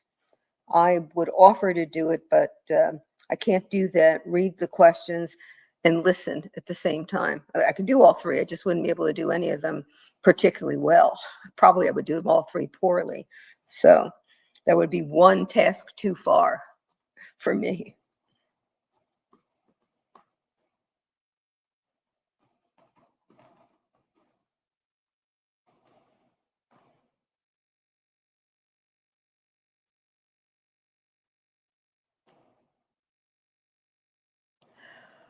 Eric Norgard wants to know if the long breaks reflect poorly on the defense. It depends on what you mean. Poorly because they should have gotten this resolved before.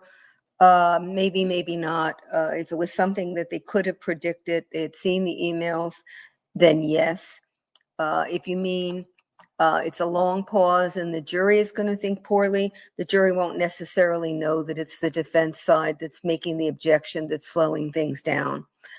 And they won't hear this, whatever the argument is that we're not hearing either, for that matter.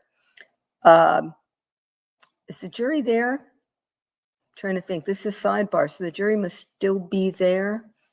Does anybody know? I'm so busy writing that I forgot to notice that. So I don't know that it reflects poorly on the defense with respect to the jury. It will tick the judge off if he thinks he's resolved these things before, or he decides these were things that the defense should have raised before and gotten resolved. And you hear he's already getting a little testy for him with regard to it. Georgia certainly was testy. She made one comment about, I don't know why this is not prejudicial, and I don't know why they're worried about it, and I don't know why we're doing it again. And so this repeated, let's go back to the well and try again. Thank you, arrest.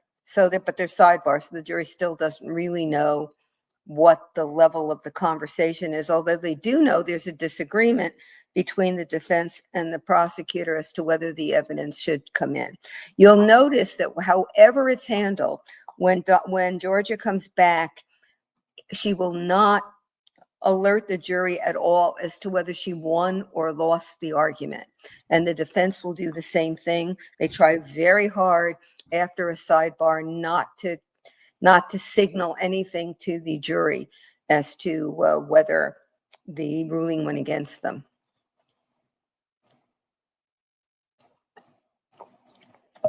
They're getting up. So are they just stretching, or does that mean that the jury is coming in? It looks like the jury is coming in now and wasn't there. But on the other hand, you wouldn't, well, the sidebar would mean we didn't hear it either. Please be seated. What's that? You can step down, Mr. Ison.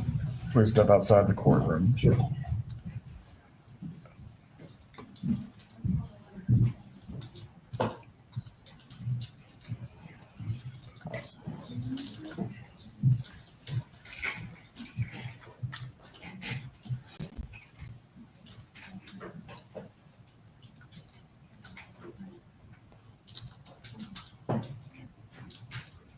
All right. At this point, I'm nearing becoming inclined to send the jurors home for the day, as we are wasting a significant amount of time on matters that were either previously litigated or now are still being challenged for reasons that could have been handled out of court.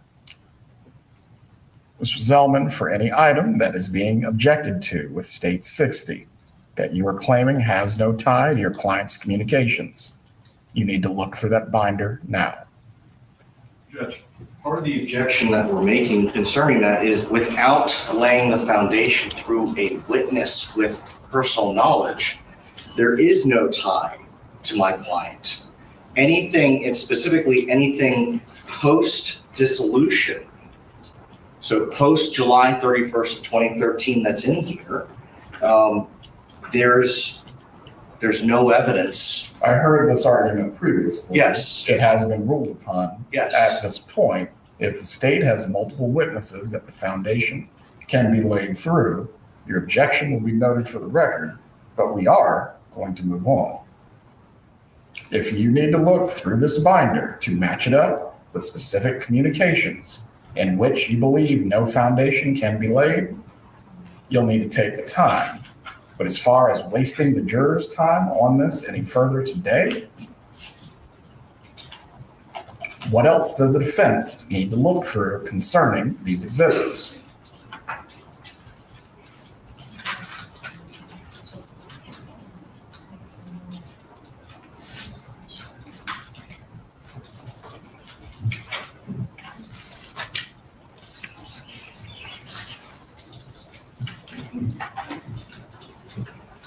So the people in the chat who asked if the judge was getting a little exasperated, you now have your answer. Here today, if we need to go through every single state exhibit to deal with any objections concerning them, we will do so, however long that takes.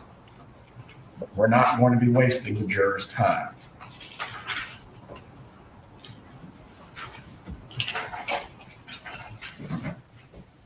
This is yet another case where whether the defense raised it before or is raising it now for the first time, the defense needs to be concrete and be able to point to the particular items and make a focused argument.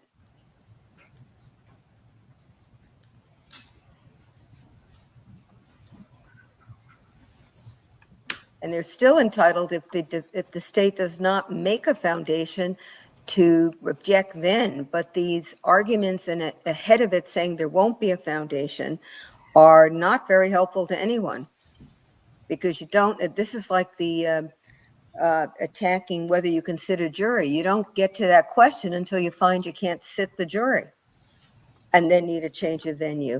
Here, you shouldn't be getting to there's no tie to my client until you can say, we say that the state did not provide sufficient evidence showing that my client knew or that it was tied to my client. But to say it in kind of the, I don't know what I would call it, a vacuum is really a waste of time.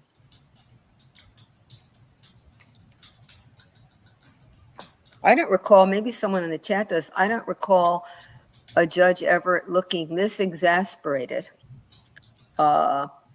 in Charlie's trial, not once. Now, maybe my memory isn't as good as it, well, certainly my memory is never as good as it could be, but I certainly don't remember. If anyone does, put it in the chat, because he's really not a happy camper. And he maintained his cool certainly longer than I would have been able to do it, with regard to the repeated motions and the repeated arguments with no factual focus to show what particularly they think they can object to. And certainly Georgia reached her limit before the judge did. The judge is remarkable at how calm he's been. So I'm not seeing. To our objection concerning establishing the foundation for proving my client's knowledge, we're ready to proceed.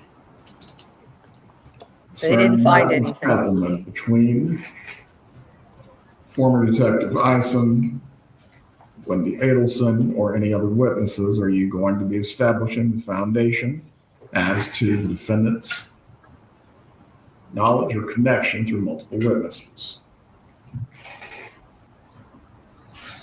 May I have a moment, please? Go ahead.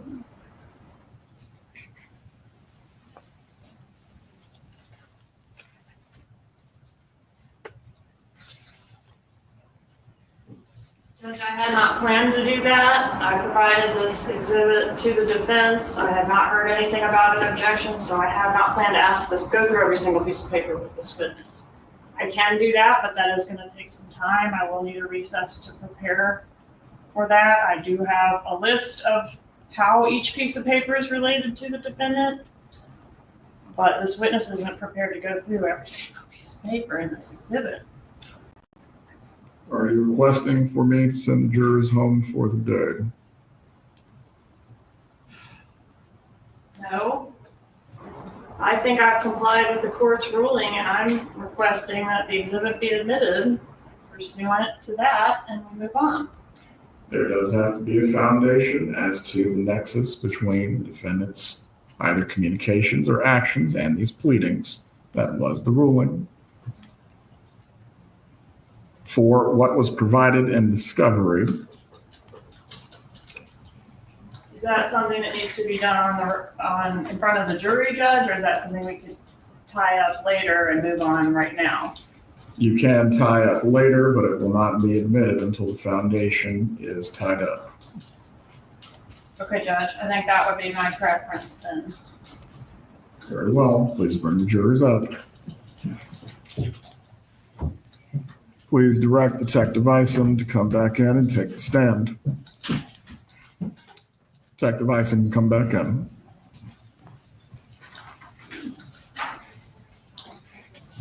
The question about whether the judge should say too bad, move on. In theory, yes, but the judge is also worried about the record on appeal.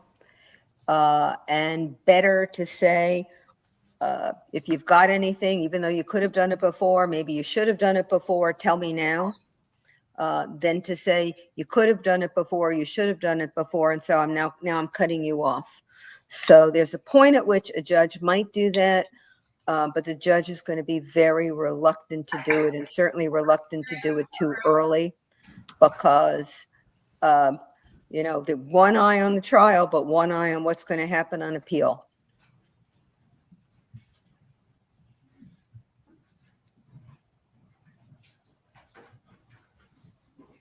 So you're going to hear, if you listen to this entire trial, at some point, you'll hear Georgia come back and move to admit the particular Everyone can be seated. piece You of may that continue record your examination, Ms. Kappelman. that Ison is talking about. Thank you, Judge.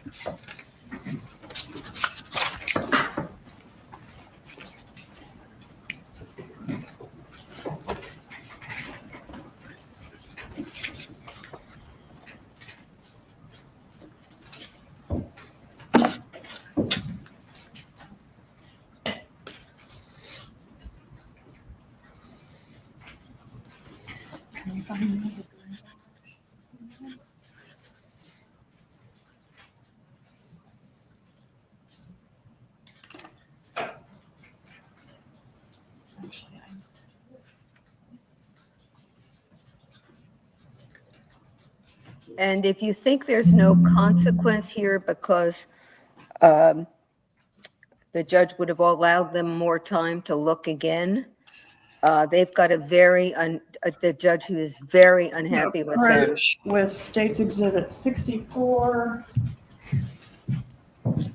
You recognize State's 54? Yes, How do you recognize it? these are the emails, I believe.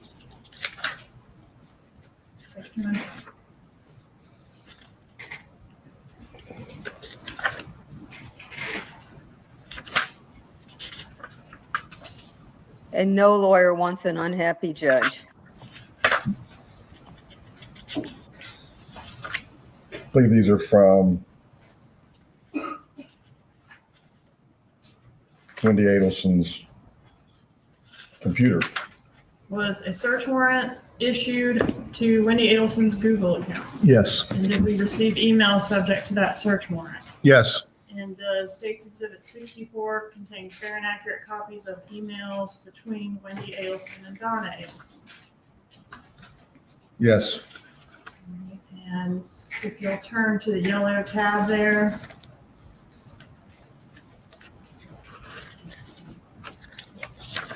In particular, are you familiar with this email?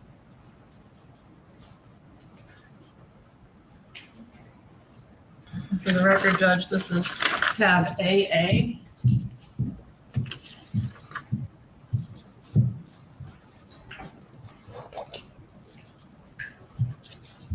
This is,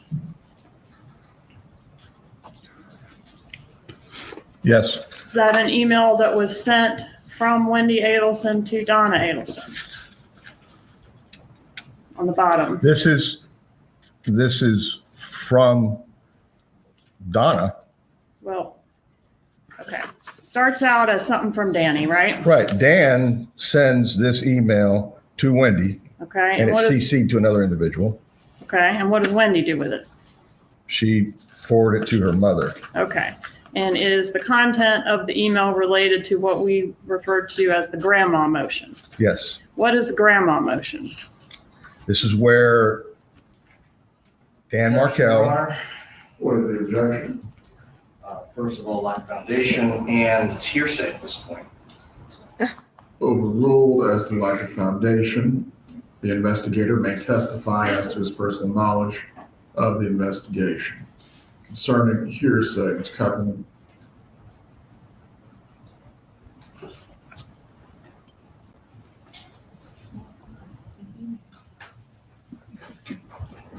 Did Mrs. Adelson respond to this email? Your Honor, then object again. Mrs. One Adelson. members of the jury, the bail is already taken, right?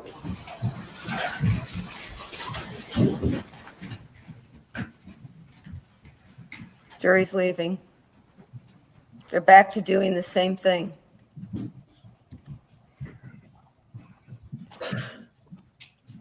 If they're doing it to preserve the record, they should make a, general objection as to all of these, get it on the record once, preserve it for appeal. But this is going to be crazy if every time there's a question asked, there's going to be an objection. And that the question that I got before about how, if you could step down, please, sir.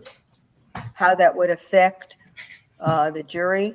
If this keeps happening and it's obvious the judge is not happy, it would certainly will affect the jury. Its impression of what's going on. And Ison's not happy either. This is a very unhappy courtroom right now. So, not to sound like a broken record, but that part where the jurors need to go home so the issues concerning these documents can be worked through. Concerning that, Mr. Zellman, what is your position? Judge, I've said all along. I know what your argument is, but as to the items the state is seeking to admit today, are there going to be more challenges of this nature?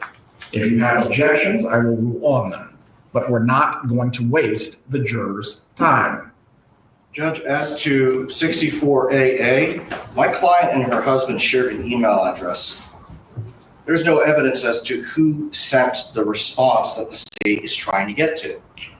How many parts of 64 is the defense objecting to?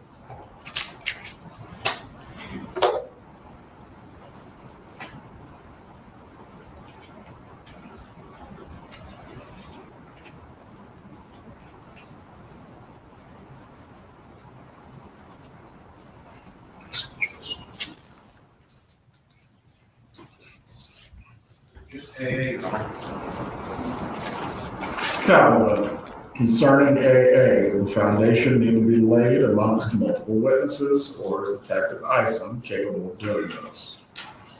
As far as to whom the email address belonged, that will have to be tied up with Wendi Adelson. Well, is there any other parts of Exhibit 64 that need to be dealt with now while the jurors are out of the room? Please look through it.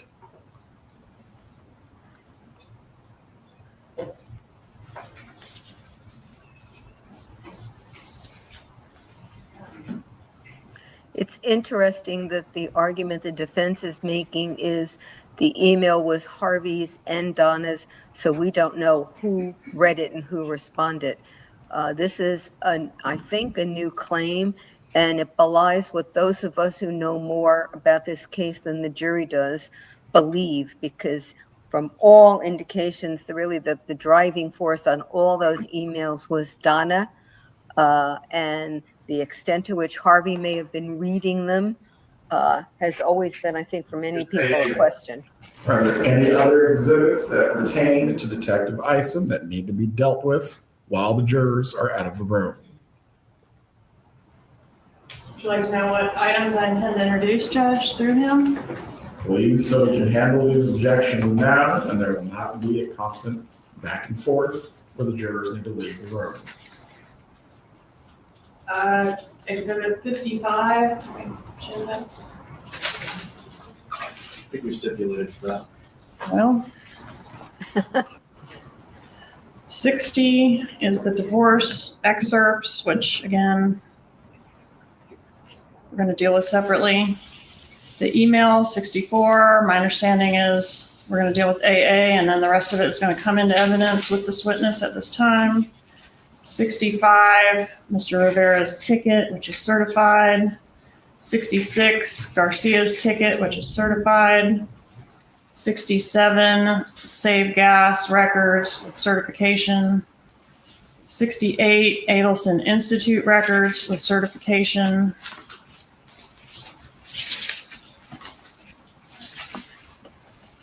Are there any objections by the defense that need to be handled out of the presence of the jury concerning these items? No, Your Honor. There's a couple more, Judge. Go ahead. 89, Premiere video clips. 90, bus video clips. 119 is a thumb drive containing the raw data from Premiere, and 120 is a thumb drive containing the raw data from the bus. No objections to those, Your Honor. Please bring back in the detective.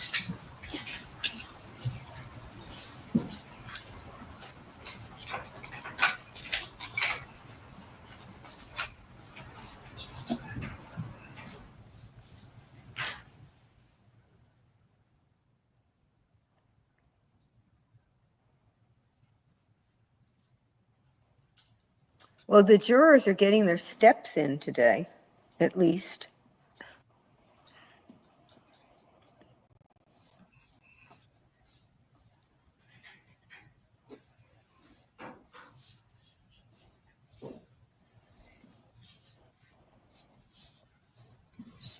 It's frustrating, and I'm sure it's very frustrating to the judge who likes to run a very crisp, clean, well-oiled courtroom where everything goes on time, everything goes properly, and this sort of thing I know it has to be extraordinarily frustrating to him. But we saw that in the motions. They repeated the motions. They tried again and again with the motions. They did not provide specifics in the motions, and a judge cannot answer questions in the abstract. Portion of the foundation you're capable of laying with the detective, you can at least start it with that. As to the rest of it, you can seek to admit it if the foundation can be laid without it or without any other witnesses. What's happening is sometimes with an exhibit, no one witness can lay a foundation for all parts of it. So several witnesses will connect up part of the dots, and when you give a fully connected dots for the foundation, then the prosecutor moves to admit.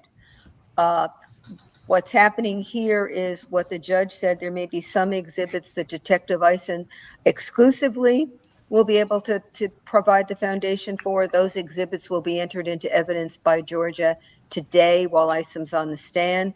Others will be they'll be held out there, they've got a string on them, and another witness will add to it. And then at some point, when you've got a completely demonstrably, now I got myself into a grammatical bind. When the foundation is complete, at that point, wherever it is, the exhibit will be moved into evidence. But you're entitled with Please bring back in the jurors. Particular witness to ask questions, even though the entire foundation hasn't been laid, because if you think of the logistics of this, if you have to wait until the entire foundation is laid, you have to bring witnesses in and out when one witness cannot establish the foundation. And if you can't ask them questions until the foundation is laid, then you're going to bring them in and out again to actually talk about what the prosecutor wants to do with the substance of the exhibit. I hope that was clear.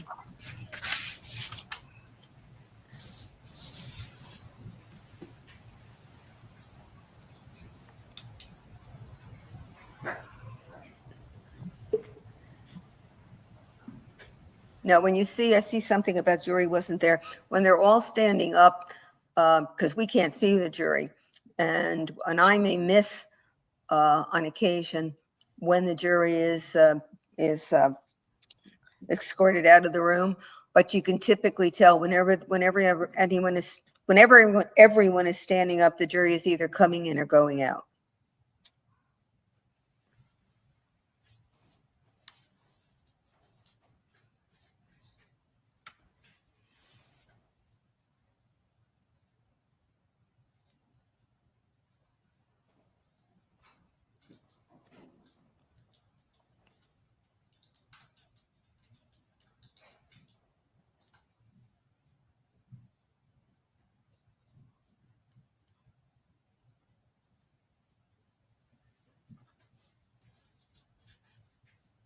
Oh, somebody misses Daniel Roshbaum in the chat. I bet there are very few people who thought who've been following this case, would have thought that someone would say that and maybe get some support. Now, I will say the defense lawyers have got to do what they think they have to do, and the fact that the judge is getting exasperated or annoyed at them, if they think they've got a real issue that they've got to pursue, then they've got to stand their ground and do it. What's happening here is that they're standing their ground, but they should have done it earlier, and they should have done it in a more concrete fashion.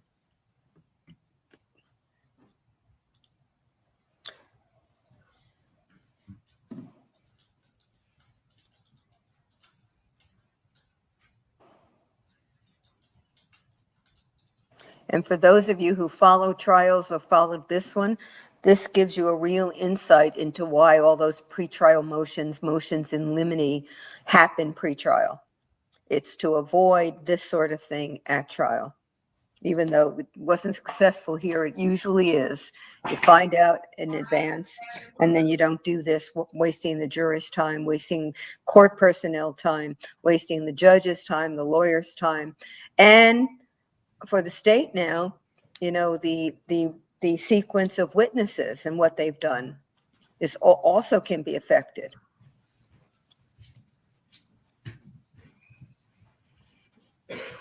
Everyone can be seated. You may continue with your examination of Mr. Ison as it relates to the foundation. Mr. Ison, you, I believe, previously indicated that you reviewed the divorce file as part of your investigation. Yes. And that's the court file.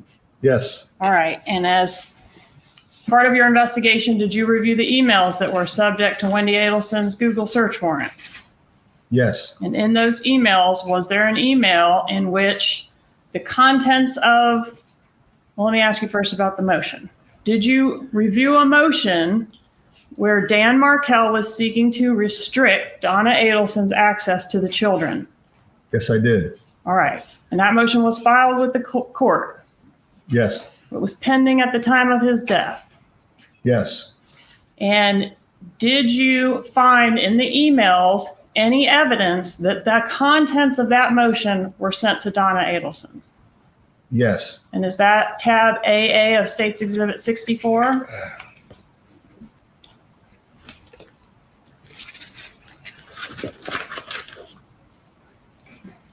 Yes. And are the contents of that email substantially similar to the allegations made in the court filing? Substantially, yes. Okay. And what is the gist of what it is that Dan Markel is requesting? He does not want Donna Adelson to have unsupervised contact with his children. Why not? Because of the statements that are made in here, and that was shown in the court filing, that the children reflected that grandma says you're stupid, grandma says she hates you. And Judge, I simply do not read from a document that has not been admitted. at this time, Judge, I would ask to admit State's Exhibit 64. All parts or just the part that does not include AA? Subject to tying up AA, I would seek to admit the whole thing. States 64, any objection? Just the objection previously made, Your Honor. Concerning States 64, it will be admitted except for Part AA and any later foundation that needs to be addressed. Did, in your review of these emails contained in State's Exhibit 64, the defendant, Donna Adelson, use any strong language against Dan Markel? Yes. Did she call him any names? Yes. I would ask you to review State's Exhibit 64, tab DD.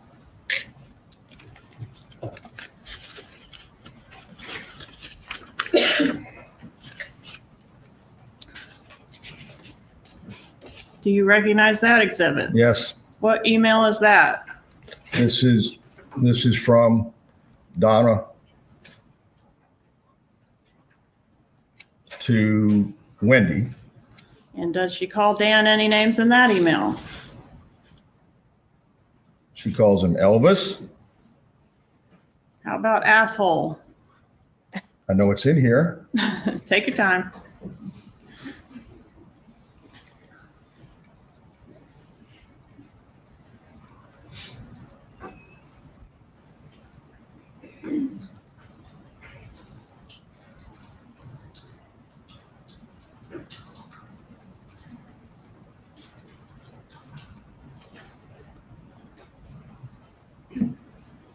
I am informed that Wendi is outside the courtroom right now.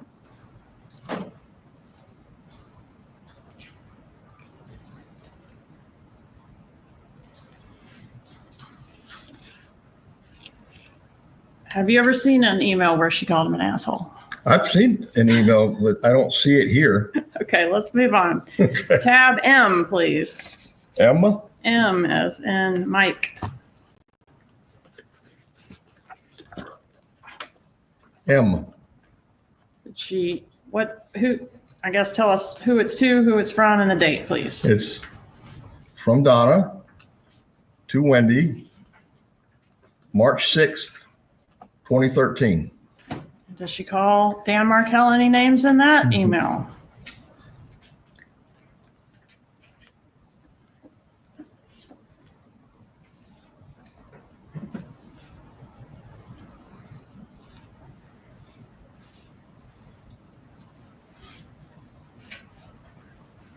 Yes, she does. What names does she call him? In this Name. particular email, after the first paragraph, it says that she calls him a major fucker. please refer to tab Q, a May 3rd of 13 email. Yes, Does that email, is it from Donna to Wendi? it is. And does it reference Wendy's relocation efforts? Yes, Does it indicate that Wendy's relocation efforts are extremely important to Donna Adelson? yes, Please reference tab V as in Victor, a June 25th email. Are you familiar with the court filing in which relocation was denied? yes. Do you know on which date relocation was denied? June 20th, 2013. So this is email on tab V as in Victor. Is it 5 days after relocation was denied? It is June 26th, 2013.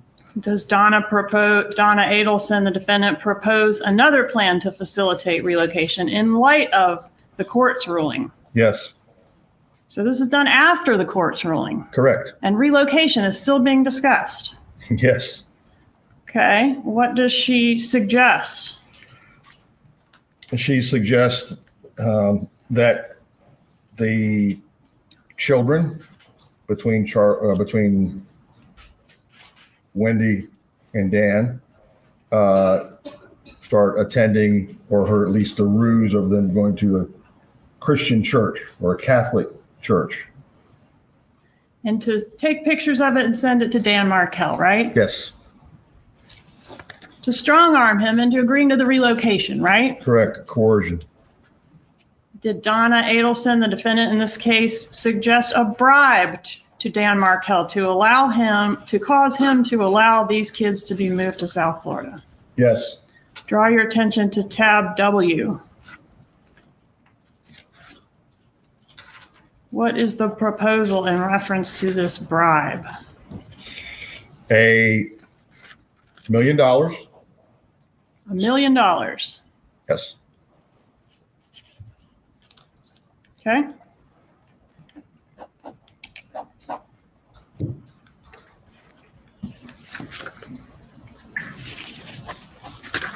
Were there any death benefits, any monies that were to be gained from the death of Dan Markel? Yes, Did he have a life insurance policy? he did. What was the amount of the life insurance policy? One of them was for $2 million. And a second one for $60,000? $60,000 from the second one through the law school. Were there any survivor benefits for these kids in the event of Dan's death? There was What are those? $4,800 a month. Who gets that money for the disbursement of the kids? Wendi Adelson. What about through his employment at FSU Law School? Did he have a pension there? Got a pension, a deferred comp, 401k, And an estate worth some money, right? approximately $300,000. What was the total value of Mr. Markel's estate? 2.7 million. As part of your investigation, did you attempt to establish a timeline of the victim's activities prior to his murder? Yes. What did he do that day? At 8:50 a.m., he dropped off his children at the preschool daycare on West Tharp Street. From there, he proceeded to go back across town to Premier Fitness Gym off of Village Square Boulevard. Was there any surveillance at the gym? Yes, And was that collected by law enforcement? it was. All right.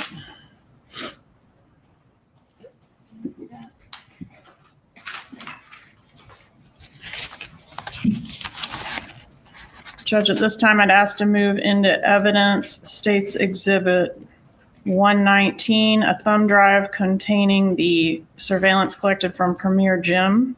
Any objection? Okay, Your Honor. States 119 is admitted.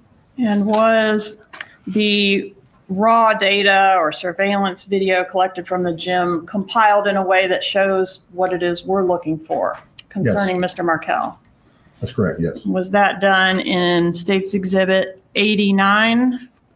I believe so. All right, Judge, at this time, I'd ask to move into evidence States 89. There you are. States 89 is admitted. Were you able to see on this gym surveillance video Mr. Markel's vehicle enter the parking lot of the gym? Yes. At what time does he enter the parking lot of the gym? I believe it was 9:11 sound right? 9:11, yes. We're talking about AM. So you said he dropped the kids off at 8:50 and he arrives at the gym at 9:11? 8:50 a.m. is when he dropped the children off, and he signed them in at the daycare. And then at 9:11 is when you see his car enter the parking lot at Premier, all on July 18th, 2014. And were you able to see anything sinister about the parking lot of Premier Gym on the morning of Mr. Markel's shooting? Following Markel's car entering the lot, a short time later, a vehicle enters the lot that is similar in description from the next door witness, Mr. Geiger. What does the suspect vehicle do when Mr. Markel enters the gym? It parks and no one gets out of the car. How long does the suspect vehicle stay there while Mr. Markel's in the gym? I don't recall the exact amount of time, but it's quite some time that the whole time he's in the gym. And even after he comes out, gets back in his car and leaves. That's when the car leaves at the same time. All right. So the whole time he's in the gym doing his workout, this suspect Prius is in the parking lot. Correct. And when he comes out to leave and gets in his vehicle, what happens with the Prius then? The Prius follows. Judge, at this time, I would ask to introduce State's Exhibit 89. I'm sorry, I have introduced it. I'm asking to publish it at this time. Publish. Thank you.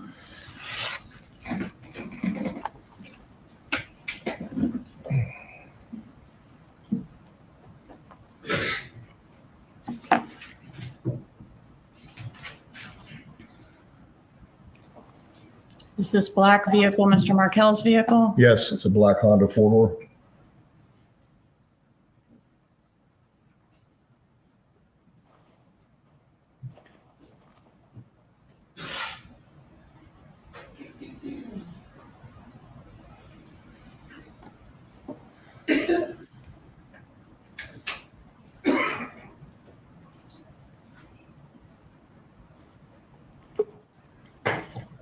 Same car.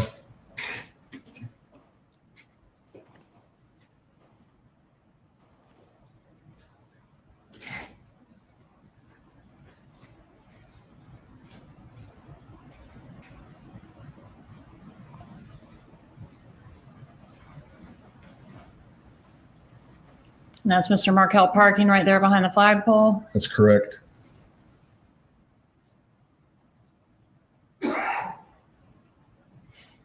What is this vehicle? That will be the suspect vehicle, And green is- Prius. Okay, consistent with the description given by Mr. Geiger?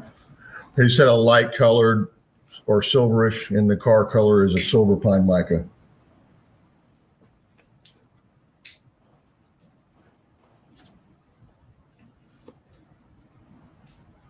Who's that in the blue circle?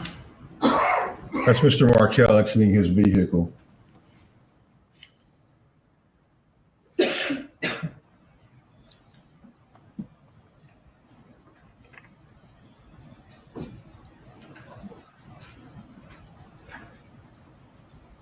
That's him in the red shirt? That's correct.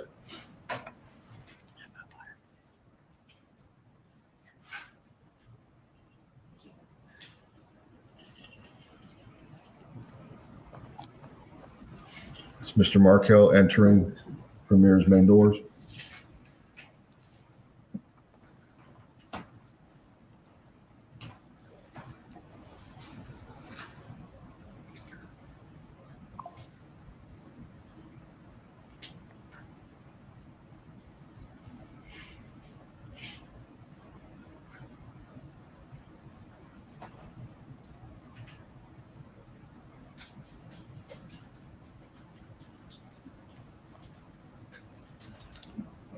What do we see in this image?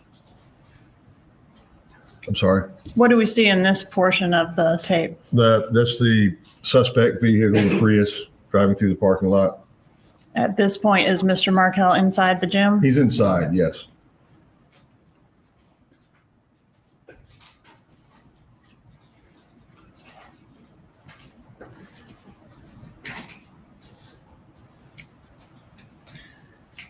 This is still in the front section where the car went from right to left.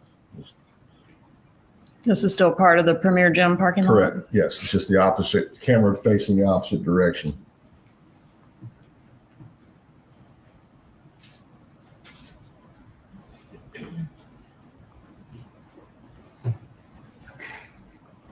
And this is the car reversing course coming back towards the front doors.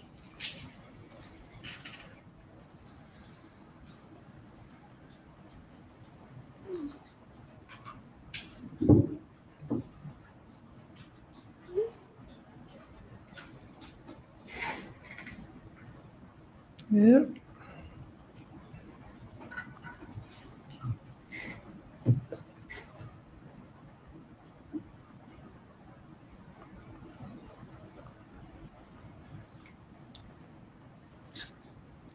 Okay, now what's the time on the video here? I can't read 10:30. I think it says 10:38. Is this Mr. Markel exiting the gym at this He's point? exiting the Premier the same door he came in.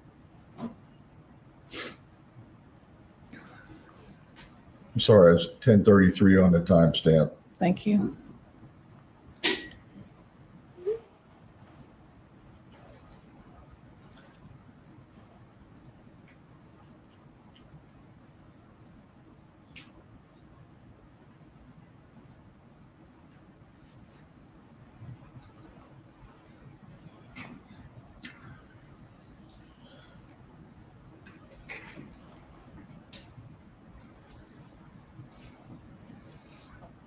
That's Mr. Markel making his way to the parking lot where his car is parked.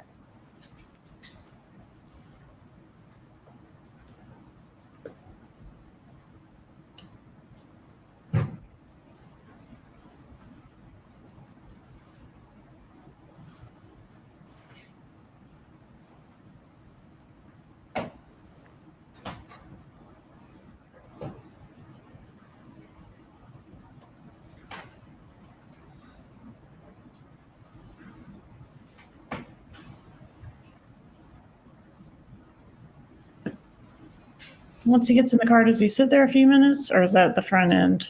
I'm sorry? Does he sit in his car for a few minutes at one point? Just a short period of time. Then his car starts backing up.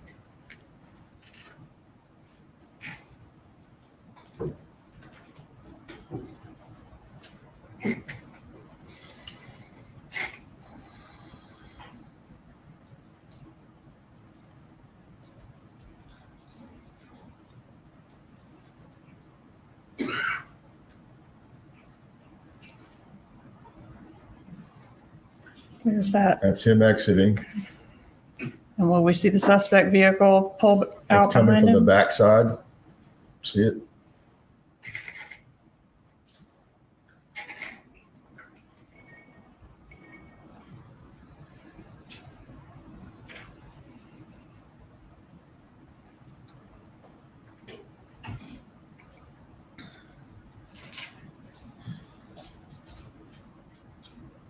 Same suspect vehicle following the direction of Markel's car. Right, and it exits the parking lot at 10:39 a.m.? Yes. Okay. And based on what would be the logical route from here to Mr. Markel's home, did you try to get some additional surveillance to see if you catch the suspect vehicle any further? Yes. What was that? That was the location was the business. No, I'm sorry, it was a bus video off of a bus at McClay Commerce Boulevard and Thomasville Road. All right. And were you able to actually find some bus video from both before and after the shooting of the suspect vehicle? Yes. Okay. And were those the raw data that you collected from the bus compiled into clips similar to what we saw on the gym video. That's correct. All right, Judge, at this time, I would ask to move into evidence State's Exhibit 120, a thumb drive containing the bus raw data, and State's Exhibit 90, a disc containing the bus video clips. Any objection? No, Your Honor. States 90 and then 20 are admitted.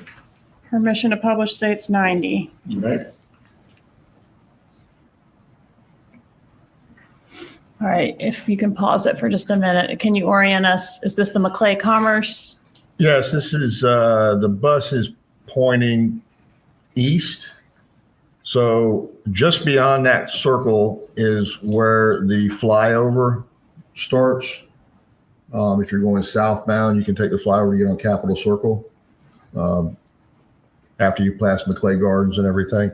So this car is on Thomasville Road, not the flyover, and it is going southbound. All right, and this camera is mounted on the bus. That's how we were able to get this image? Correct. Okay. This is a city bus. Continue, please. The time on this, 10:44 a.m., is that Correct. right?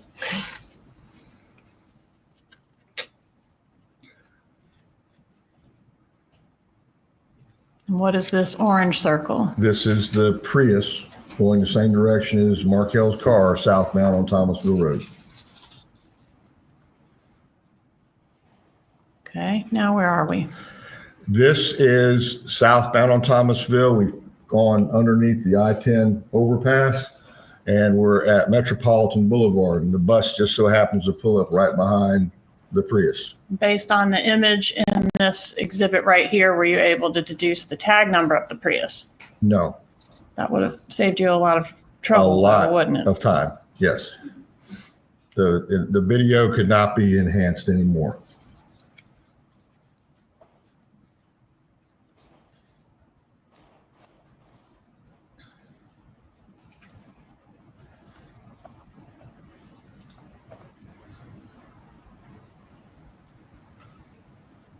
Does the evidence suggest that Markel had already gone on through past this traffic light? Correct, because this car was behind Markel's car. So he must have beat the light or got through the intersection before this.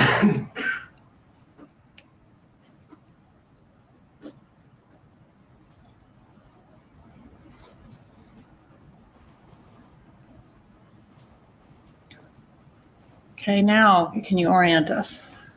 I believe we're now at Thomasville Road, southbound at Benton. And that circle was the Prius in the left turn lane to go from Thomasville eastbound on Benton Road. And is that the way to Mr. Markel's residence? Not this time. He turned beforehand. We found out later on. We found out later that Mr. Markel turned later on. Yes. But this is the car way turned. the suspect vehicle goes. Right. He turns left. Okay, can you get to Mr. Markel's residence from Benton Road? Yes. The way he turned? Yes. All right, now, can you back it up, please? So the last time we see the suspect vehicle turning off Thomasville onto Benton Road is what time? Hit play, please. 10:51. Okay.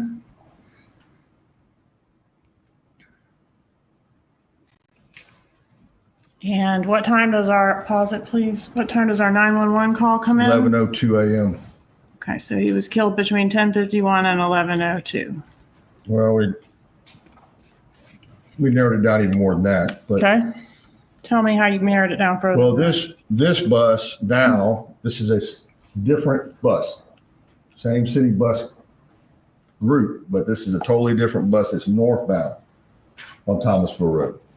So based on the time, this bus is northbound, the shooting has already happened. And you'll see that the Prius catches up in the same lane as that black vehicle there next to the bus at 10:55, I believe. 10:55. Here it comes. So that helps you narrow it down to what as the time of death? 10:50. Well, at 10:51, he's in the Prius is in the turn lane at 10:55. They've already left Trescott and they're northbound towards I-10. Okay, and you say they. Why do you say they? Well, here shortly, you'll see what appears to be two different individuals in the front seat of this car. See something white moving around in the passenger seat? Yeah, the white shirt, the person in that side of the car seems extremely animated, excited. And the other side, the best view that I've ever gotten is someone's in a black, solid black shirt or upper top.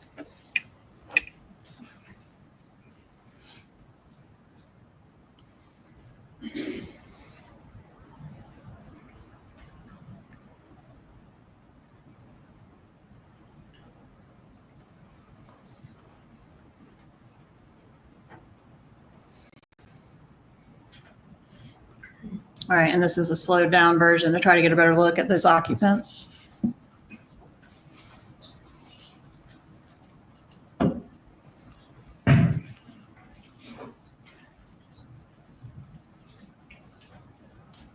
All right, what are these orange circles indicating? These are characteristics of this car that we found to be unique.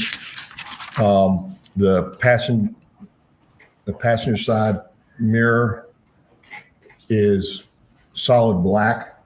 These cars have, when they come new, the mirror is the same color as the car, the mirror casing on the outside. This one's been replaced, it appears, because it's black. The circle in the middle of the top of the windshield, that appears to be a sun pass or toll type pass activator. And then the lower bumper circle, that's where a tow hook can be threaded in for towing purposes, but otherwise it has a cap over it and the cap is missing.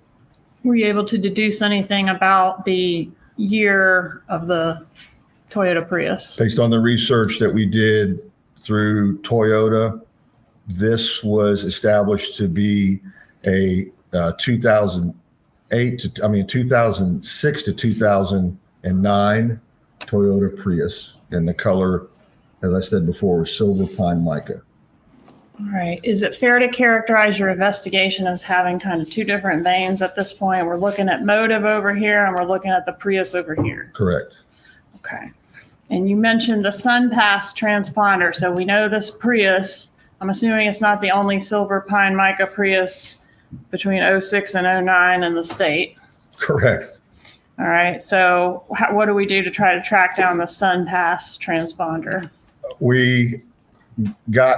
I contacted Florida Department of Transportation, who administers the SunPass, and wanted to find out, what's the likelihood of that kind of car having a SunPass, and I was overwhelmed with, there was thousands.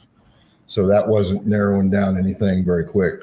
At that time, was SunPass more affiliated with South Florida, or did pretty much everybody in Tallahassee have one? No, south and central, anything Orlando south for the most part. Okay. Did you have any indication based on the surveillance video available as to where the vehicle went after it fled from Markel's residence? I just know that right here it's going northbound towards I-10 from Thomasville. All right. Let's watch to the end.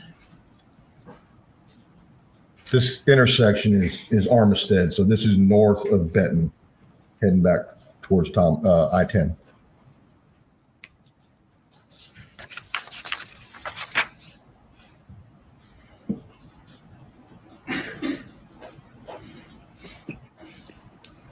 Was any cell phone analysis worked on in this case? Excuse me? Cell phone analysis. Yes. Who performed the cell phone analysis? Sergeant Corbett. Okay. And is that something that was going on simultaneously as you doing this SunPass? That's correct. Thing? Okay.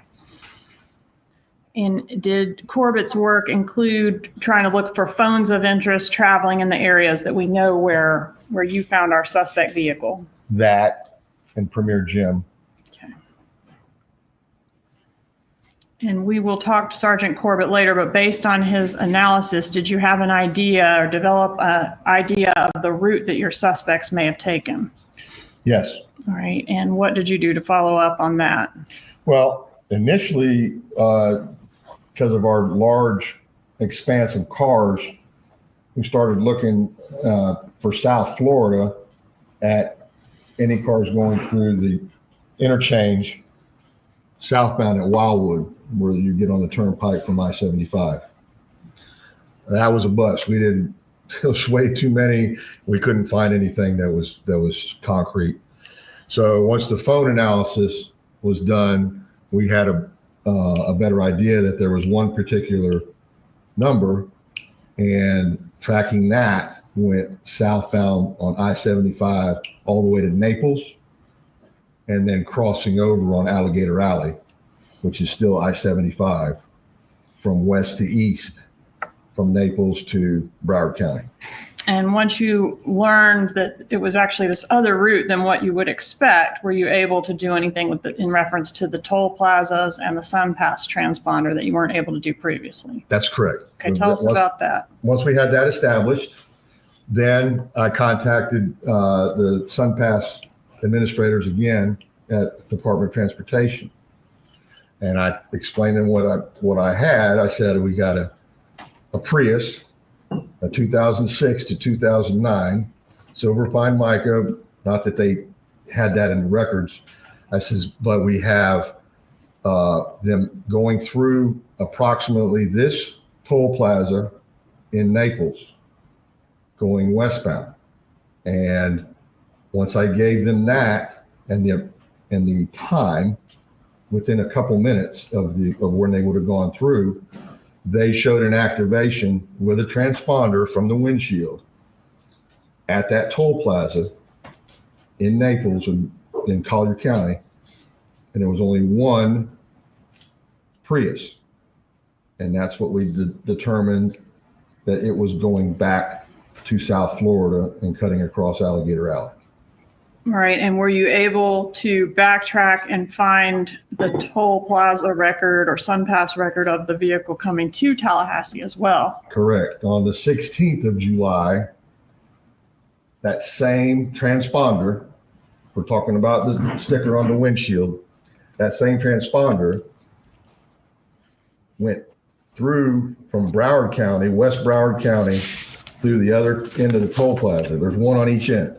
There's nothing in the middle, but one going eastbound, that same transponder on the 16th of July cut across Alligator Alley and then presumably went up 75, which the phone records will show that. And then the return trip was the first one we found. And did that help you identify the particular SunPass transponder by like an identification number? Yes. And is a particular SunPass transponder affiliated with a particular vehicle through some type of SunPass record? Yes, it shows the customer who purchased the SunPass, and they submit what kind of vehicle it is, the tag number, in case the the transponder doesn't work, they could still use their credit because it'll take a picture of the tag. All right. So what did you learn about the suspect vehicle at this time from the SunPass stuff? It was a rental. It was a rental from a Miami car rental place called Save Gas. Okay.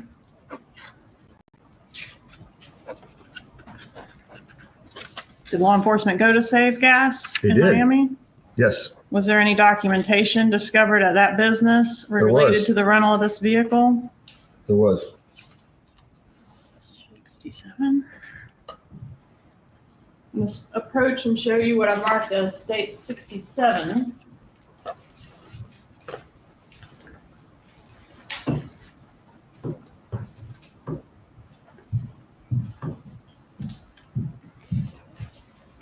Recognize state 67? Yes. Okay, is that the rental contract that you found at the Save Gas related to your suspect vehicle? That's correct. All right. Is it a fair and accurate copy of that exhibit or that Yes. document? Okay, moving to evidence state 67, Your Honor. Any objection? No, Your Honor. State 67 is admitted. Permission to publish 67. You may. And what did we learn about the people that rented the car from this state 67? Not on there?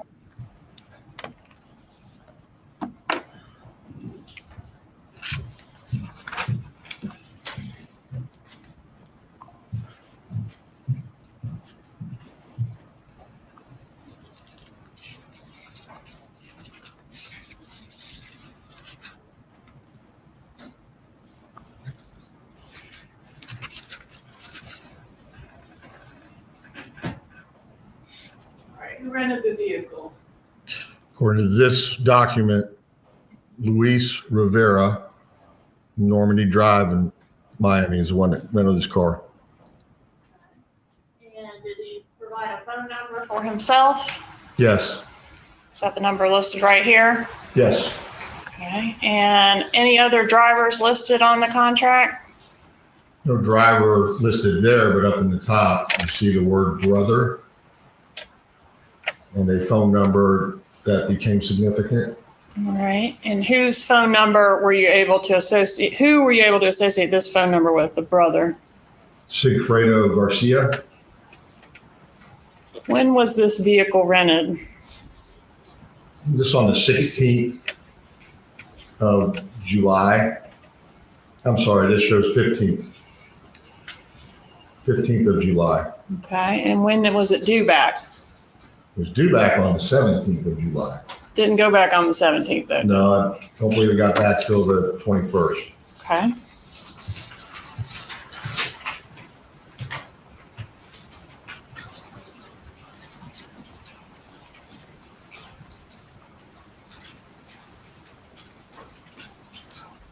Approach and show you what I've marked in the state's exhibit 65. Recognize state 65? I do. How do you recognize it? This was a traffic citation that we discovered Luis Rivera received on I-75. On I-75 on the way to Tallahassee in the Prius? No, it was a different car. This was on a different, this was dated June 4th. I'm sorry, I've showed you the wrong thing.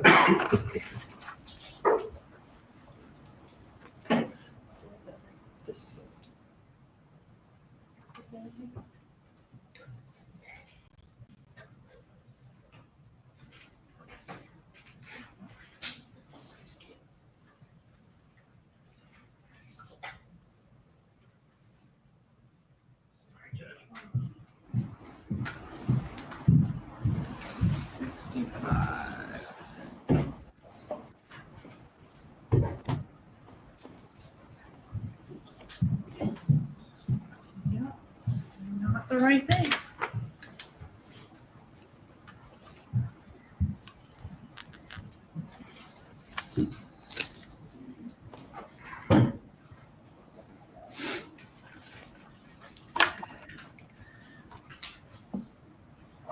We'll have to circle back to that. All right. Let me ask you about phone. You mentioned that Sergeant Corbett was working on the phone records. I'm going to approach and show you what I've marked as State's Exhibit 55. Recognize this exhibit? I do. It's this sort of an org chart of all the folks whose phone records we collected in this case, or many of them. Yes, Okay. that's correct. And by stipulation, Judge, these phone numbers have been associated with the folks on the chart, so I'd ask to move it down to State's 55. Defense is stipulated. Yes, and no objection to the publishing. 55 is admitted at this time. State's 55.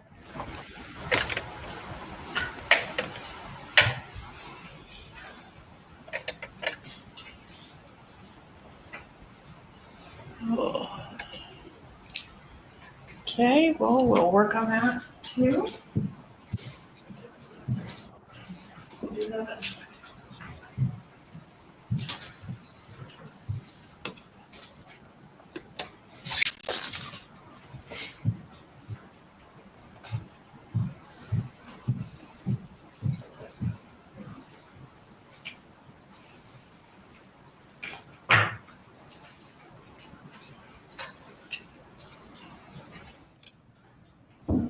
All right.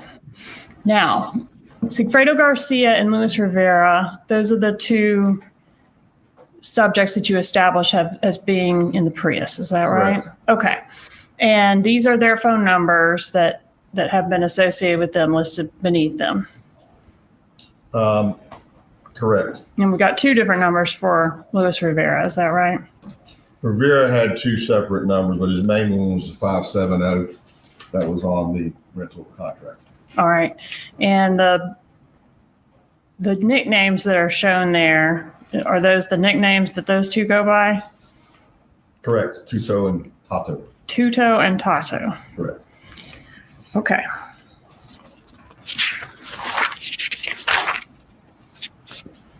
Were you able to establish any link through people between the two that came in the Prius and the Adelson family? No. Okay. Were you able to establish any type, did you develop a theory or any evidence as to why these two people came to Tallahassee to murder Dan Markel? Well, eventually we learned that the female, Catherine Magbanua, was the mother of Sigfredo Garcia's children and considered each other spouses, to my best understanding. Okay. And At did the she same have, time, go ahead. same time, we also found out that she had been dating and in a relationship with Charlie Adelson. All right. So initially, was there any connection between these two guys from Miami and Dan Markel? None. All right. So this was the connection that was established, turned out to be Catherine Magbanua. The only connection we could find. Okay. And was that done through phone records and ultimately other communication records and testimony? That's correct. Okay. Did you, as a result of developing Catherine Magbanua as a potential suspect, investigate her at all? Yes. All right. And did that include an investigation into her employment? That's correct. What was her employment status around the time of this murder? At the time of the murder, I believe she worked at another dental office somewhere, but post-murder, she started receiving compensation from the Adelson Institute. What is the Adelson Institute? It's a dental practice, according to online information operated by Harvey Adelson and Charlie Adelson. Okay. And were the two of them dentists? Yes, I believe Charlie is recognized as a periodontist. Did you come to learn what Donna Adelson's role, if any, was in that business? Yes, she was clerical and kept books for the business. Did you attempt to procure some employment records from the Adelson Institute to verify Ms. Magbanua's employment? We did. All right. Tell us about that. Myself and Special Agent Sanford from the FBI went to the office, physically to the office in Broward County, Tamarack, and served a subpoena seeking records for the employment of Catherine Magbanua, and we received nothing at the initial time. Later on, the best I could get from, I believe it was an attorney that represented that dental office, just a list of checks that were paid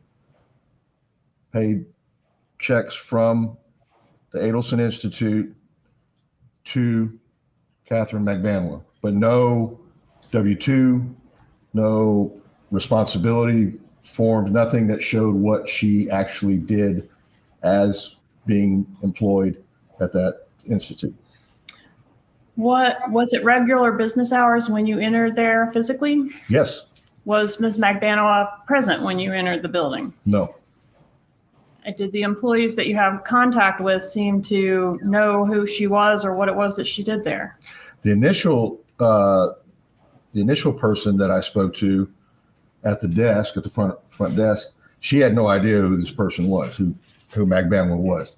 The other person that came up to the front, she said she knew the name, but did not know what her responsibilities were with the company. And the person that knew the name, who is that? Erica Johnson, I believe. And I'm going to approach and show you 68.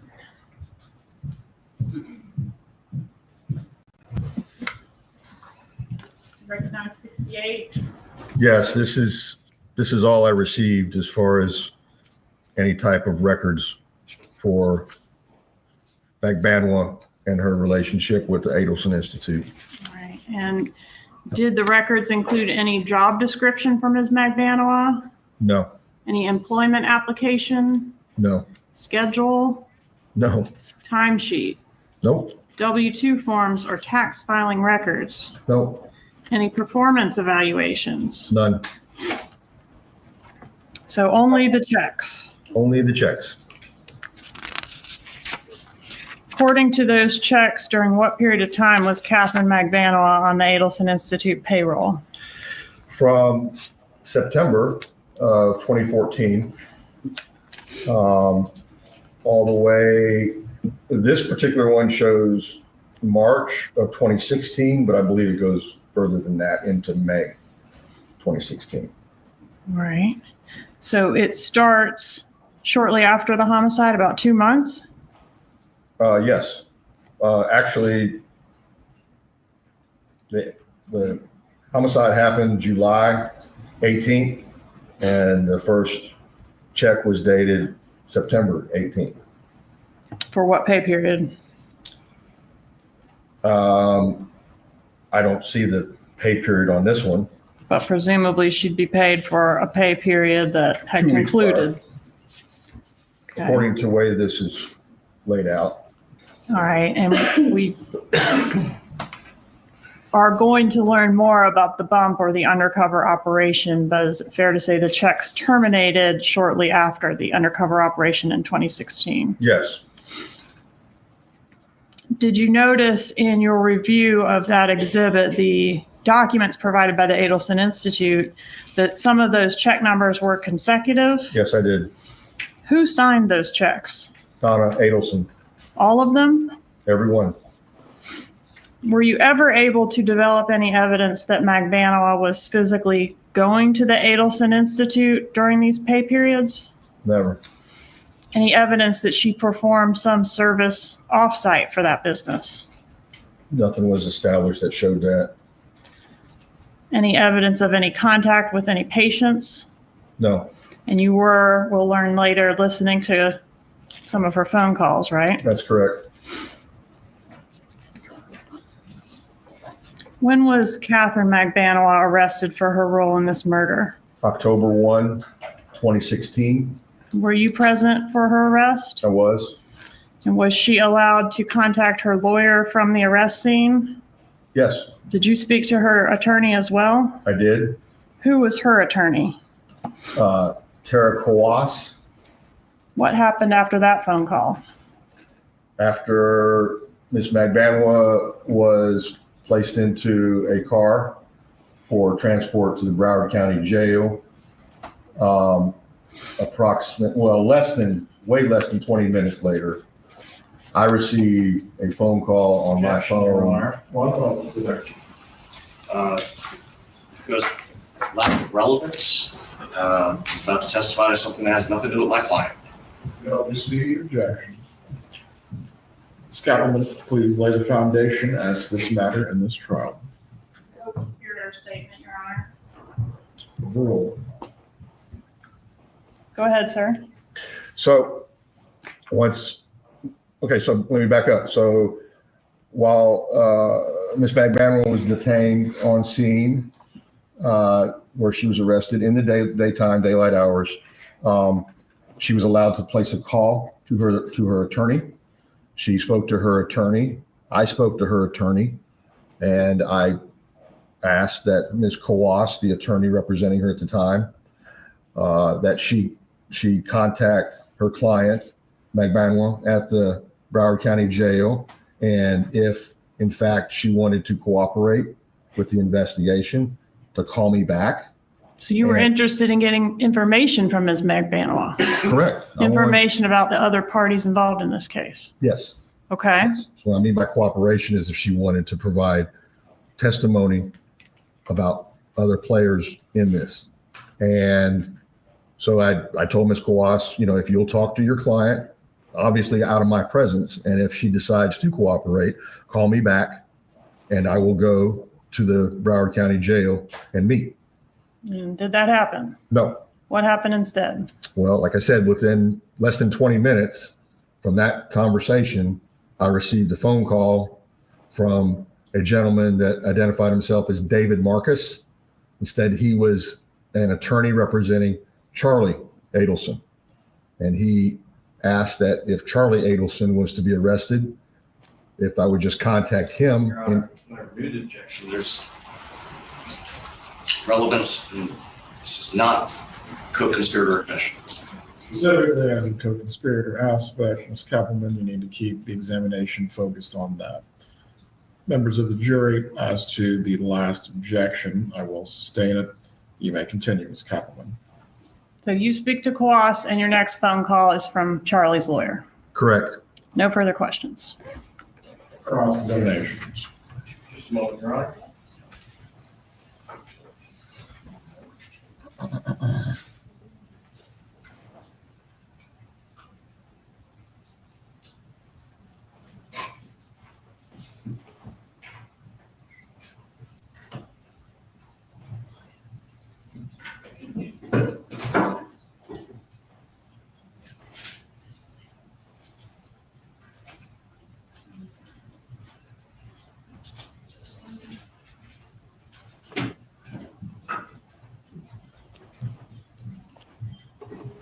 Good afternoon. Good afternoon. Okay, so at the time of this investigation, when it began, how long had you been with the Tallahassee Police Department? 25 years. You'd spent vast majority of your career as an investigator detective. No, I probably spent most of my career as a street officer. Okay. At the time of this, how long had you been a detective? 6 years. And you continue to be the lead for Tallahassee Police Department on this investigation until your retirement, correct? Correct. Okay. Now, it's important when you're conducting an investigation, especially a homicide investigation, for you to be thorough, correct? Yes. Okay. You don't want to leave essentially any stone unturned. Yes. Obviously within reason. Yes. You talked about your agency beginning to obtain cellular phone records of the Adelson family pretty early on, correct? Mm, You started getting them in July? yes. Okay. And you learned that Wendi Adelson's parents, my client and her husband, lived in Miami, correct? I believe at the time it was Coral Springs, but They had a place on Miami Beach? well, I know that they ended up at Miami Beach. I don't recall at the time of the homicide if they were living on Miami Beach. Okay. But you knew that they were in South Florida? South Florida is correct. Okay.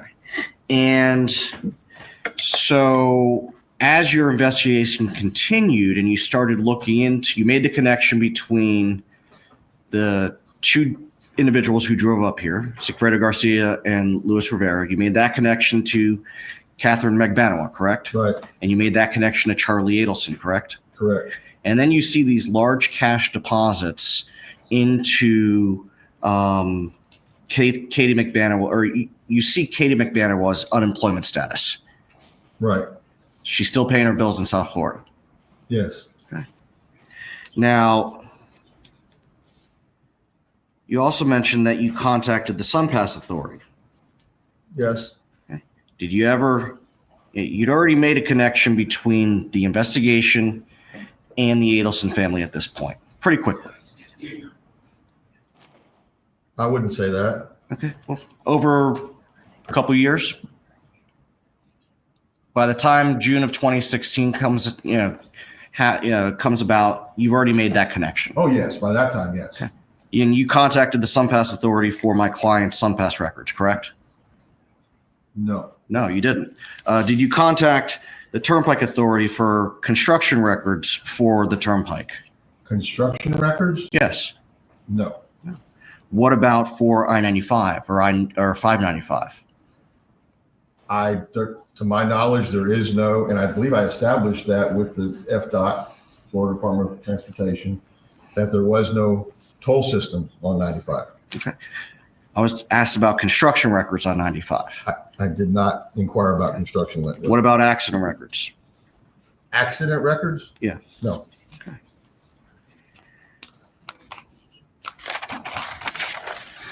Isn't it true that my client and her husband shared an email address? I believe they did. You learned that during your investigation. In fact, I think Wendi said that, didn't she, in her interview with you? I don't recall whether she said it. Where is, do you have 64?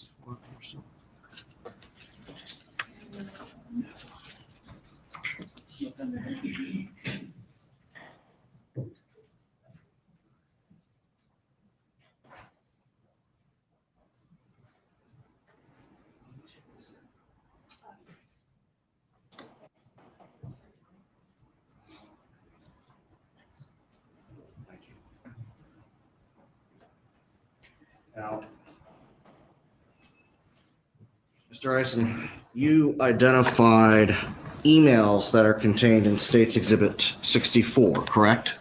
Yes. And according to your testimony, these are emails between my client and her daughter, correct? Yes. Let's see. And in some of these emails, my client called Dan Markel bad names. Yes. She never actually said she hated him, did she, in any of these emails? That came through the grandchildren. Okay. At the time, the grandchildren were 3 and 4. I don't recall the age. They were young. And you also testified about a bribe. You are not a family law attorney, are you? No. Okay. And you have no idea whether or not it's permitted for one party to offer any sort of financial incentive to another party when it comes to relocation. That's not in my realm.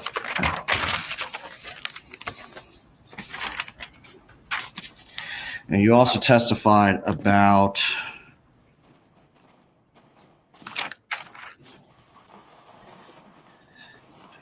Mr. Markel's life insurance policy, pension, and you said that those funds went to his children with Wendi as a custodian? Some of them, and some of them was Dan Markel's sister as a custodian. Okay. Did my client receive any financial benefit in the form of Danny's life insurance, his pension, or anything else? Not that I could tell. Going back to those emails, especially the one the state highlighted concerning the Catholic Church and dressing the kids up, Wendi didn't take those suggestions, did she? No.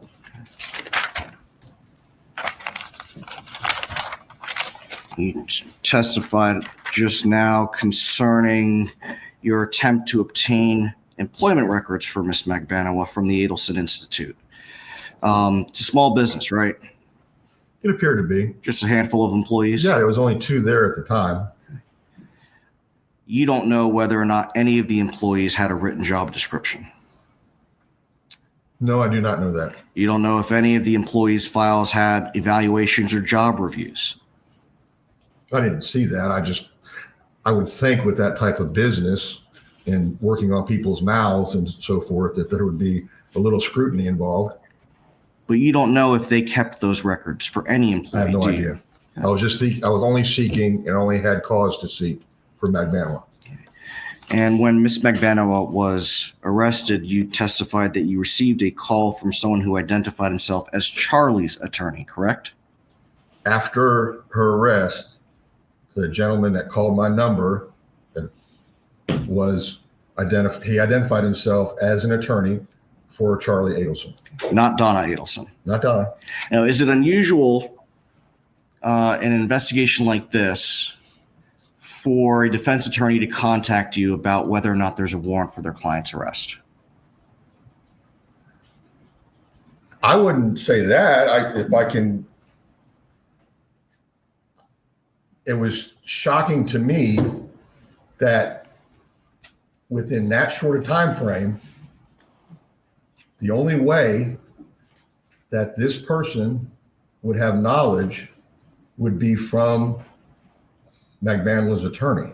So there would be contact between Magbanua's attorney and this person identifying himself as Charlie's attorney in a short, very short time. No media, nothing had been divulged. So what you found unusual was the short time frame, not the phone call itself. No, it was immediate, and I'm basically telling Coas, if your client wants to cooperate, contact me. Don't call somebody else that's a co-conspirator, their attorney. You didn't receive a call from anyone identifying themselves as Donna's attorney in that instant, did you? No, sir. Okay.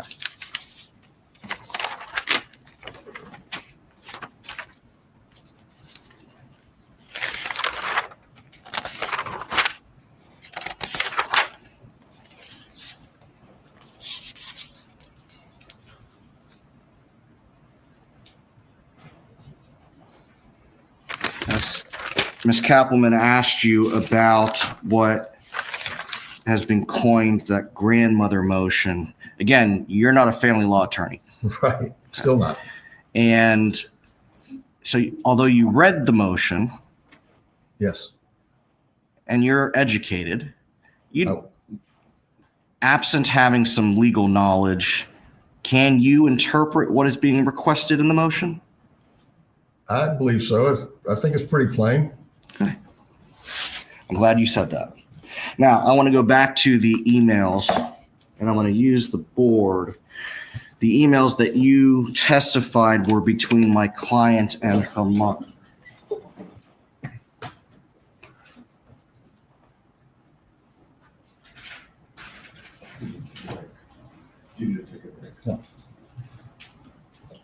I just if we needed to take a break. Oh.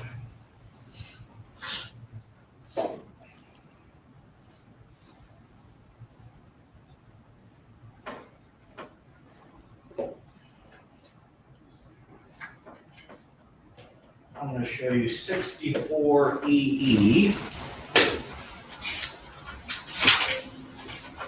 Let's see.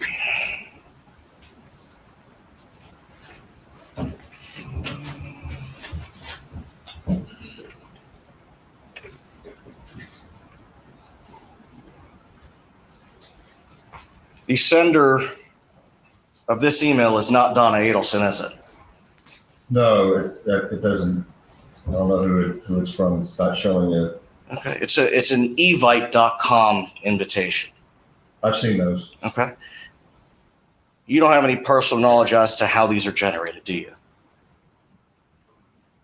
Someone has to go through this program to get it set up and sent out. But you don't have any personal knowledge as to how that's done, do you? No.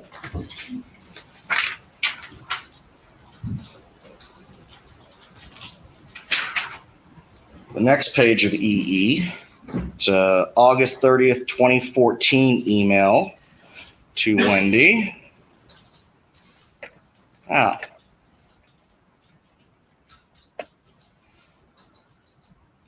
The sender is donnaharvey@gmail.com, correct? That's correct. Whose name is next to that? Harvey Adelson. That's not Donna Adelson, is it? I believe that's her husband.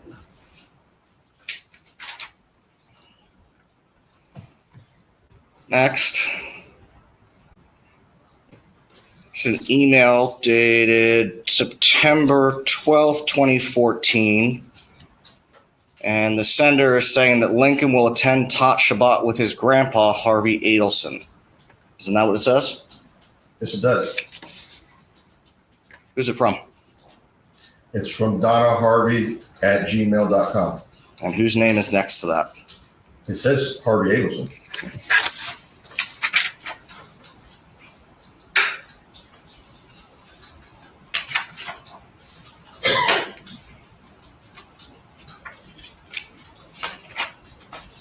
I'm going to show you 64FF.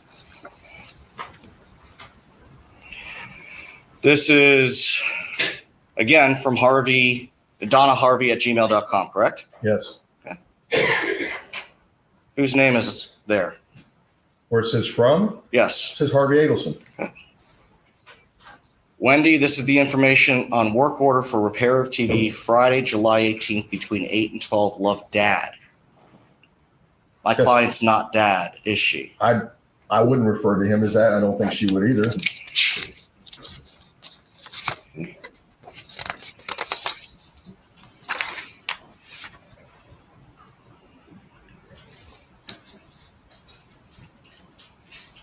This is still part of that same email, the Geek Squad schedule.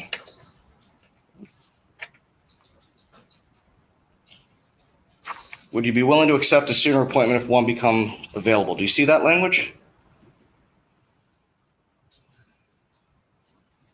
Yes. What's the answer underneath that? Yes.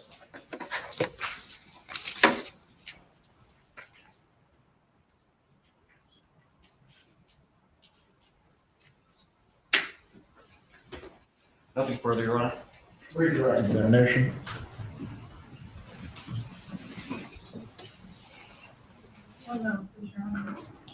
Go ahead.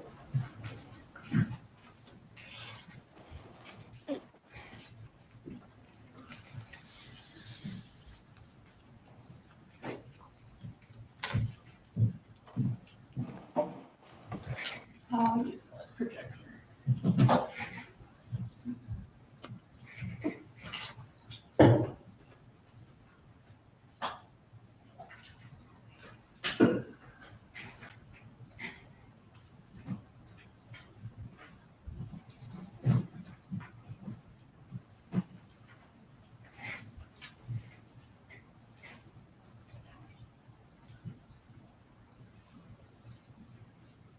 Motion 64Q. The defense pointed out, hey, Harvey and Donna share an email address, right? DonnaHarvey@gmail.com. And some of these are signed Dad. Right. Are some of them signed Mom? Right. Okay, and drawing your attention to this one on May 3rd, 2013, including the statement, the most important part of your divorce is relocation. On page 4 of that exhibit, well, let me start by going to the very end. Inconveniently, the way this printed, love you. Who signed that one? Mom. All right, and on page 4 of the exhibit, just a moment.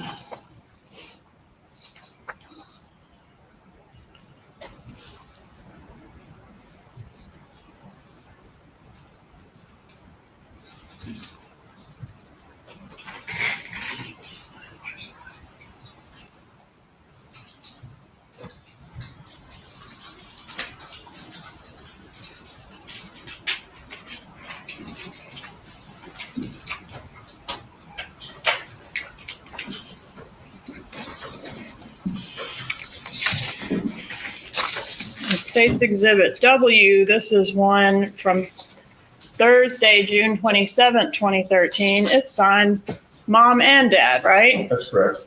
Okay. And in this one,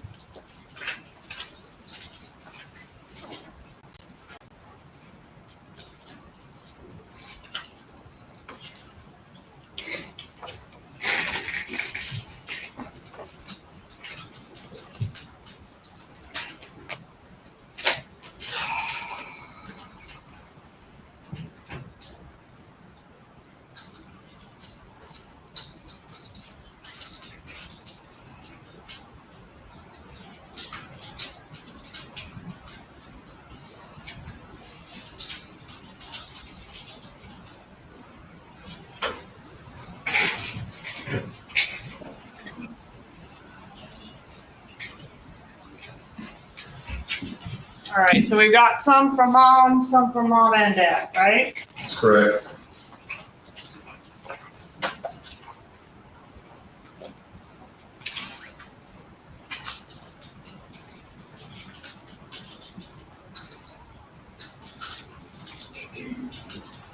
No further questions.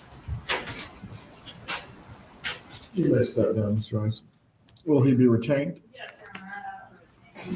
You may be recalled at some point in the trial. Please remain in contact with your attorneys. What's that? Am I under the rule? Yes, sir. Thank you, Judge. You're welcome. Members of the jury will take a break at this point briefly. The bailiff will take you to the jury room.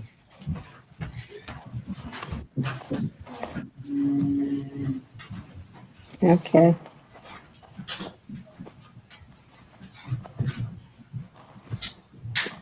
There were some questions in the chat that I saw about why there would be questions about did Ison check Donna's cars or Harvey's cars, Sun Pass records, or construction. Everyone can be seated. Just a reminder for the gallery while the testimony is taking place. If you step outside of the courtroom, you will need to wait until the examination of that witness is complete. We will resume at 3:50. 3:50 is only 3 minutes. That's going to be quick. Construction on I-95 and the Turnpike, those questions, and there were a couple of comments in the chat about why. Well, to some extent, asking Ison doesn't track very well. But I think the underlying thing they're starting to attempt to build a record on relates to the night of the murder when Katie Megbanowa says that before she arrived at Charlie's to pick up the money, he said that his parents had stopped to deliver money. And there is I think it's a cell phone record that shows the car somewhere in the vicinity of Charlie's house. And then there are the two text messages that if you were there for openings this morning, you saw one of them saying, I don't know how it went, we're there, I don't have the words right, and Charlie saying 10 minutes, which the state says is Donna saying we're at the house and Charlie saying he'll be there in 10 minutes. In one of the hearings, maybe even the last trial, the claim was made that there may be evidence that the road had construction on it or other things that would undercut being able to say that those records strongly demonstrate that Donna was in the vicinity, and why would she be there except to provide the money. So I think that's what they're starting to build a record about. Whether Ison is the right person to do it is a different question. Otherwise, I think he probably, made some headway with regard to those emails that are Harvey and Donna both on the claim that they're going to make, that on each one of them, if there isn't anything that independently shows that it was Donna, then the evidence doesn't show that it was Donna. So in other words, the ones where she signs love mom or mom those by themselves show that she was the one who either sent or received the email. But those that have no tagline either way, it's clear from their opening they're going to make the claim that you can't sufficiently tie those to Donna. So he did that. He probably, I think, made some headway on that, particularly since there were some emails that Harvey, in fact, signed himself. And on redirect, Georgia tried to go at that a little by showing that clearly Donna's name was on some of them, and that's true. I don't know that did much with regard to the issue. The issue with regard to who actually saw and how the state is going to be able to demonstrate that to the satisfaction of the judge to be able to admit the emails that Donna actually saw the information that's on an email that went to her and Harvey, or was either wrote or knew about an email that went from Harvey and her to Wendi. So that those are the two things that I noted in here. I don't know if anybody in the chat had anything else.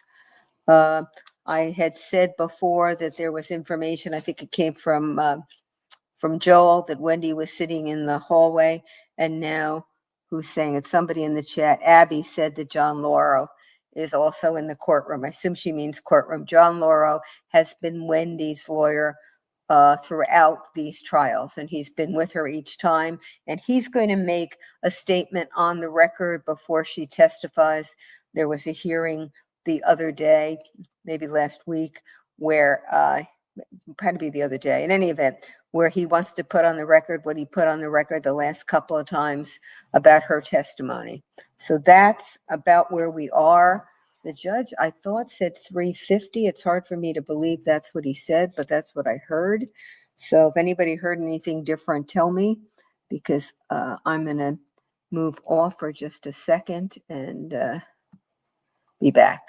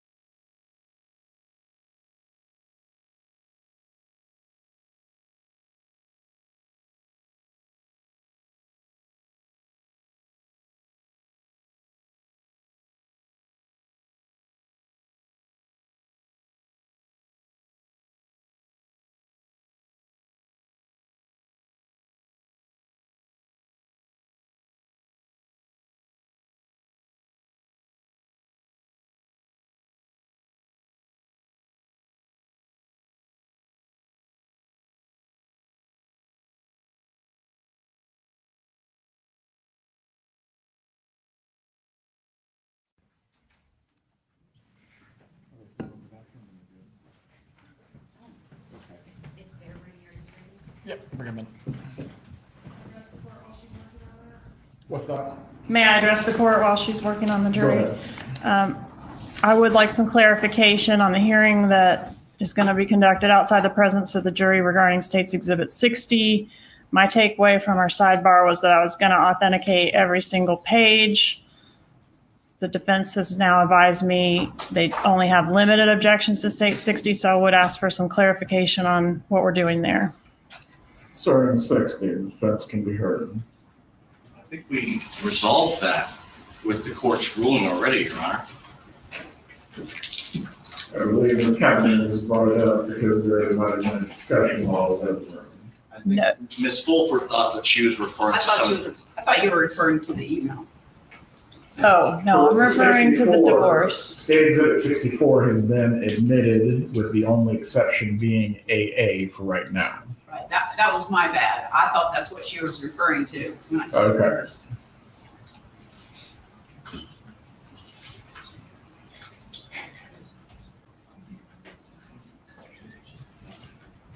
As to State 60, the foundation has begun with the detective as to any other witnesses that you intend to link up the parts of the foundation with. You were certainly permitted to do so. Is there an objection to it right now being admitted? I believe the objection was foundation as to showing emails or communications that link up exactly with what the pleadings are. Yes, sir. And will that be in reference to each pleading or just select pleadings? Mr. Zellman, Ms. Fulford.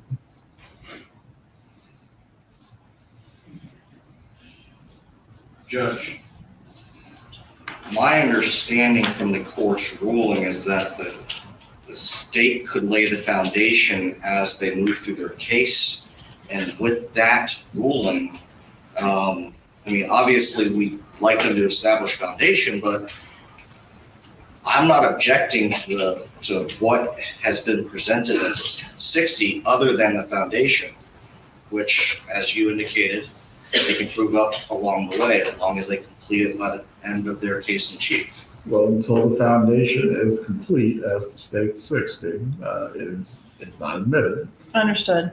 Okay, I am going to go forward with Mr. Rivera at this time, Judge. If we finish before 5, I'm hopeful that I'll be able, outside the presence of the jury, to conduct that hearing regarding the foundation and admissibility of that exhibit. Would that be acceptable to the court? That's fine. Okay.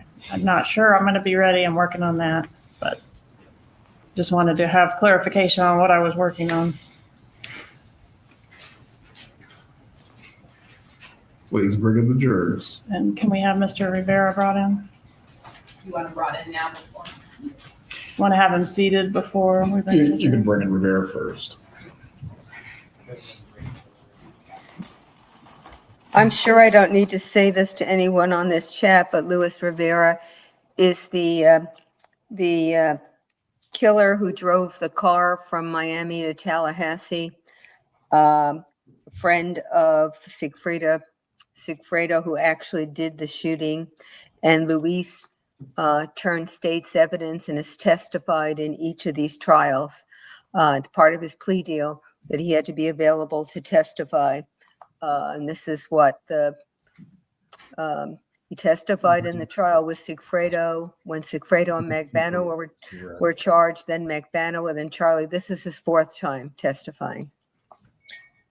He's a member, or was a leader of the Latin Kings gang in Miami, and there was an earlier motion hearing as to whether the defense could refer to him as a member of the Latin Kings, and the ruling was that the defense could say he was a gang member, but a specific reference to Latin Kings was not permissible.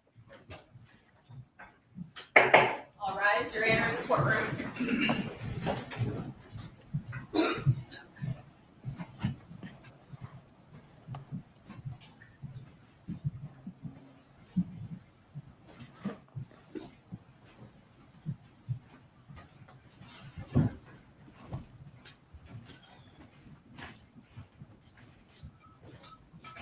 Everyone can be seated. Mr. Rivera, please raise your right hand to be sworn. Do you swear or affirm the testimony you're about to give will be the truth? Yes, sir. Thank you, sir. Please speak loudly and clearly. Yes, sir. You may examine. Sir, please introduce yourself and spell your name. Luis Rivera, Luis Rivera. Mr. Rivera, where are you from? I'm from Puerto Rico. Okay, but were you living in Miami back in 2014? Yes, ma'am. How long did you live in Miami? My whole life. You were born in Puerto Rico, though? Yeah. Okay, but moved to Miami at what age? 2 years old. Okay. Have you been convicted of a felony? Yes, ma'am. Including the murder that we're here about today? Yes, ma'am. It's 5 felonies, sound correct? Yes, ma'am. And you're currently incarcerated? Yes, ma'am. Is that for this case or this case and another case? Both. Well, Both. So it's a federal sentence and this sentence. The state case. What did you plead to in this case? This case, guilty Guilty to what? to second-degree murder. If you can speak up, Mr. Rivera, that'd be so. Guilty to second-degree murder. Thank you. One moment, Mr. Rivera. What was your sentence on the second-degree murder? 19 years. Okay, and that was concurrent with your federal sentence, right? Yes, ma'am. Okay, and what did you have to do in exchange for getting a 19-year sentence? I had to cooperate. What does cooperation mean to you? Well, telling. Telling on who? My co-defenders, Garcia, Katie. All right. Did anybody ever tell you what to say? No, ma'am. Has anybody ever told you anything other than to tell the truth? No, excuse me? Has anybody told you to say anything other than the truth? No. Has anybody promised you anything other than the sentence that you got in exchange for cooperation? No, ma'am. Did anybody ever tell you, oh, you have to testify about a specific person to get a deal? No, ma'am. Not at all.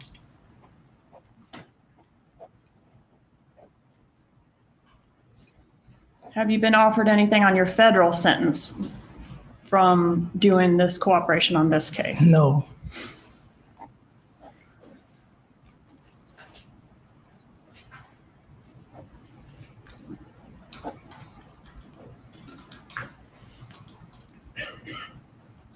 As part of your negotiation or your lawyer's negotiation of this case, did you give up what's called a proffer, a recorded proffer? Yes, ma'am. All right. And even back then when you gave the proffer, did anybody tell you what you needed to say there? No, ma'am. Were you hired to participate in the murder of Dan Markel? Yes, ma'am. Who hired you to be involved in the murder? Well, I got it from my friend, Tudo Garcia. Is that Sigfredo Garcia? Yes, ma'am. How did you know him? Childhood friends. So to cooperate and get this deal, you had to turn on one of your best friends. Yes, ma'am. Who enlisted Sigfredo Garcia to be a part of this murder? Katie, Who's Katie? his wife. Is that Catherine Magbanua? Yes, ma'am. Do you know who enlisted her to be involved in this murder? Not really. Was it a murder for hire? Yes, ma'am. Did you know that somebody was paying Katie? Yes, ma'am. And Katie was the one that brought the money to you all, right? Yes, ma'am.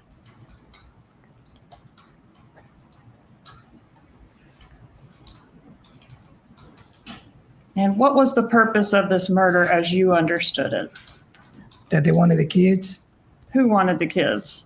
Wendi. Okay. And did you understand that you were killing the father of the kids so that Wendi could have the kids? Yes, ma'am. Have you previously referred to a dentist being involved? Yes, ma'am. Who was the dentist? Charlie. And how was he related? Katie's boyfriend, IPs, whatever you want to call them. All right, so Katie was the wife of Garcia, but also the girlfriend of the dentist? Yeah. Did you have any contact with the dentist ever? No. Did you have any contact with any member of the Adelson family? No, ma'am. Everything went through Katie, right? Yes, ma'am. What did the dentist, if you know, have to do with the lady in Tallahassee who needed her kids? I don't know nothing about them. I don't know nothing about that family. Who was in charge of getting the money after the job was done? Katie. How much were you to be paid for your part in this crime? 35. $35,000? Yes, ma'am. Did you know the total amount that the job paid? No, not really. Did you know how much Garcia got? 40, I believe. $40,000? Yeah. And did you know how much Katie got? No, I don't know. I can't remember. But I think it was like 40. I think it was total was be like 100 or something like that. Okay. Somewhere in the neighborhood of $100,000. Yes, ma'am. Was it a one-time payment or was it a payment that occurred over time? It's what you got. No, it's a one-time payment.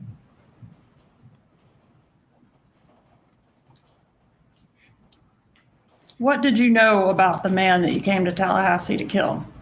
I don't know nothing about him. How did you know who to kill? Constituto Garcia. How did he know? Katie. Did he have some information about the man you were here to kill? Yes, ma'am. Tell him what that was. I was a piece of paper with his picture on of his face and the address. Picture of Dan Markel's face? Yes, ma'am. And the address of what? Where he lived? Of his house, yes. Did you and Rivera refer to each other? I'm sorry, you and Garcia refer to each other as brothers? Yes, ma'am.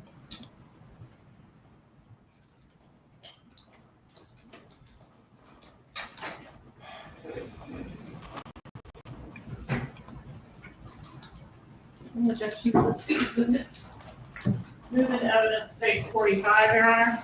Exactly. No, Your Honor. States 45 is admitted. Is that you and Mr. Garcia? Yes, ma'am. Please silence your phone.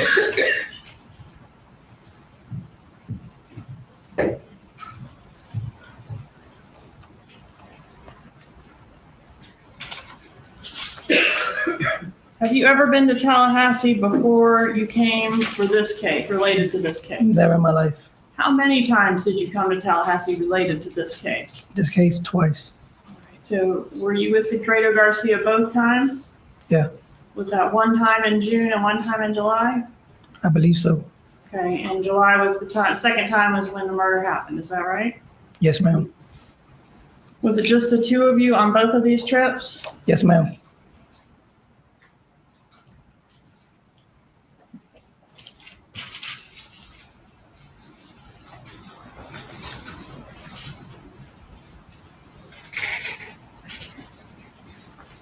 The objection states 44. No objection. Introduce states 44, Your Honor. States 44 is admitted. Publishing states 44. Who's this right here? Garcia. And this? Katie. Who's that? My baby mama.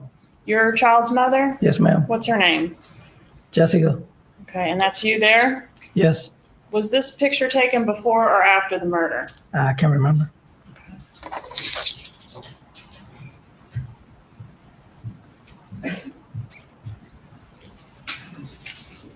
At the time of the murder, was Katie with the dentist? Was Katie with Garcia? Was she with both? Both.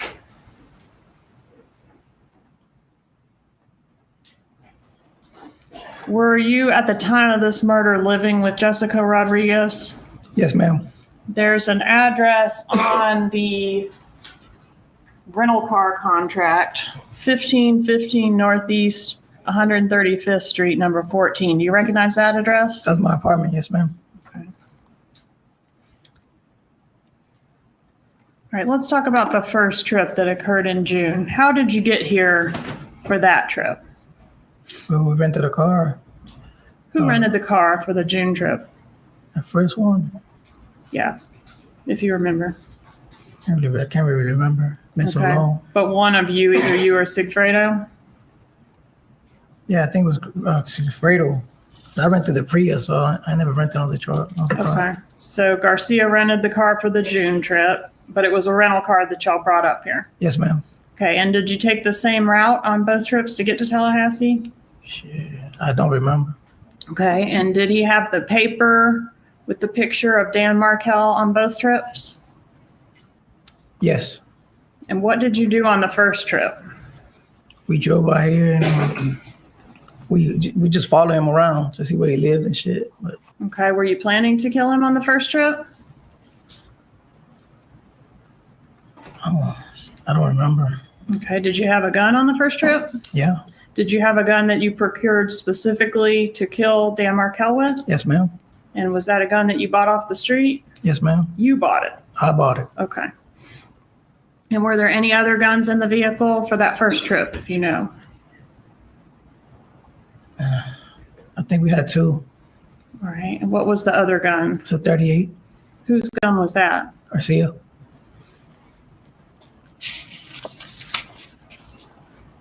On that first trip in June of 2014, did you and Garcia go to Markel's residence? Yeah. And did you lay eyes on him that first trip? I believe I passed by his house and scoped him out. You said you followed him. Do you remember where you followed him on the first trip? Yeah, I followed him to a daycare. Okay. How long were you here that first trip? Maybe I don't remember. A couple days sound right? Just a couple of days. Why wasn't Dan Markel killed on that first trip, if you know? If I remember, I wasn't gonna do nothing in front of no kids. But He had the kids with him, yeah, yes, he did. but for whatever reason, it didn't happen on that trip. We lost him. I believe we lost him. Okay. And when you didn't get it done on that trip, was anyone angry at you? At me? Yeah. I don't think so. All right. Did you hear at some point that y'all were going to have to come back if you wanted to get the money and finish the job? Yeah. All right. So you did come back in July. Is that right? We came back. And that's when you came in the Prius. Yes, ma'am. And you rented the Prius, right? Yes, ma'am, I did. Okay. And that phone number that you wrote on the Prius rental agreement and wrote brother, that was Garcia's phone number? Yeah, I think. You took phones with you to Tallahassee for both trips, right? Yeah. Did you turn your phone off for the actual murder? Yeah, I did. What about Garcia? Do you know if he turned his phone off? When the murder happened? Yes, sir. Shit. Man, I don't remember. Okay. Did you stay in Tallahassee for a couple nights when you came here the second time?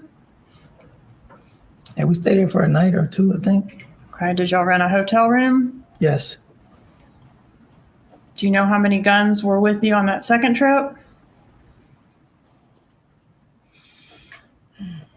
Nah, just 1. You only remember one gun on that trip? Yeah, I remember 1. And that's the murder weapon? Yes, ma'am. The one you bought on the street? Yes, ma'am. What type of gun was that? A 38. That's a revolver? Yes, ma'am. Do you remember an incident where there was a shot fired into the floorboard of the Prius? Yes. Could you tell the jurors about that? Well, we was driving and Garcia put the gun out and shot the gas line in the car. Through the floorboard of the car? Yes, ma'am. Passenger side or the driver's side? Passenger side. Okay, and that was the murder weapon that fired that shot? Shit.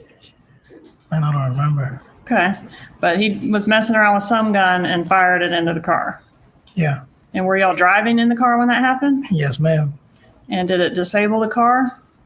The car started stopping. Little by little, it just started slowing down. Okay, and that's the Prius, right? Yes, ma'am. How did y'all get the car going again? We seen somebody that he knew and stopped him and took him to the auto place to get a piece of hose to put it back together. And the guy that you saw that he knew, are you talking about a local drug dealer here that y'all had met on the first trip? Yes, ma'am. And that person assisted you in getting some way to fix the car? Yes, ma'am. Who was good with cars, you or Garcia or both? Garcia.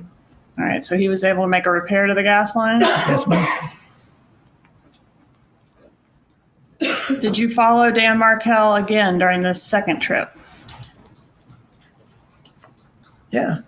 Did you follow him to the daycare? Yes, ma'am. Did you actually see him drop his children off at school that morning? Absolutely, yes. Did you follow him to the gym where he went inside and worked out? Yes, ma'am.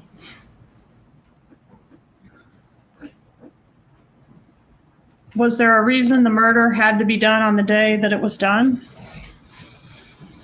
I believe so. I believe he was about to leave. Who was about to leave? Markel. About to leave town? Yeah. How did you get that information? I got it from Tudo, Where did he get the information? from Katie, How did she know? Wendy. You think Wendi talked to Katie and told her Dan Markel's travel plans? Yeah. Were you present for that No. phone call? Okay. But somehow you learned that Dan Markel was leaving town the day after he was killed. Yes, ma'am. So it had to be done that day or he'd be gone. Yes, ma'am.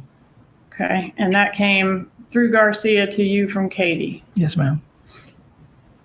And when you say Wendi, did you know who Wendi was at the time that all this happened? No, ma'am. Okay, but you did know there was a lady that you were helping get some kids back in Tallahassee. Yes, ma'am. Okay. Were you the driver of the green Prius? Yes, ma'am.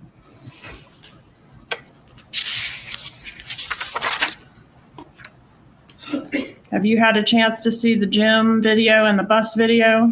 Yes, ma'am. Are you driving the Prius in those videos? Yes, ma'am. What happened when you got to the driveway of Dan Markel?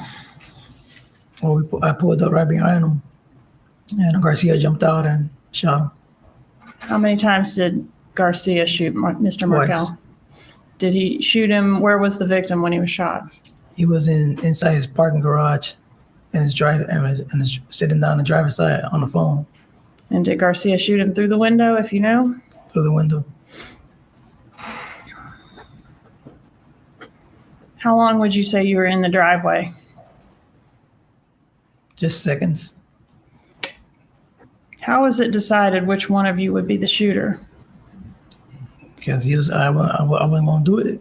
You didn't want to be the shooter? No.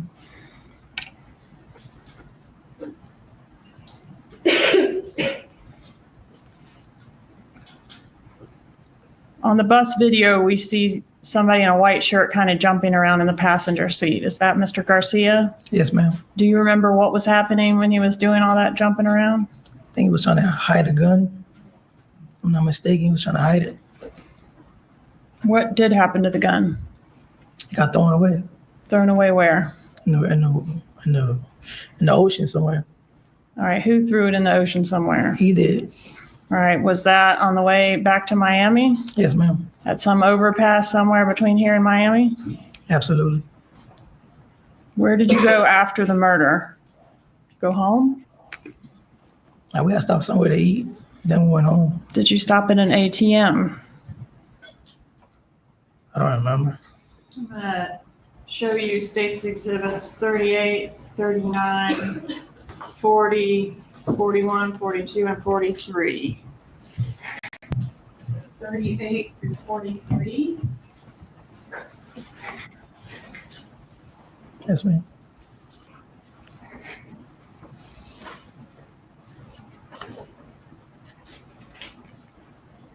Are these images fair and accurate photos of you pulling through an ATM? Yes, ma'am. And the date, July 18th, 2014? Yes, ma'am. Pembroke Pines, is that on the way home from Tallahassee? Yeah. That's you at the ATM. Are you the driver? Yes, ma'am. And who's that in the passenger seat? Garcia. Move to publish introduce states 38 through 43. Any objection? No objection. States 38 through 43 are admitted. May I publish? You may. Is that the vehicle you were driving the day the murder was done, sir? Yes, ma'am. Publishing 39. Is that you at the ATM machine? Yes, ma'am.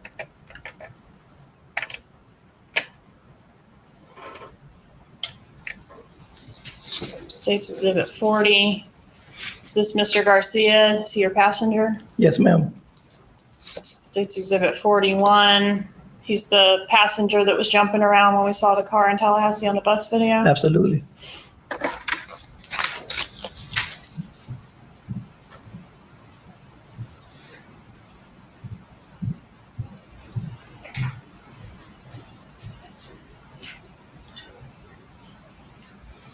Do you remember when you turned your phone back on after the murder? Not really. Do you remember who was the first phone call that either of you made after the murder? Garcia. Who did Garcia call? Katie. And were you able to hear Katie on the other end of the line when he was talking to her? Yes, ma'am. And were you interested in that phone call? Yes, ma'am. Because she was going to be the one to get you the money, right? Absolutely. And was that phone call in reference to letting her know it's done and she's going to get the money? Yes, ma'am. When did you get the money? Saturday morning.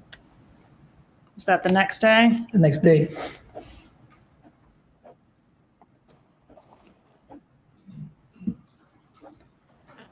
Do you remember that on that Saturday morning you got a call from Catherine Magbanua? Yes. She was looking for you to give you the money, right? Yes, ma'am. And was that unusual for her to call you? Not really. She never calls my phone. She never calls your phone, but she couldn't get a hold of Garcia, She right? couldn't get a hold of him, so she got in contact with me. Okay. And at that time, wasn't Garcia living with another woman? Yes. And that was the woman that goes by the nickname Shrimp? Yes, ma'am. Okay, and that's where you ended up rousting him out of, right? Absolutely. To go get your money, right? Yes, ma'am. Okay, so he wasn't living with Katie as a family at that time. Nope. Okay. So when you say that Katie was with both of them, do you mean just that Katie was always kind of off and on with Garcia? Yes, ma'am. So she has other boyfriends, sometimes he has other girlfriends, but they always find each other again? Absolutely.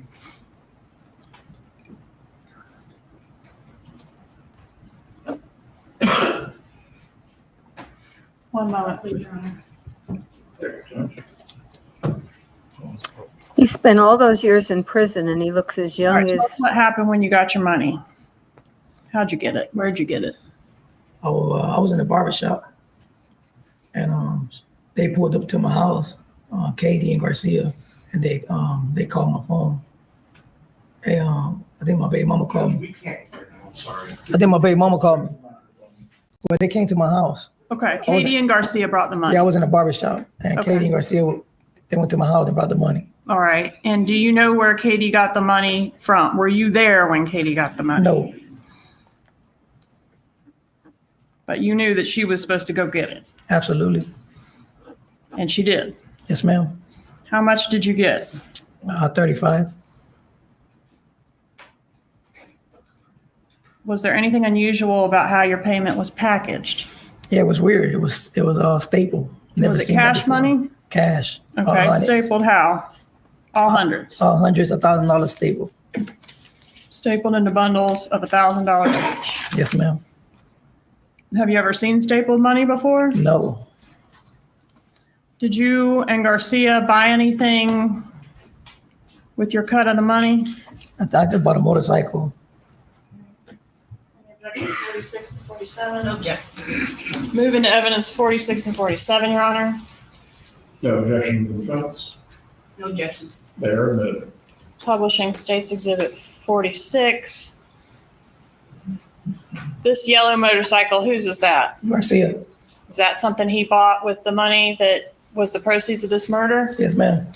Okay, and what about this vehicle back here? Yeah, he bought that one too. He also bought that with his cut of the money? Yeah. And States Exhibit 47, what about this motorcycle right here? That's mine. Is that what you bought, or part of what you bought with your money? Yes, ma'am. How long after the murder did you guys make those purchases? Days, weeks, months? Probably like a month. Did you make any changes to your cell phone after the murder? Did you dump your cell phone? Man, I don't remember. Did you meet with Investigator Newland from my office to see if you could recognize some voices on some recorded telephone calls? Yes, ma'am. And did Mr. Newland play some calls for you and have you initial on a sheet if you could identify the voice on the Absolutely. sheet on that call. Yes, ma'am. State's Exhibit 136. Is this it?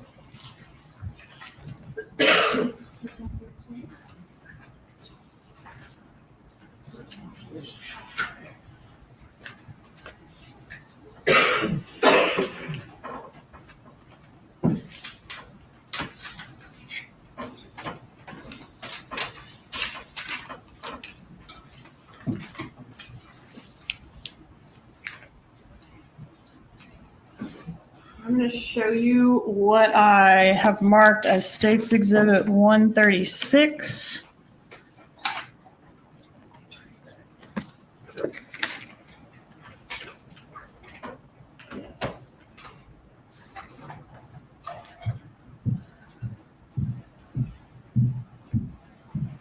Do you recognize this exhibit?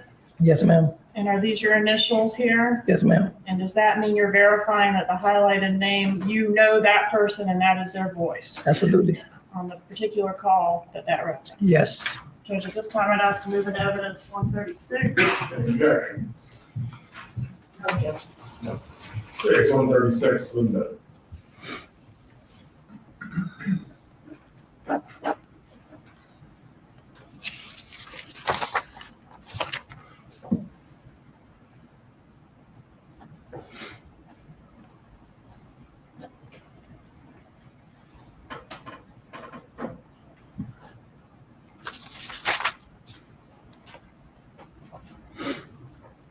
One moment, please, Your Honor. Take your time.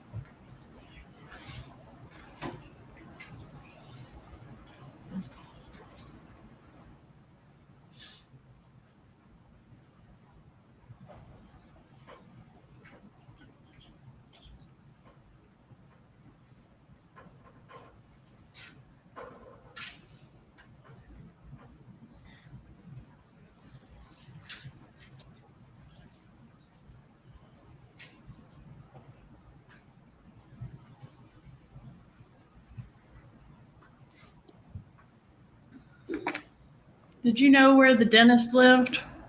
Nope. Did you know that the dentist had a safe full of money? Nope. Did you know that the dentist was going to be paying for at least part of this murder? No. And if you had known that the dentist had a safe full of money, would you have driven all the way to Tallahassee to do the murder to then get the money? No. What would have been a better idea?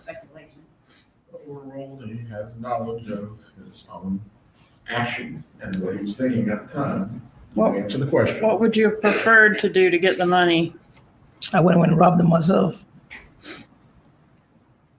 Did you suggest to Garcia on the way up to Tallahassee that y'all could just go to whoever had the money and rob them instead of doing this murder? I had mentioned something like that, yes. But that Garcia said that wouldn't work, right? No.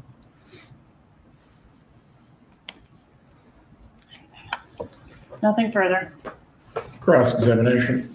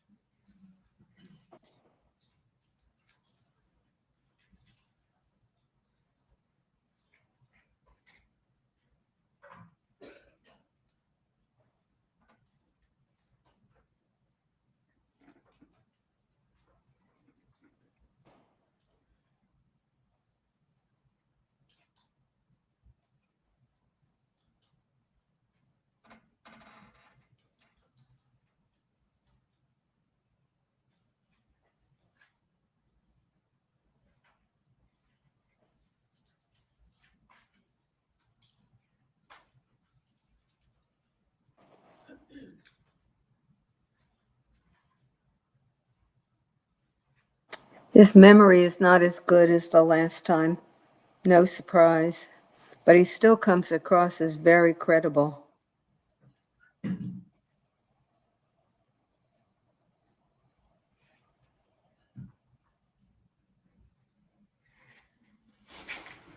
Good afternoon, Mr. Garcia. Excuse me?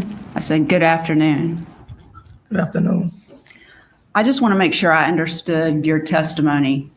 It was your testimony that the first trip you came up on, you scoped out Mr. Markel's house, correct? Yes, ma'am. And that he was going to be taking his kids to school. So when he came out with the kids, you're trying to follow him to the school, correct? Yes, ma'am. And you got lost. He lost you. Yes, ma'am. Okay. And the second time that you came up, you knew he was going to be taking the children to school. And so you followed him to the school, correct? The daycare, yes. Yes. And then you knew he was going to be going to the gym, right? I didn't know he was going to the gym. I just followed him. You followed him to the gym. Yeah. Okay. And then you followed him to his house. Yes, ma'am. And that's where he was killed. Yes, ma'am. And the woman who wanted him to be killed, past you and Sigfredo and Katie, the woman who wanted him to be killed was Wendi Adelson, correct? Yes, ma'am. It was she wanting her children, correct? Absolutely.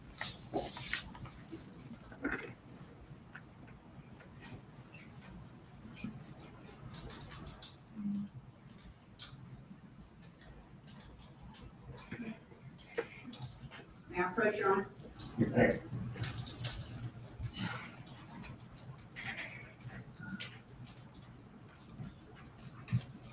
Mr. Garcia, I'm going to show you what has Mr. been- Rivera. Oh, I'm so sorry. I am Mr. so Ison. sorry. I apologize. Mr. Rivera, I'm going to show you what's been marked as Defendant's Exhibit 50. Could you take a look at that and tell me if you recognize that? Yeah. And what is that? It's like a profile of everybody's face. Okay.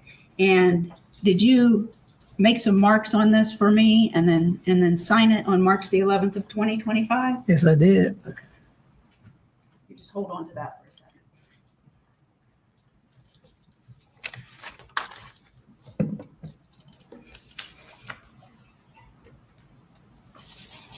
Mr. Vera, when we met with you that day taking your deposition, I presented that to you. You gave us information about what had happened, pretty similar to what you talked about here today, correct? Yes, ma'am. And when we were done talking about those things and some information about Sigfredo and Katie, I presented you with what's in front of you as Defendant's Exhibit 50, correct? Yes, ma'am. And I asked if you would put the number 1 and circle it next to the person you know as Katie, who you said was in charge of this whole deal, correct? Yep. And did you do that? Yep. All right. And then I said, would you put a number 2 next to the person you say did this killing?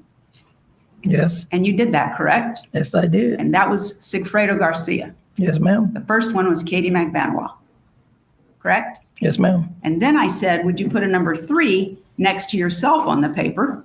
And did you do that? Yes, ma'am. And you're the one who got the gun that was used to kill Danny Markel, and you drove the car that day. You didn't shoot him, right? Yes, ma'am. Okay. And then I said, if you would, please put the number 4 next to the man who was killed, and you did that with Danny Markel, correct? Yes, ma'am. And then I said, if you would, put the number 5 next to the lady that wanted the man killed. And did you do that? Yes, I did. And was that with Wendi Adelson? Yes, I did. And then I asked you if the 2 people on the top of the page who have their pictures there and the names Donna Adelson and Harvey Adelson, you see those on the top? Yes, ma'am. I asked you, as far as you know, were they involved in any of this? And you said no, correct? Yes, ma'am. So I asked you to put X's next to the people who on that page were not involved in this. Yes, ma'am. And you did that. Yes, I did. Thank you. Just one moment, Your Honor. Take your time. Not a surprise. He didn't have any contact with either Harvey or Donna, and in fact had no contact with Wendi. Redirect examination.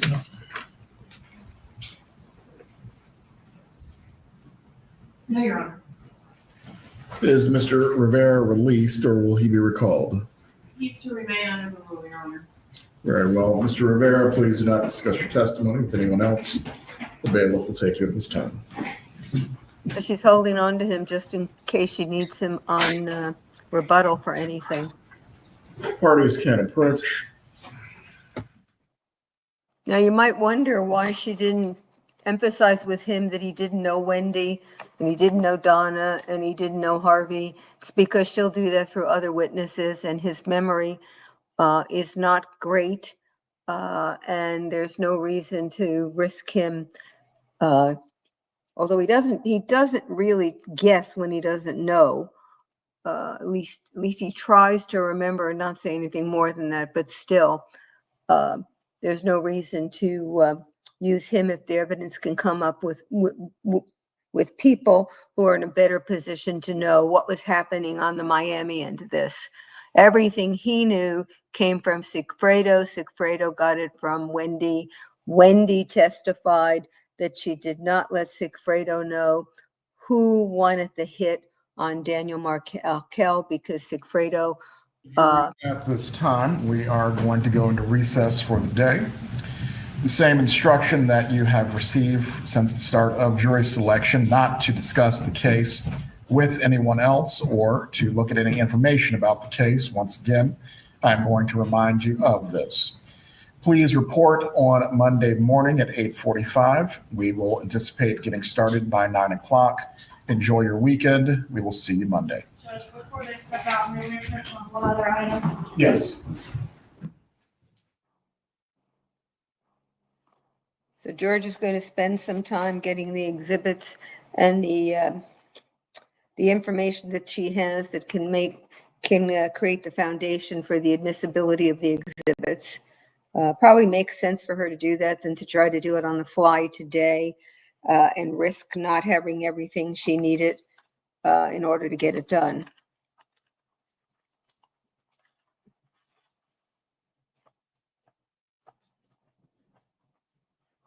So we're going very quickly. I don't remember how long some of these witnesses took the last time, but we've gone through, what, 6 witnesses now?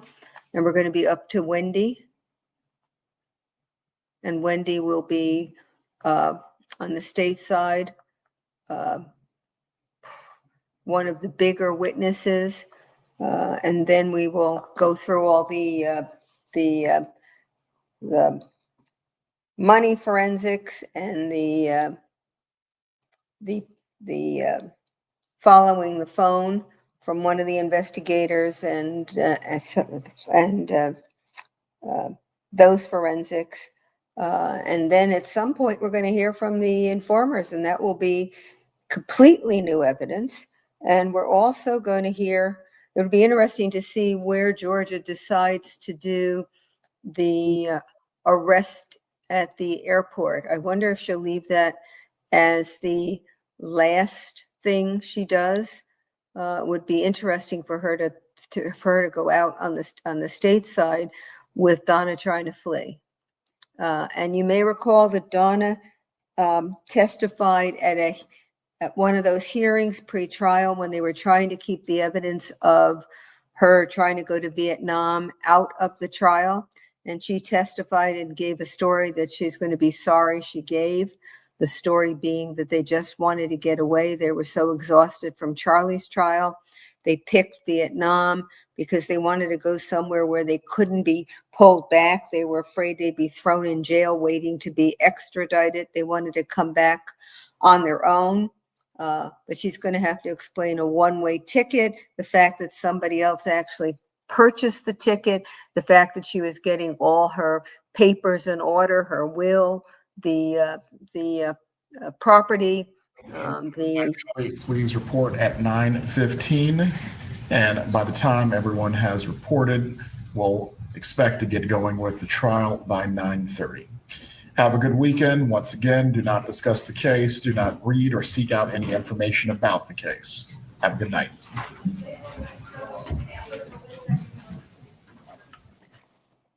and the frenzy of getting out, trying to get all that done within the week after Charlie was convicted. 9:30 start for the trial.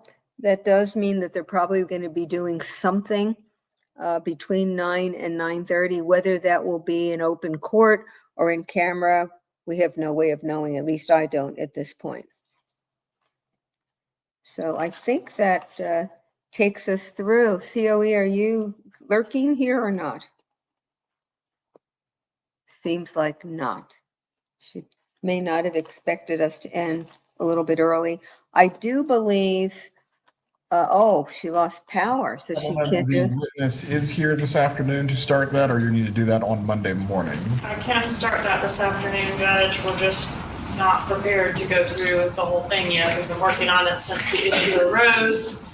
And I was told we're about halfway through about 10 minutes ago, so. All right, if we can start at 8:30, have the witness and go through it smoothly. It'll give everyone an opportunity to get some rest for the weekend. Do you all prefer to do it that way? So did I hear him? Did anybody hear that? 9:15? Carol to introduce one of the ATM still images, exhibit 37. Would it be acceptable to move to admit this? If you're relying on the same foundation provided by Mr. Rivera, unless there's an objection. No objection. There you are. States 37 is admitted. Briefly before we leave today, just to go through what has been admitted and has not, it cannot hurt. I have on my chart state exhibits 1 through 34 as admitted, 37 through 47 admitted, 55 admitted, 67 and 68 admitted, 64 admitted with the exception of AA, 88, 89, and 90 admitted, 119 through 128, 119, 120, 122, 123, 124, 126, 127, and 128, and 136. Was one missing between 119 and 128, Your Honor? On my list, I have 119, 120, 122, 123, 124.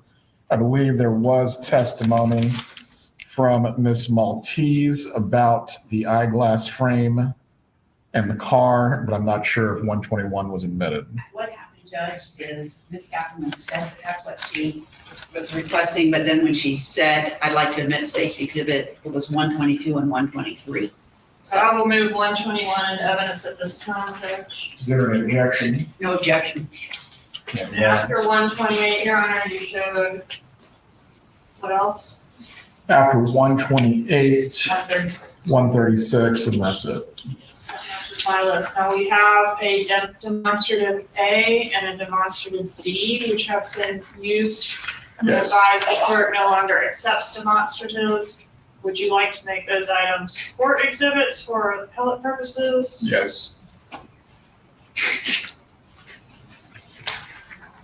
And the foundation for 60 is ongoing at this point, also as to 64 AA.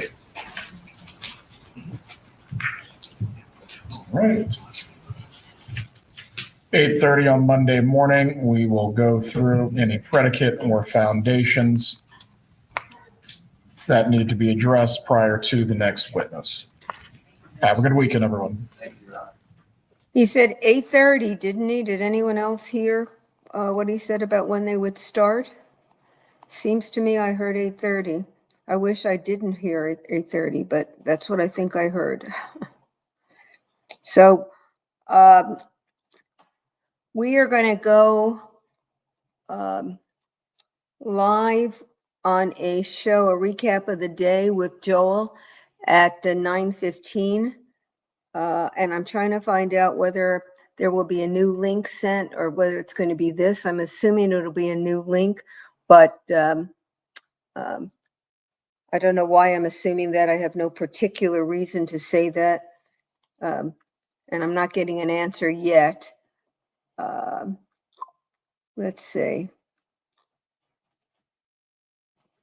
20 minutes after court, they're saying 5:15. I wish I could give you more information, but I just don't have it. The COE would have it, but they're having a power outage of some sort where she is, so she's not able to answer it. And I don't know whether anyone else in the chat who's in the courtroom might know. I don't know if Tim knows. Nobody's responding to me. I feel as though I'm a kind of somebody out in the wilderness shouting for help, and I'm not getting any. But I am sure you are all very creative, and you can find it on your own. I'm told that we're going to get it figured out in a moment, and so if those of you are interested in listening to that show as a recap, if you hang on for a moment, maybe I'll have that information. But questions from anybody while we're here? You may have to put them again because this stream goes really quickly, and then I can't get back to earlier questions in the stream. I'm kind of restricted. Okay, so it says Julie posted the link to Joel's live. That was, but I'm not sure this is Joel's live now coming up. I should stop talking because I just don't have enough information. I apologize, everybody. I don't have enough information. I'm babbling about it, and I may give you bad information, which is the last thing I want to do. So questions in here? Not sure I'm seeing any. Everybody's saying 5:15, but we just don't know how. Okay, I got a question about what was the biggest surprise for me for day one. I'm not sure there was a big surprise, except to the extent that I guess I would say, and it has nothing to do with the evidence, I was really surprised at the defense opening, not doing a little more, not being a little clearer on what exactly is going to be going on. And as to the witnesses, I'm not sure. I mean, some of the witnesses we've heard before, and I don't know that there was any surprise from any of them. I guess the one, and it's still the opening, that Jackie in the opening would say that Charlie is guilty. Is really a surprise. It sounds as though Donna is turning on Charlie, but it's hard to believe that that's what's happening. And if so, that he would come in and testify for her. So we're getting a preview of what the defense will be, but I'm not sure I'm getting enough of a preview to figure out what they're going to do. Clearly, she is going to say that anything she did was because Charlie asked her. And clearly she's distancing herself. That's evident from the Donna and Harvey emails. It's evident from the claim that Jackie Fulford made in opening that she was signing the checks on behalf of Charlie's dental institute. It didn't belong to her and Harvey, it was Charlie's, and she was signing the checks. So it sounds as though some of this defense is pushing it off on Charlie. So it will be interesting to see how it goes on Monday. Okay, so I'm getting a confirmation from other people in the chat that Judge Everett said 8:30 for a quick meeting. Jurors coming at 9:15, trial starting at 9:30. And they do have the issue of those emails and getting them into evidence. And I think the judge was allowing about 15 minutes to do that. So if you're interested in hearing everything, then maybe 8:30 is the best bet for you, but you may be getting up earlier than you need to. Trial will start at 9:30. And I just got information that for the show coming up, there is there will be a new link. At least that's what I think I'm reading.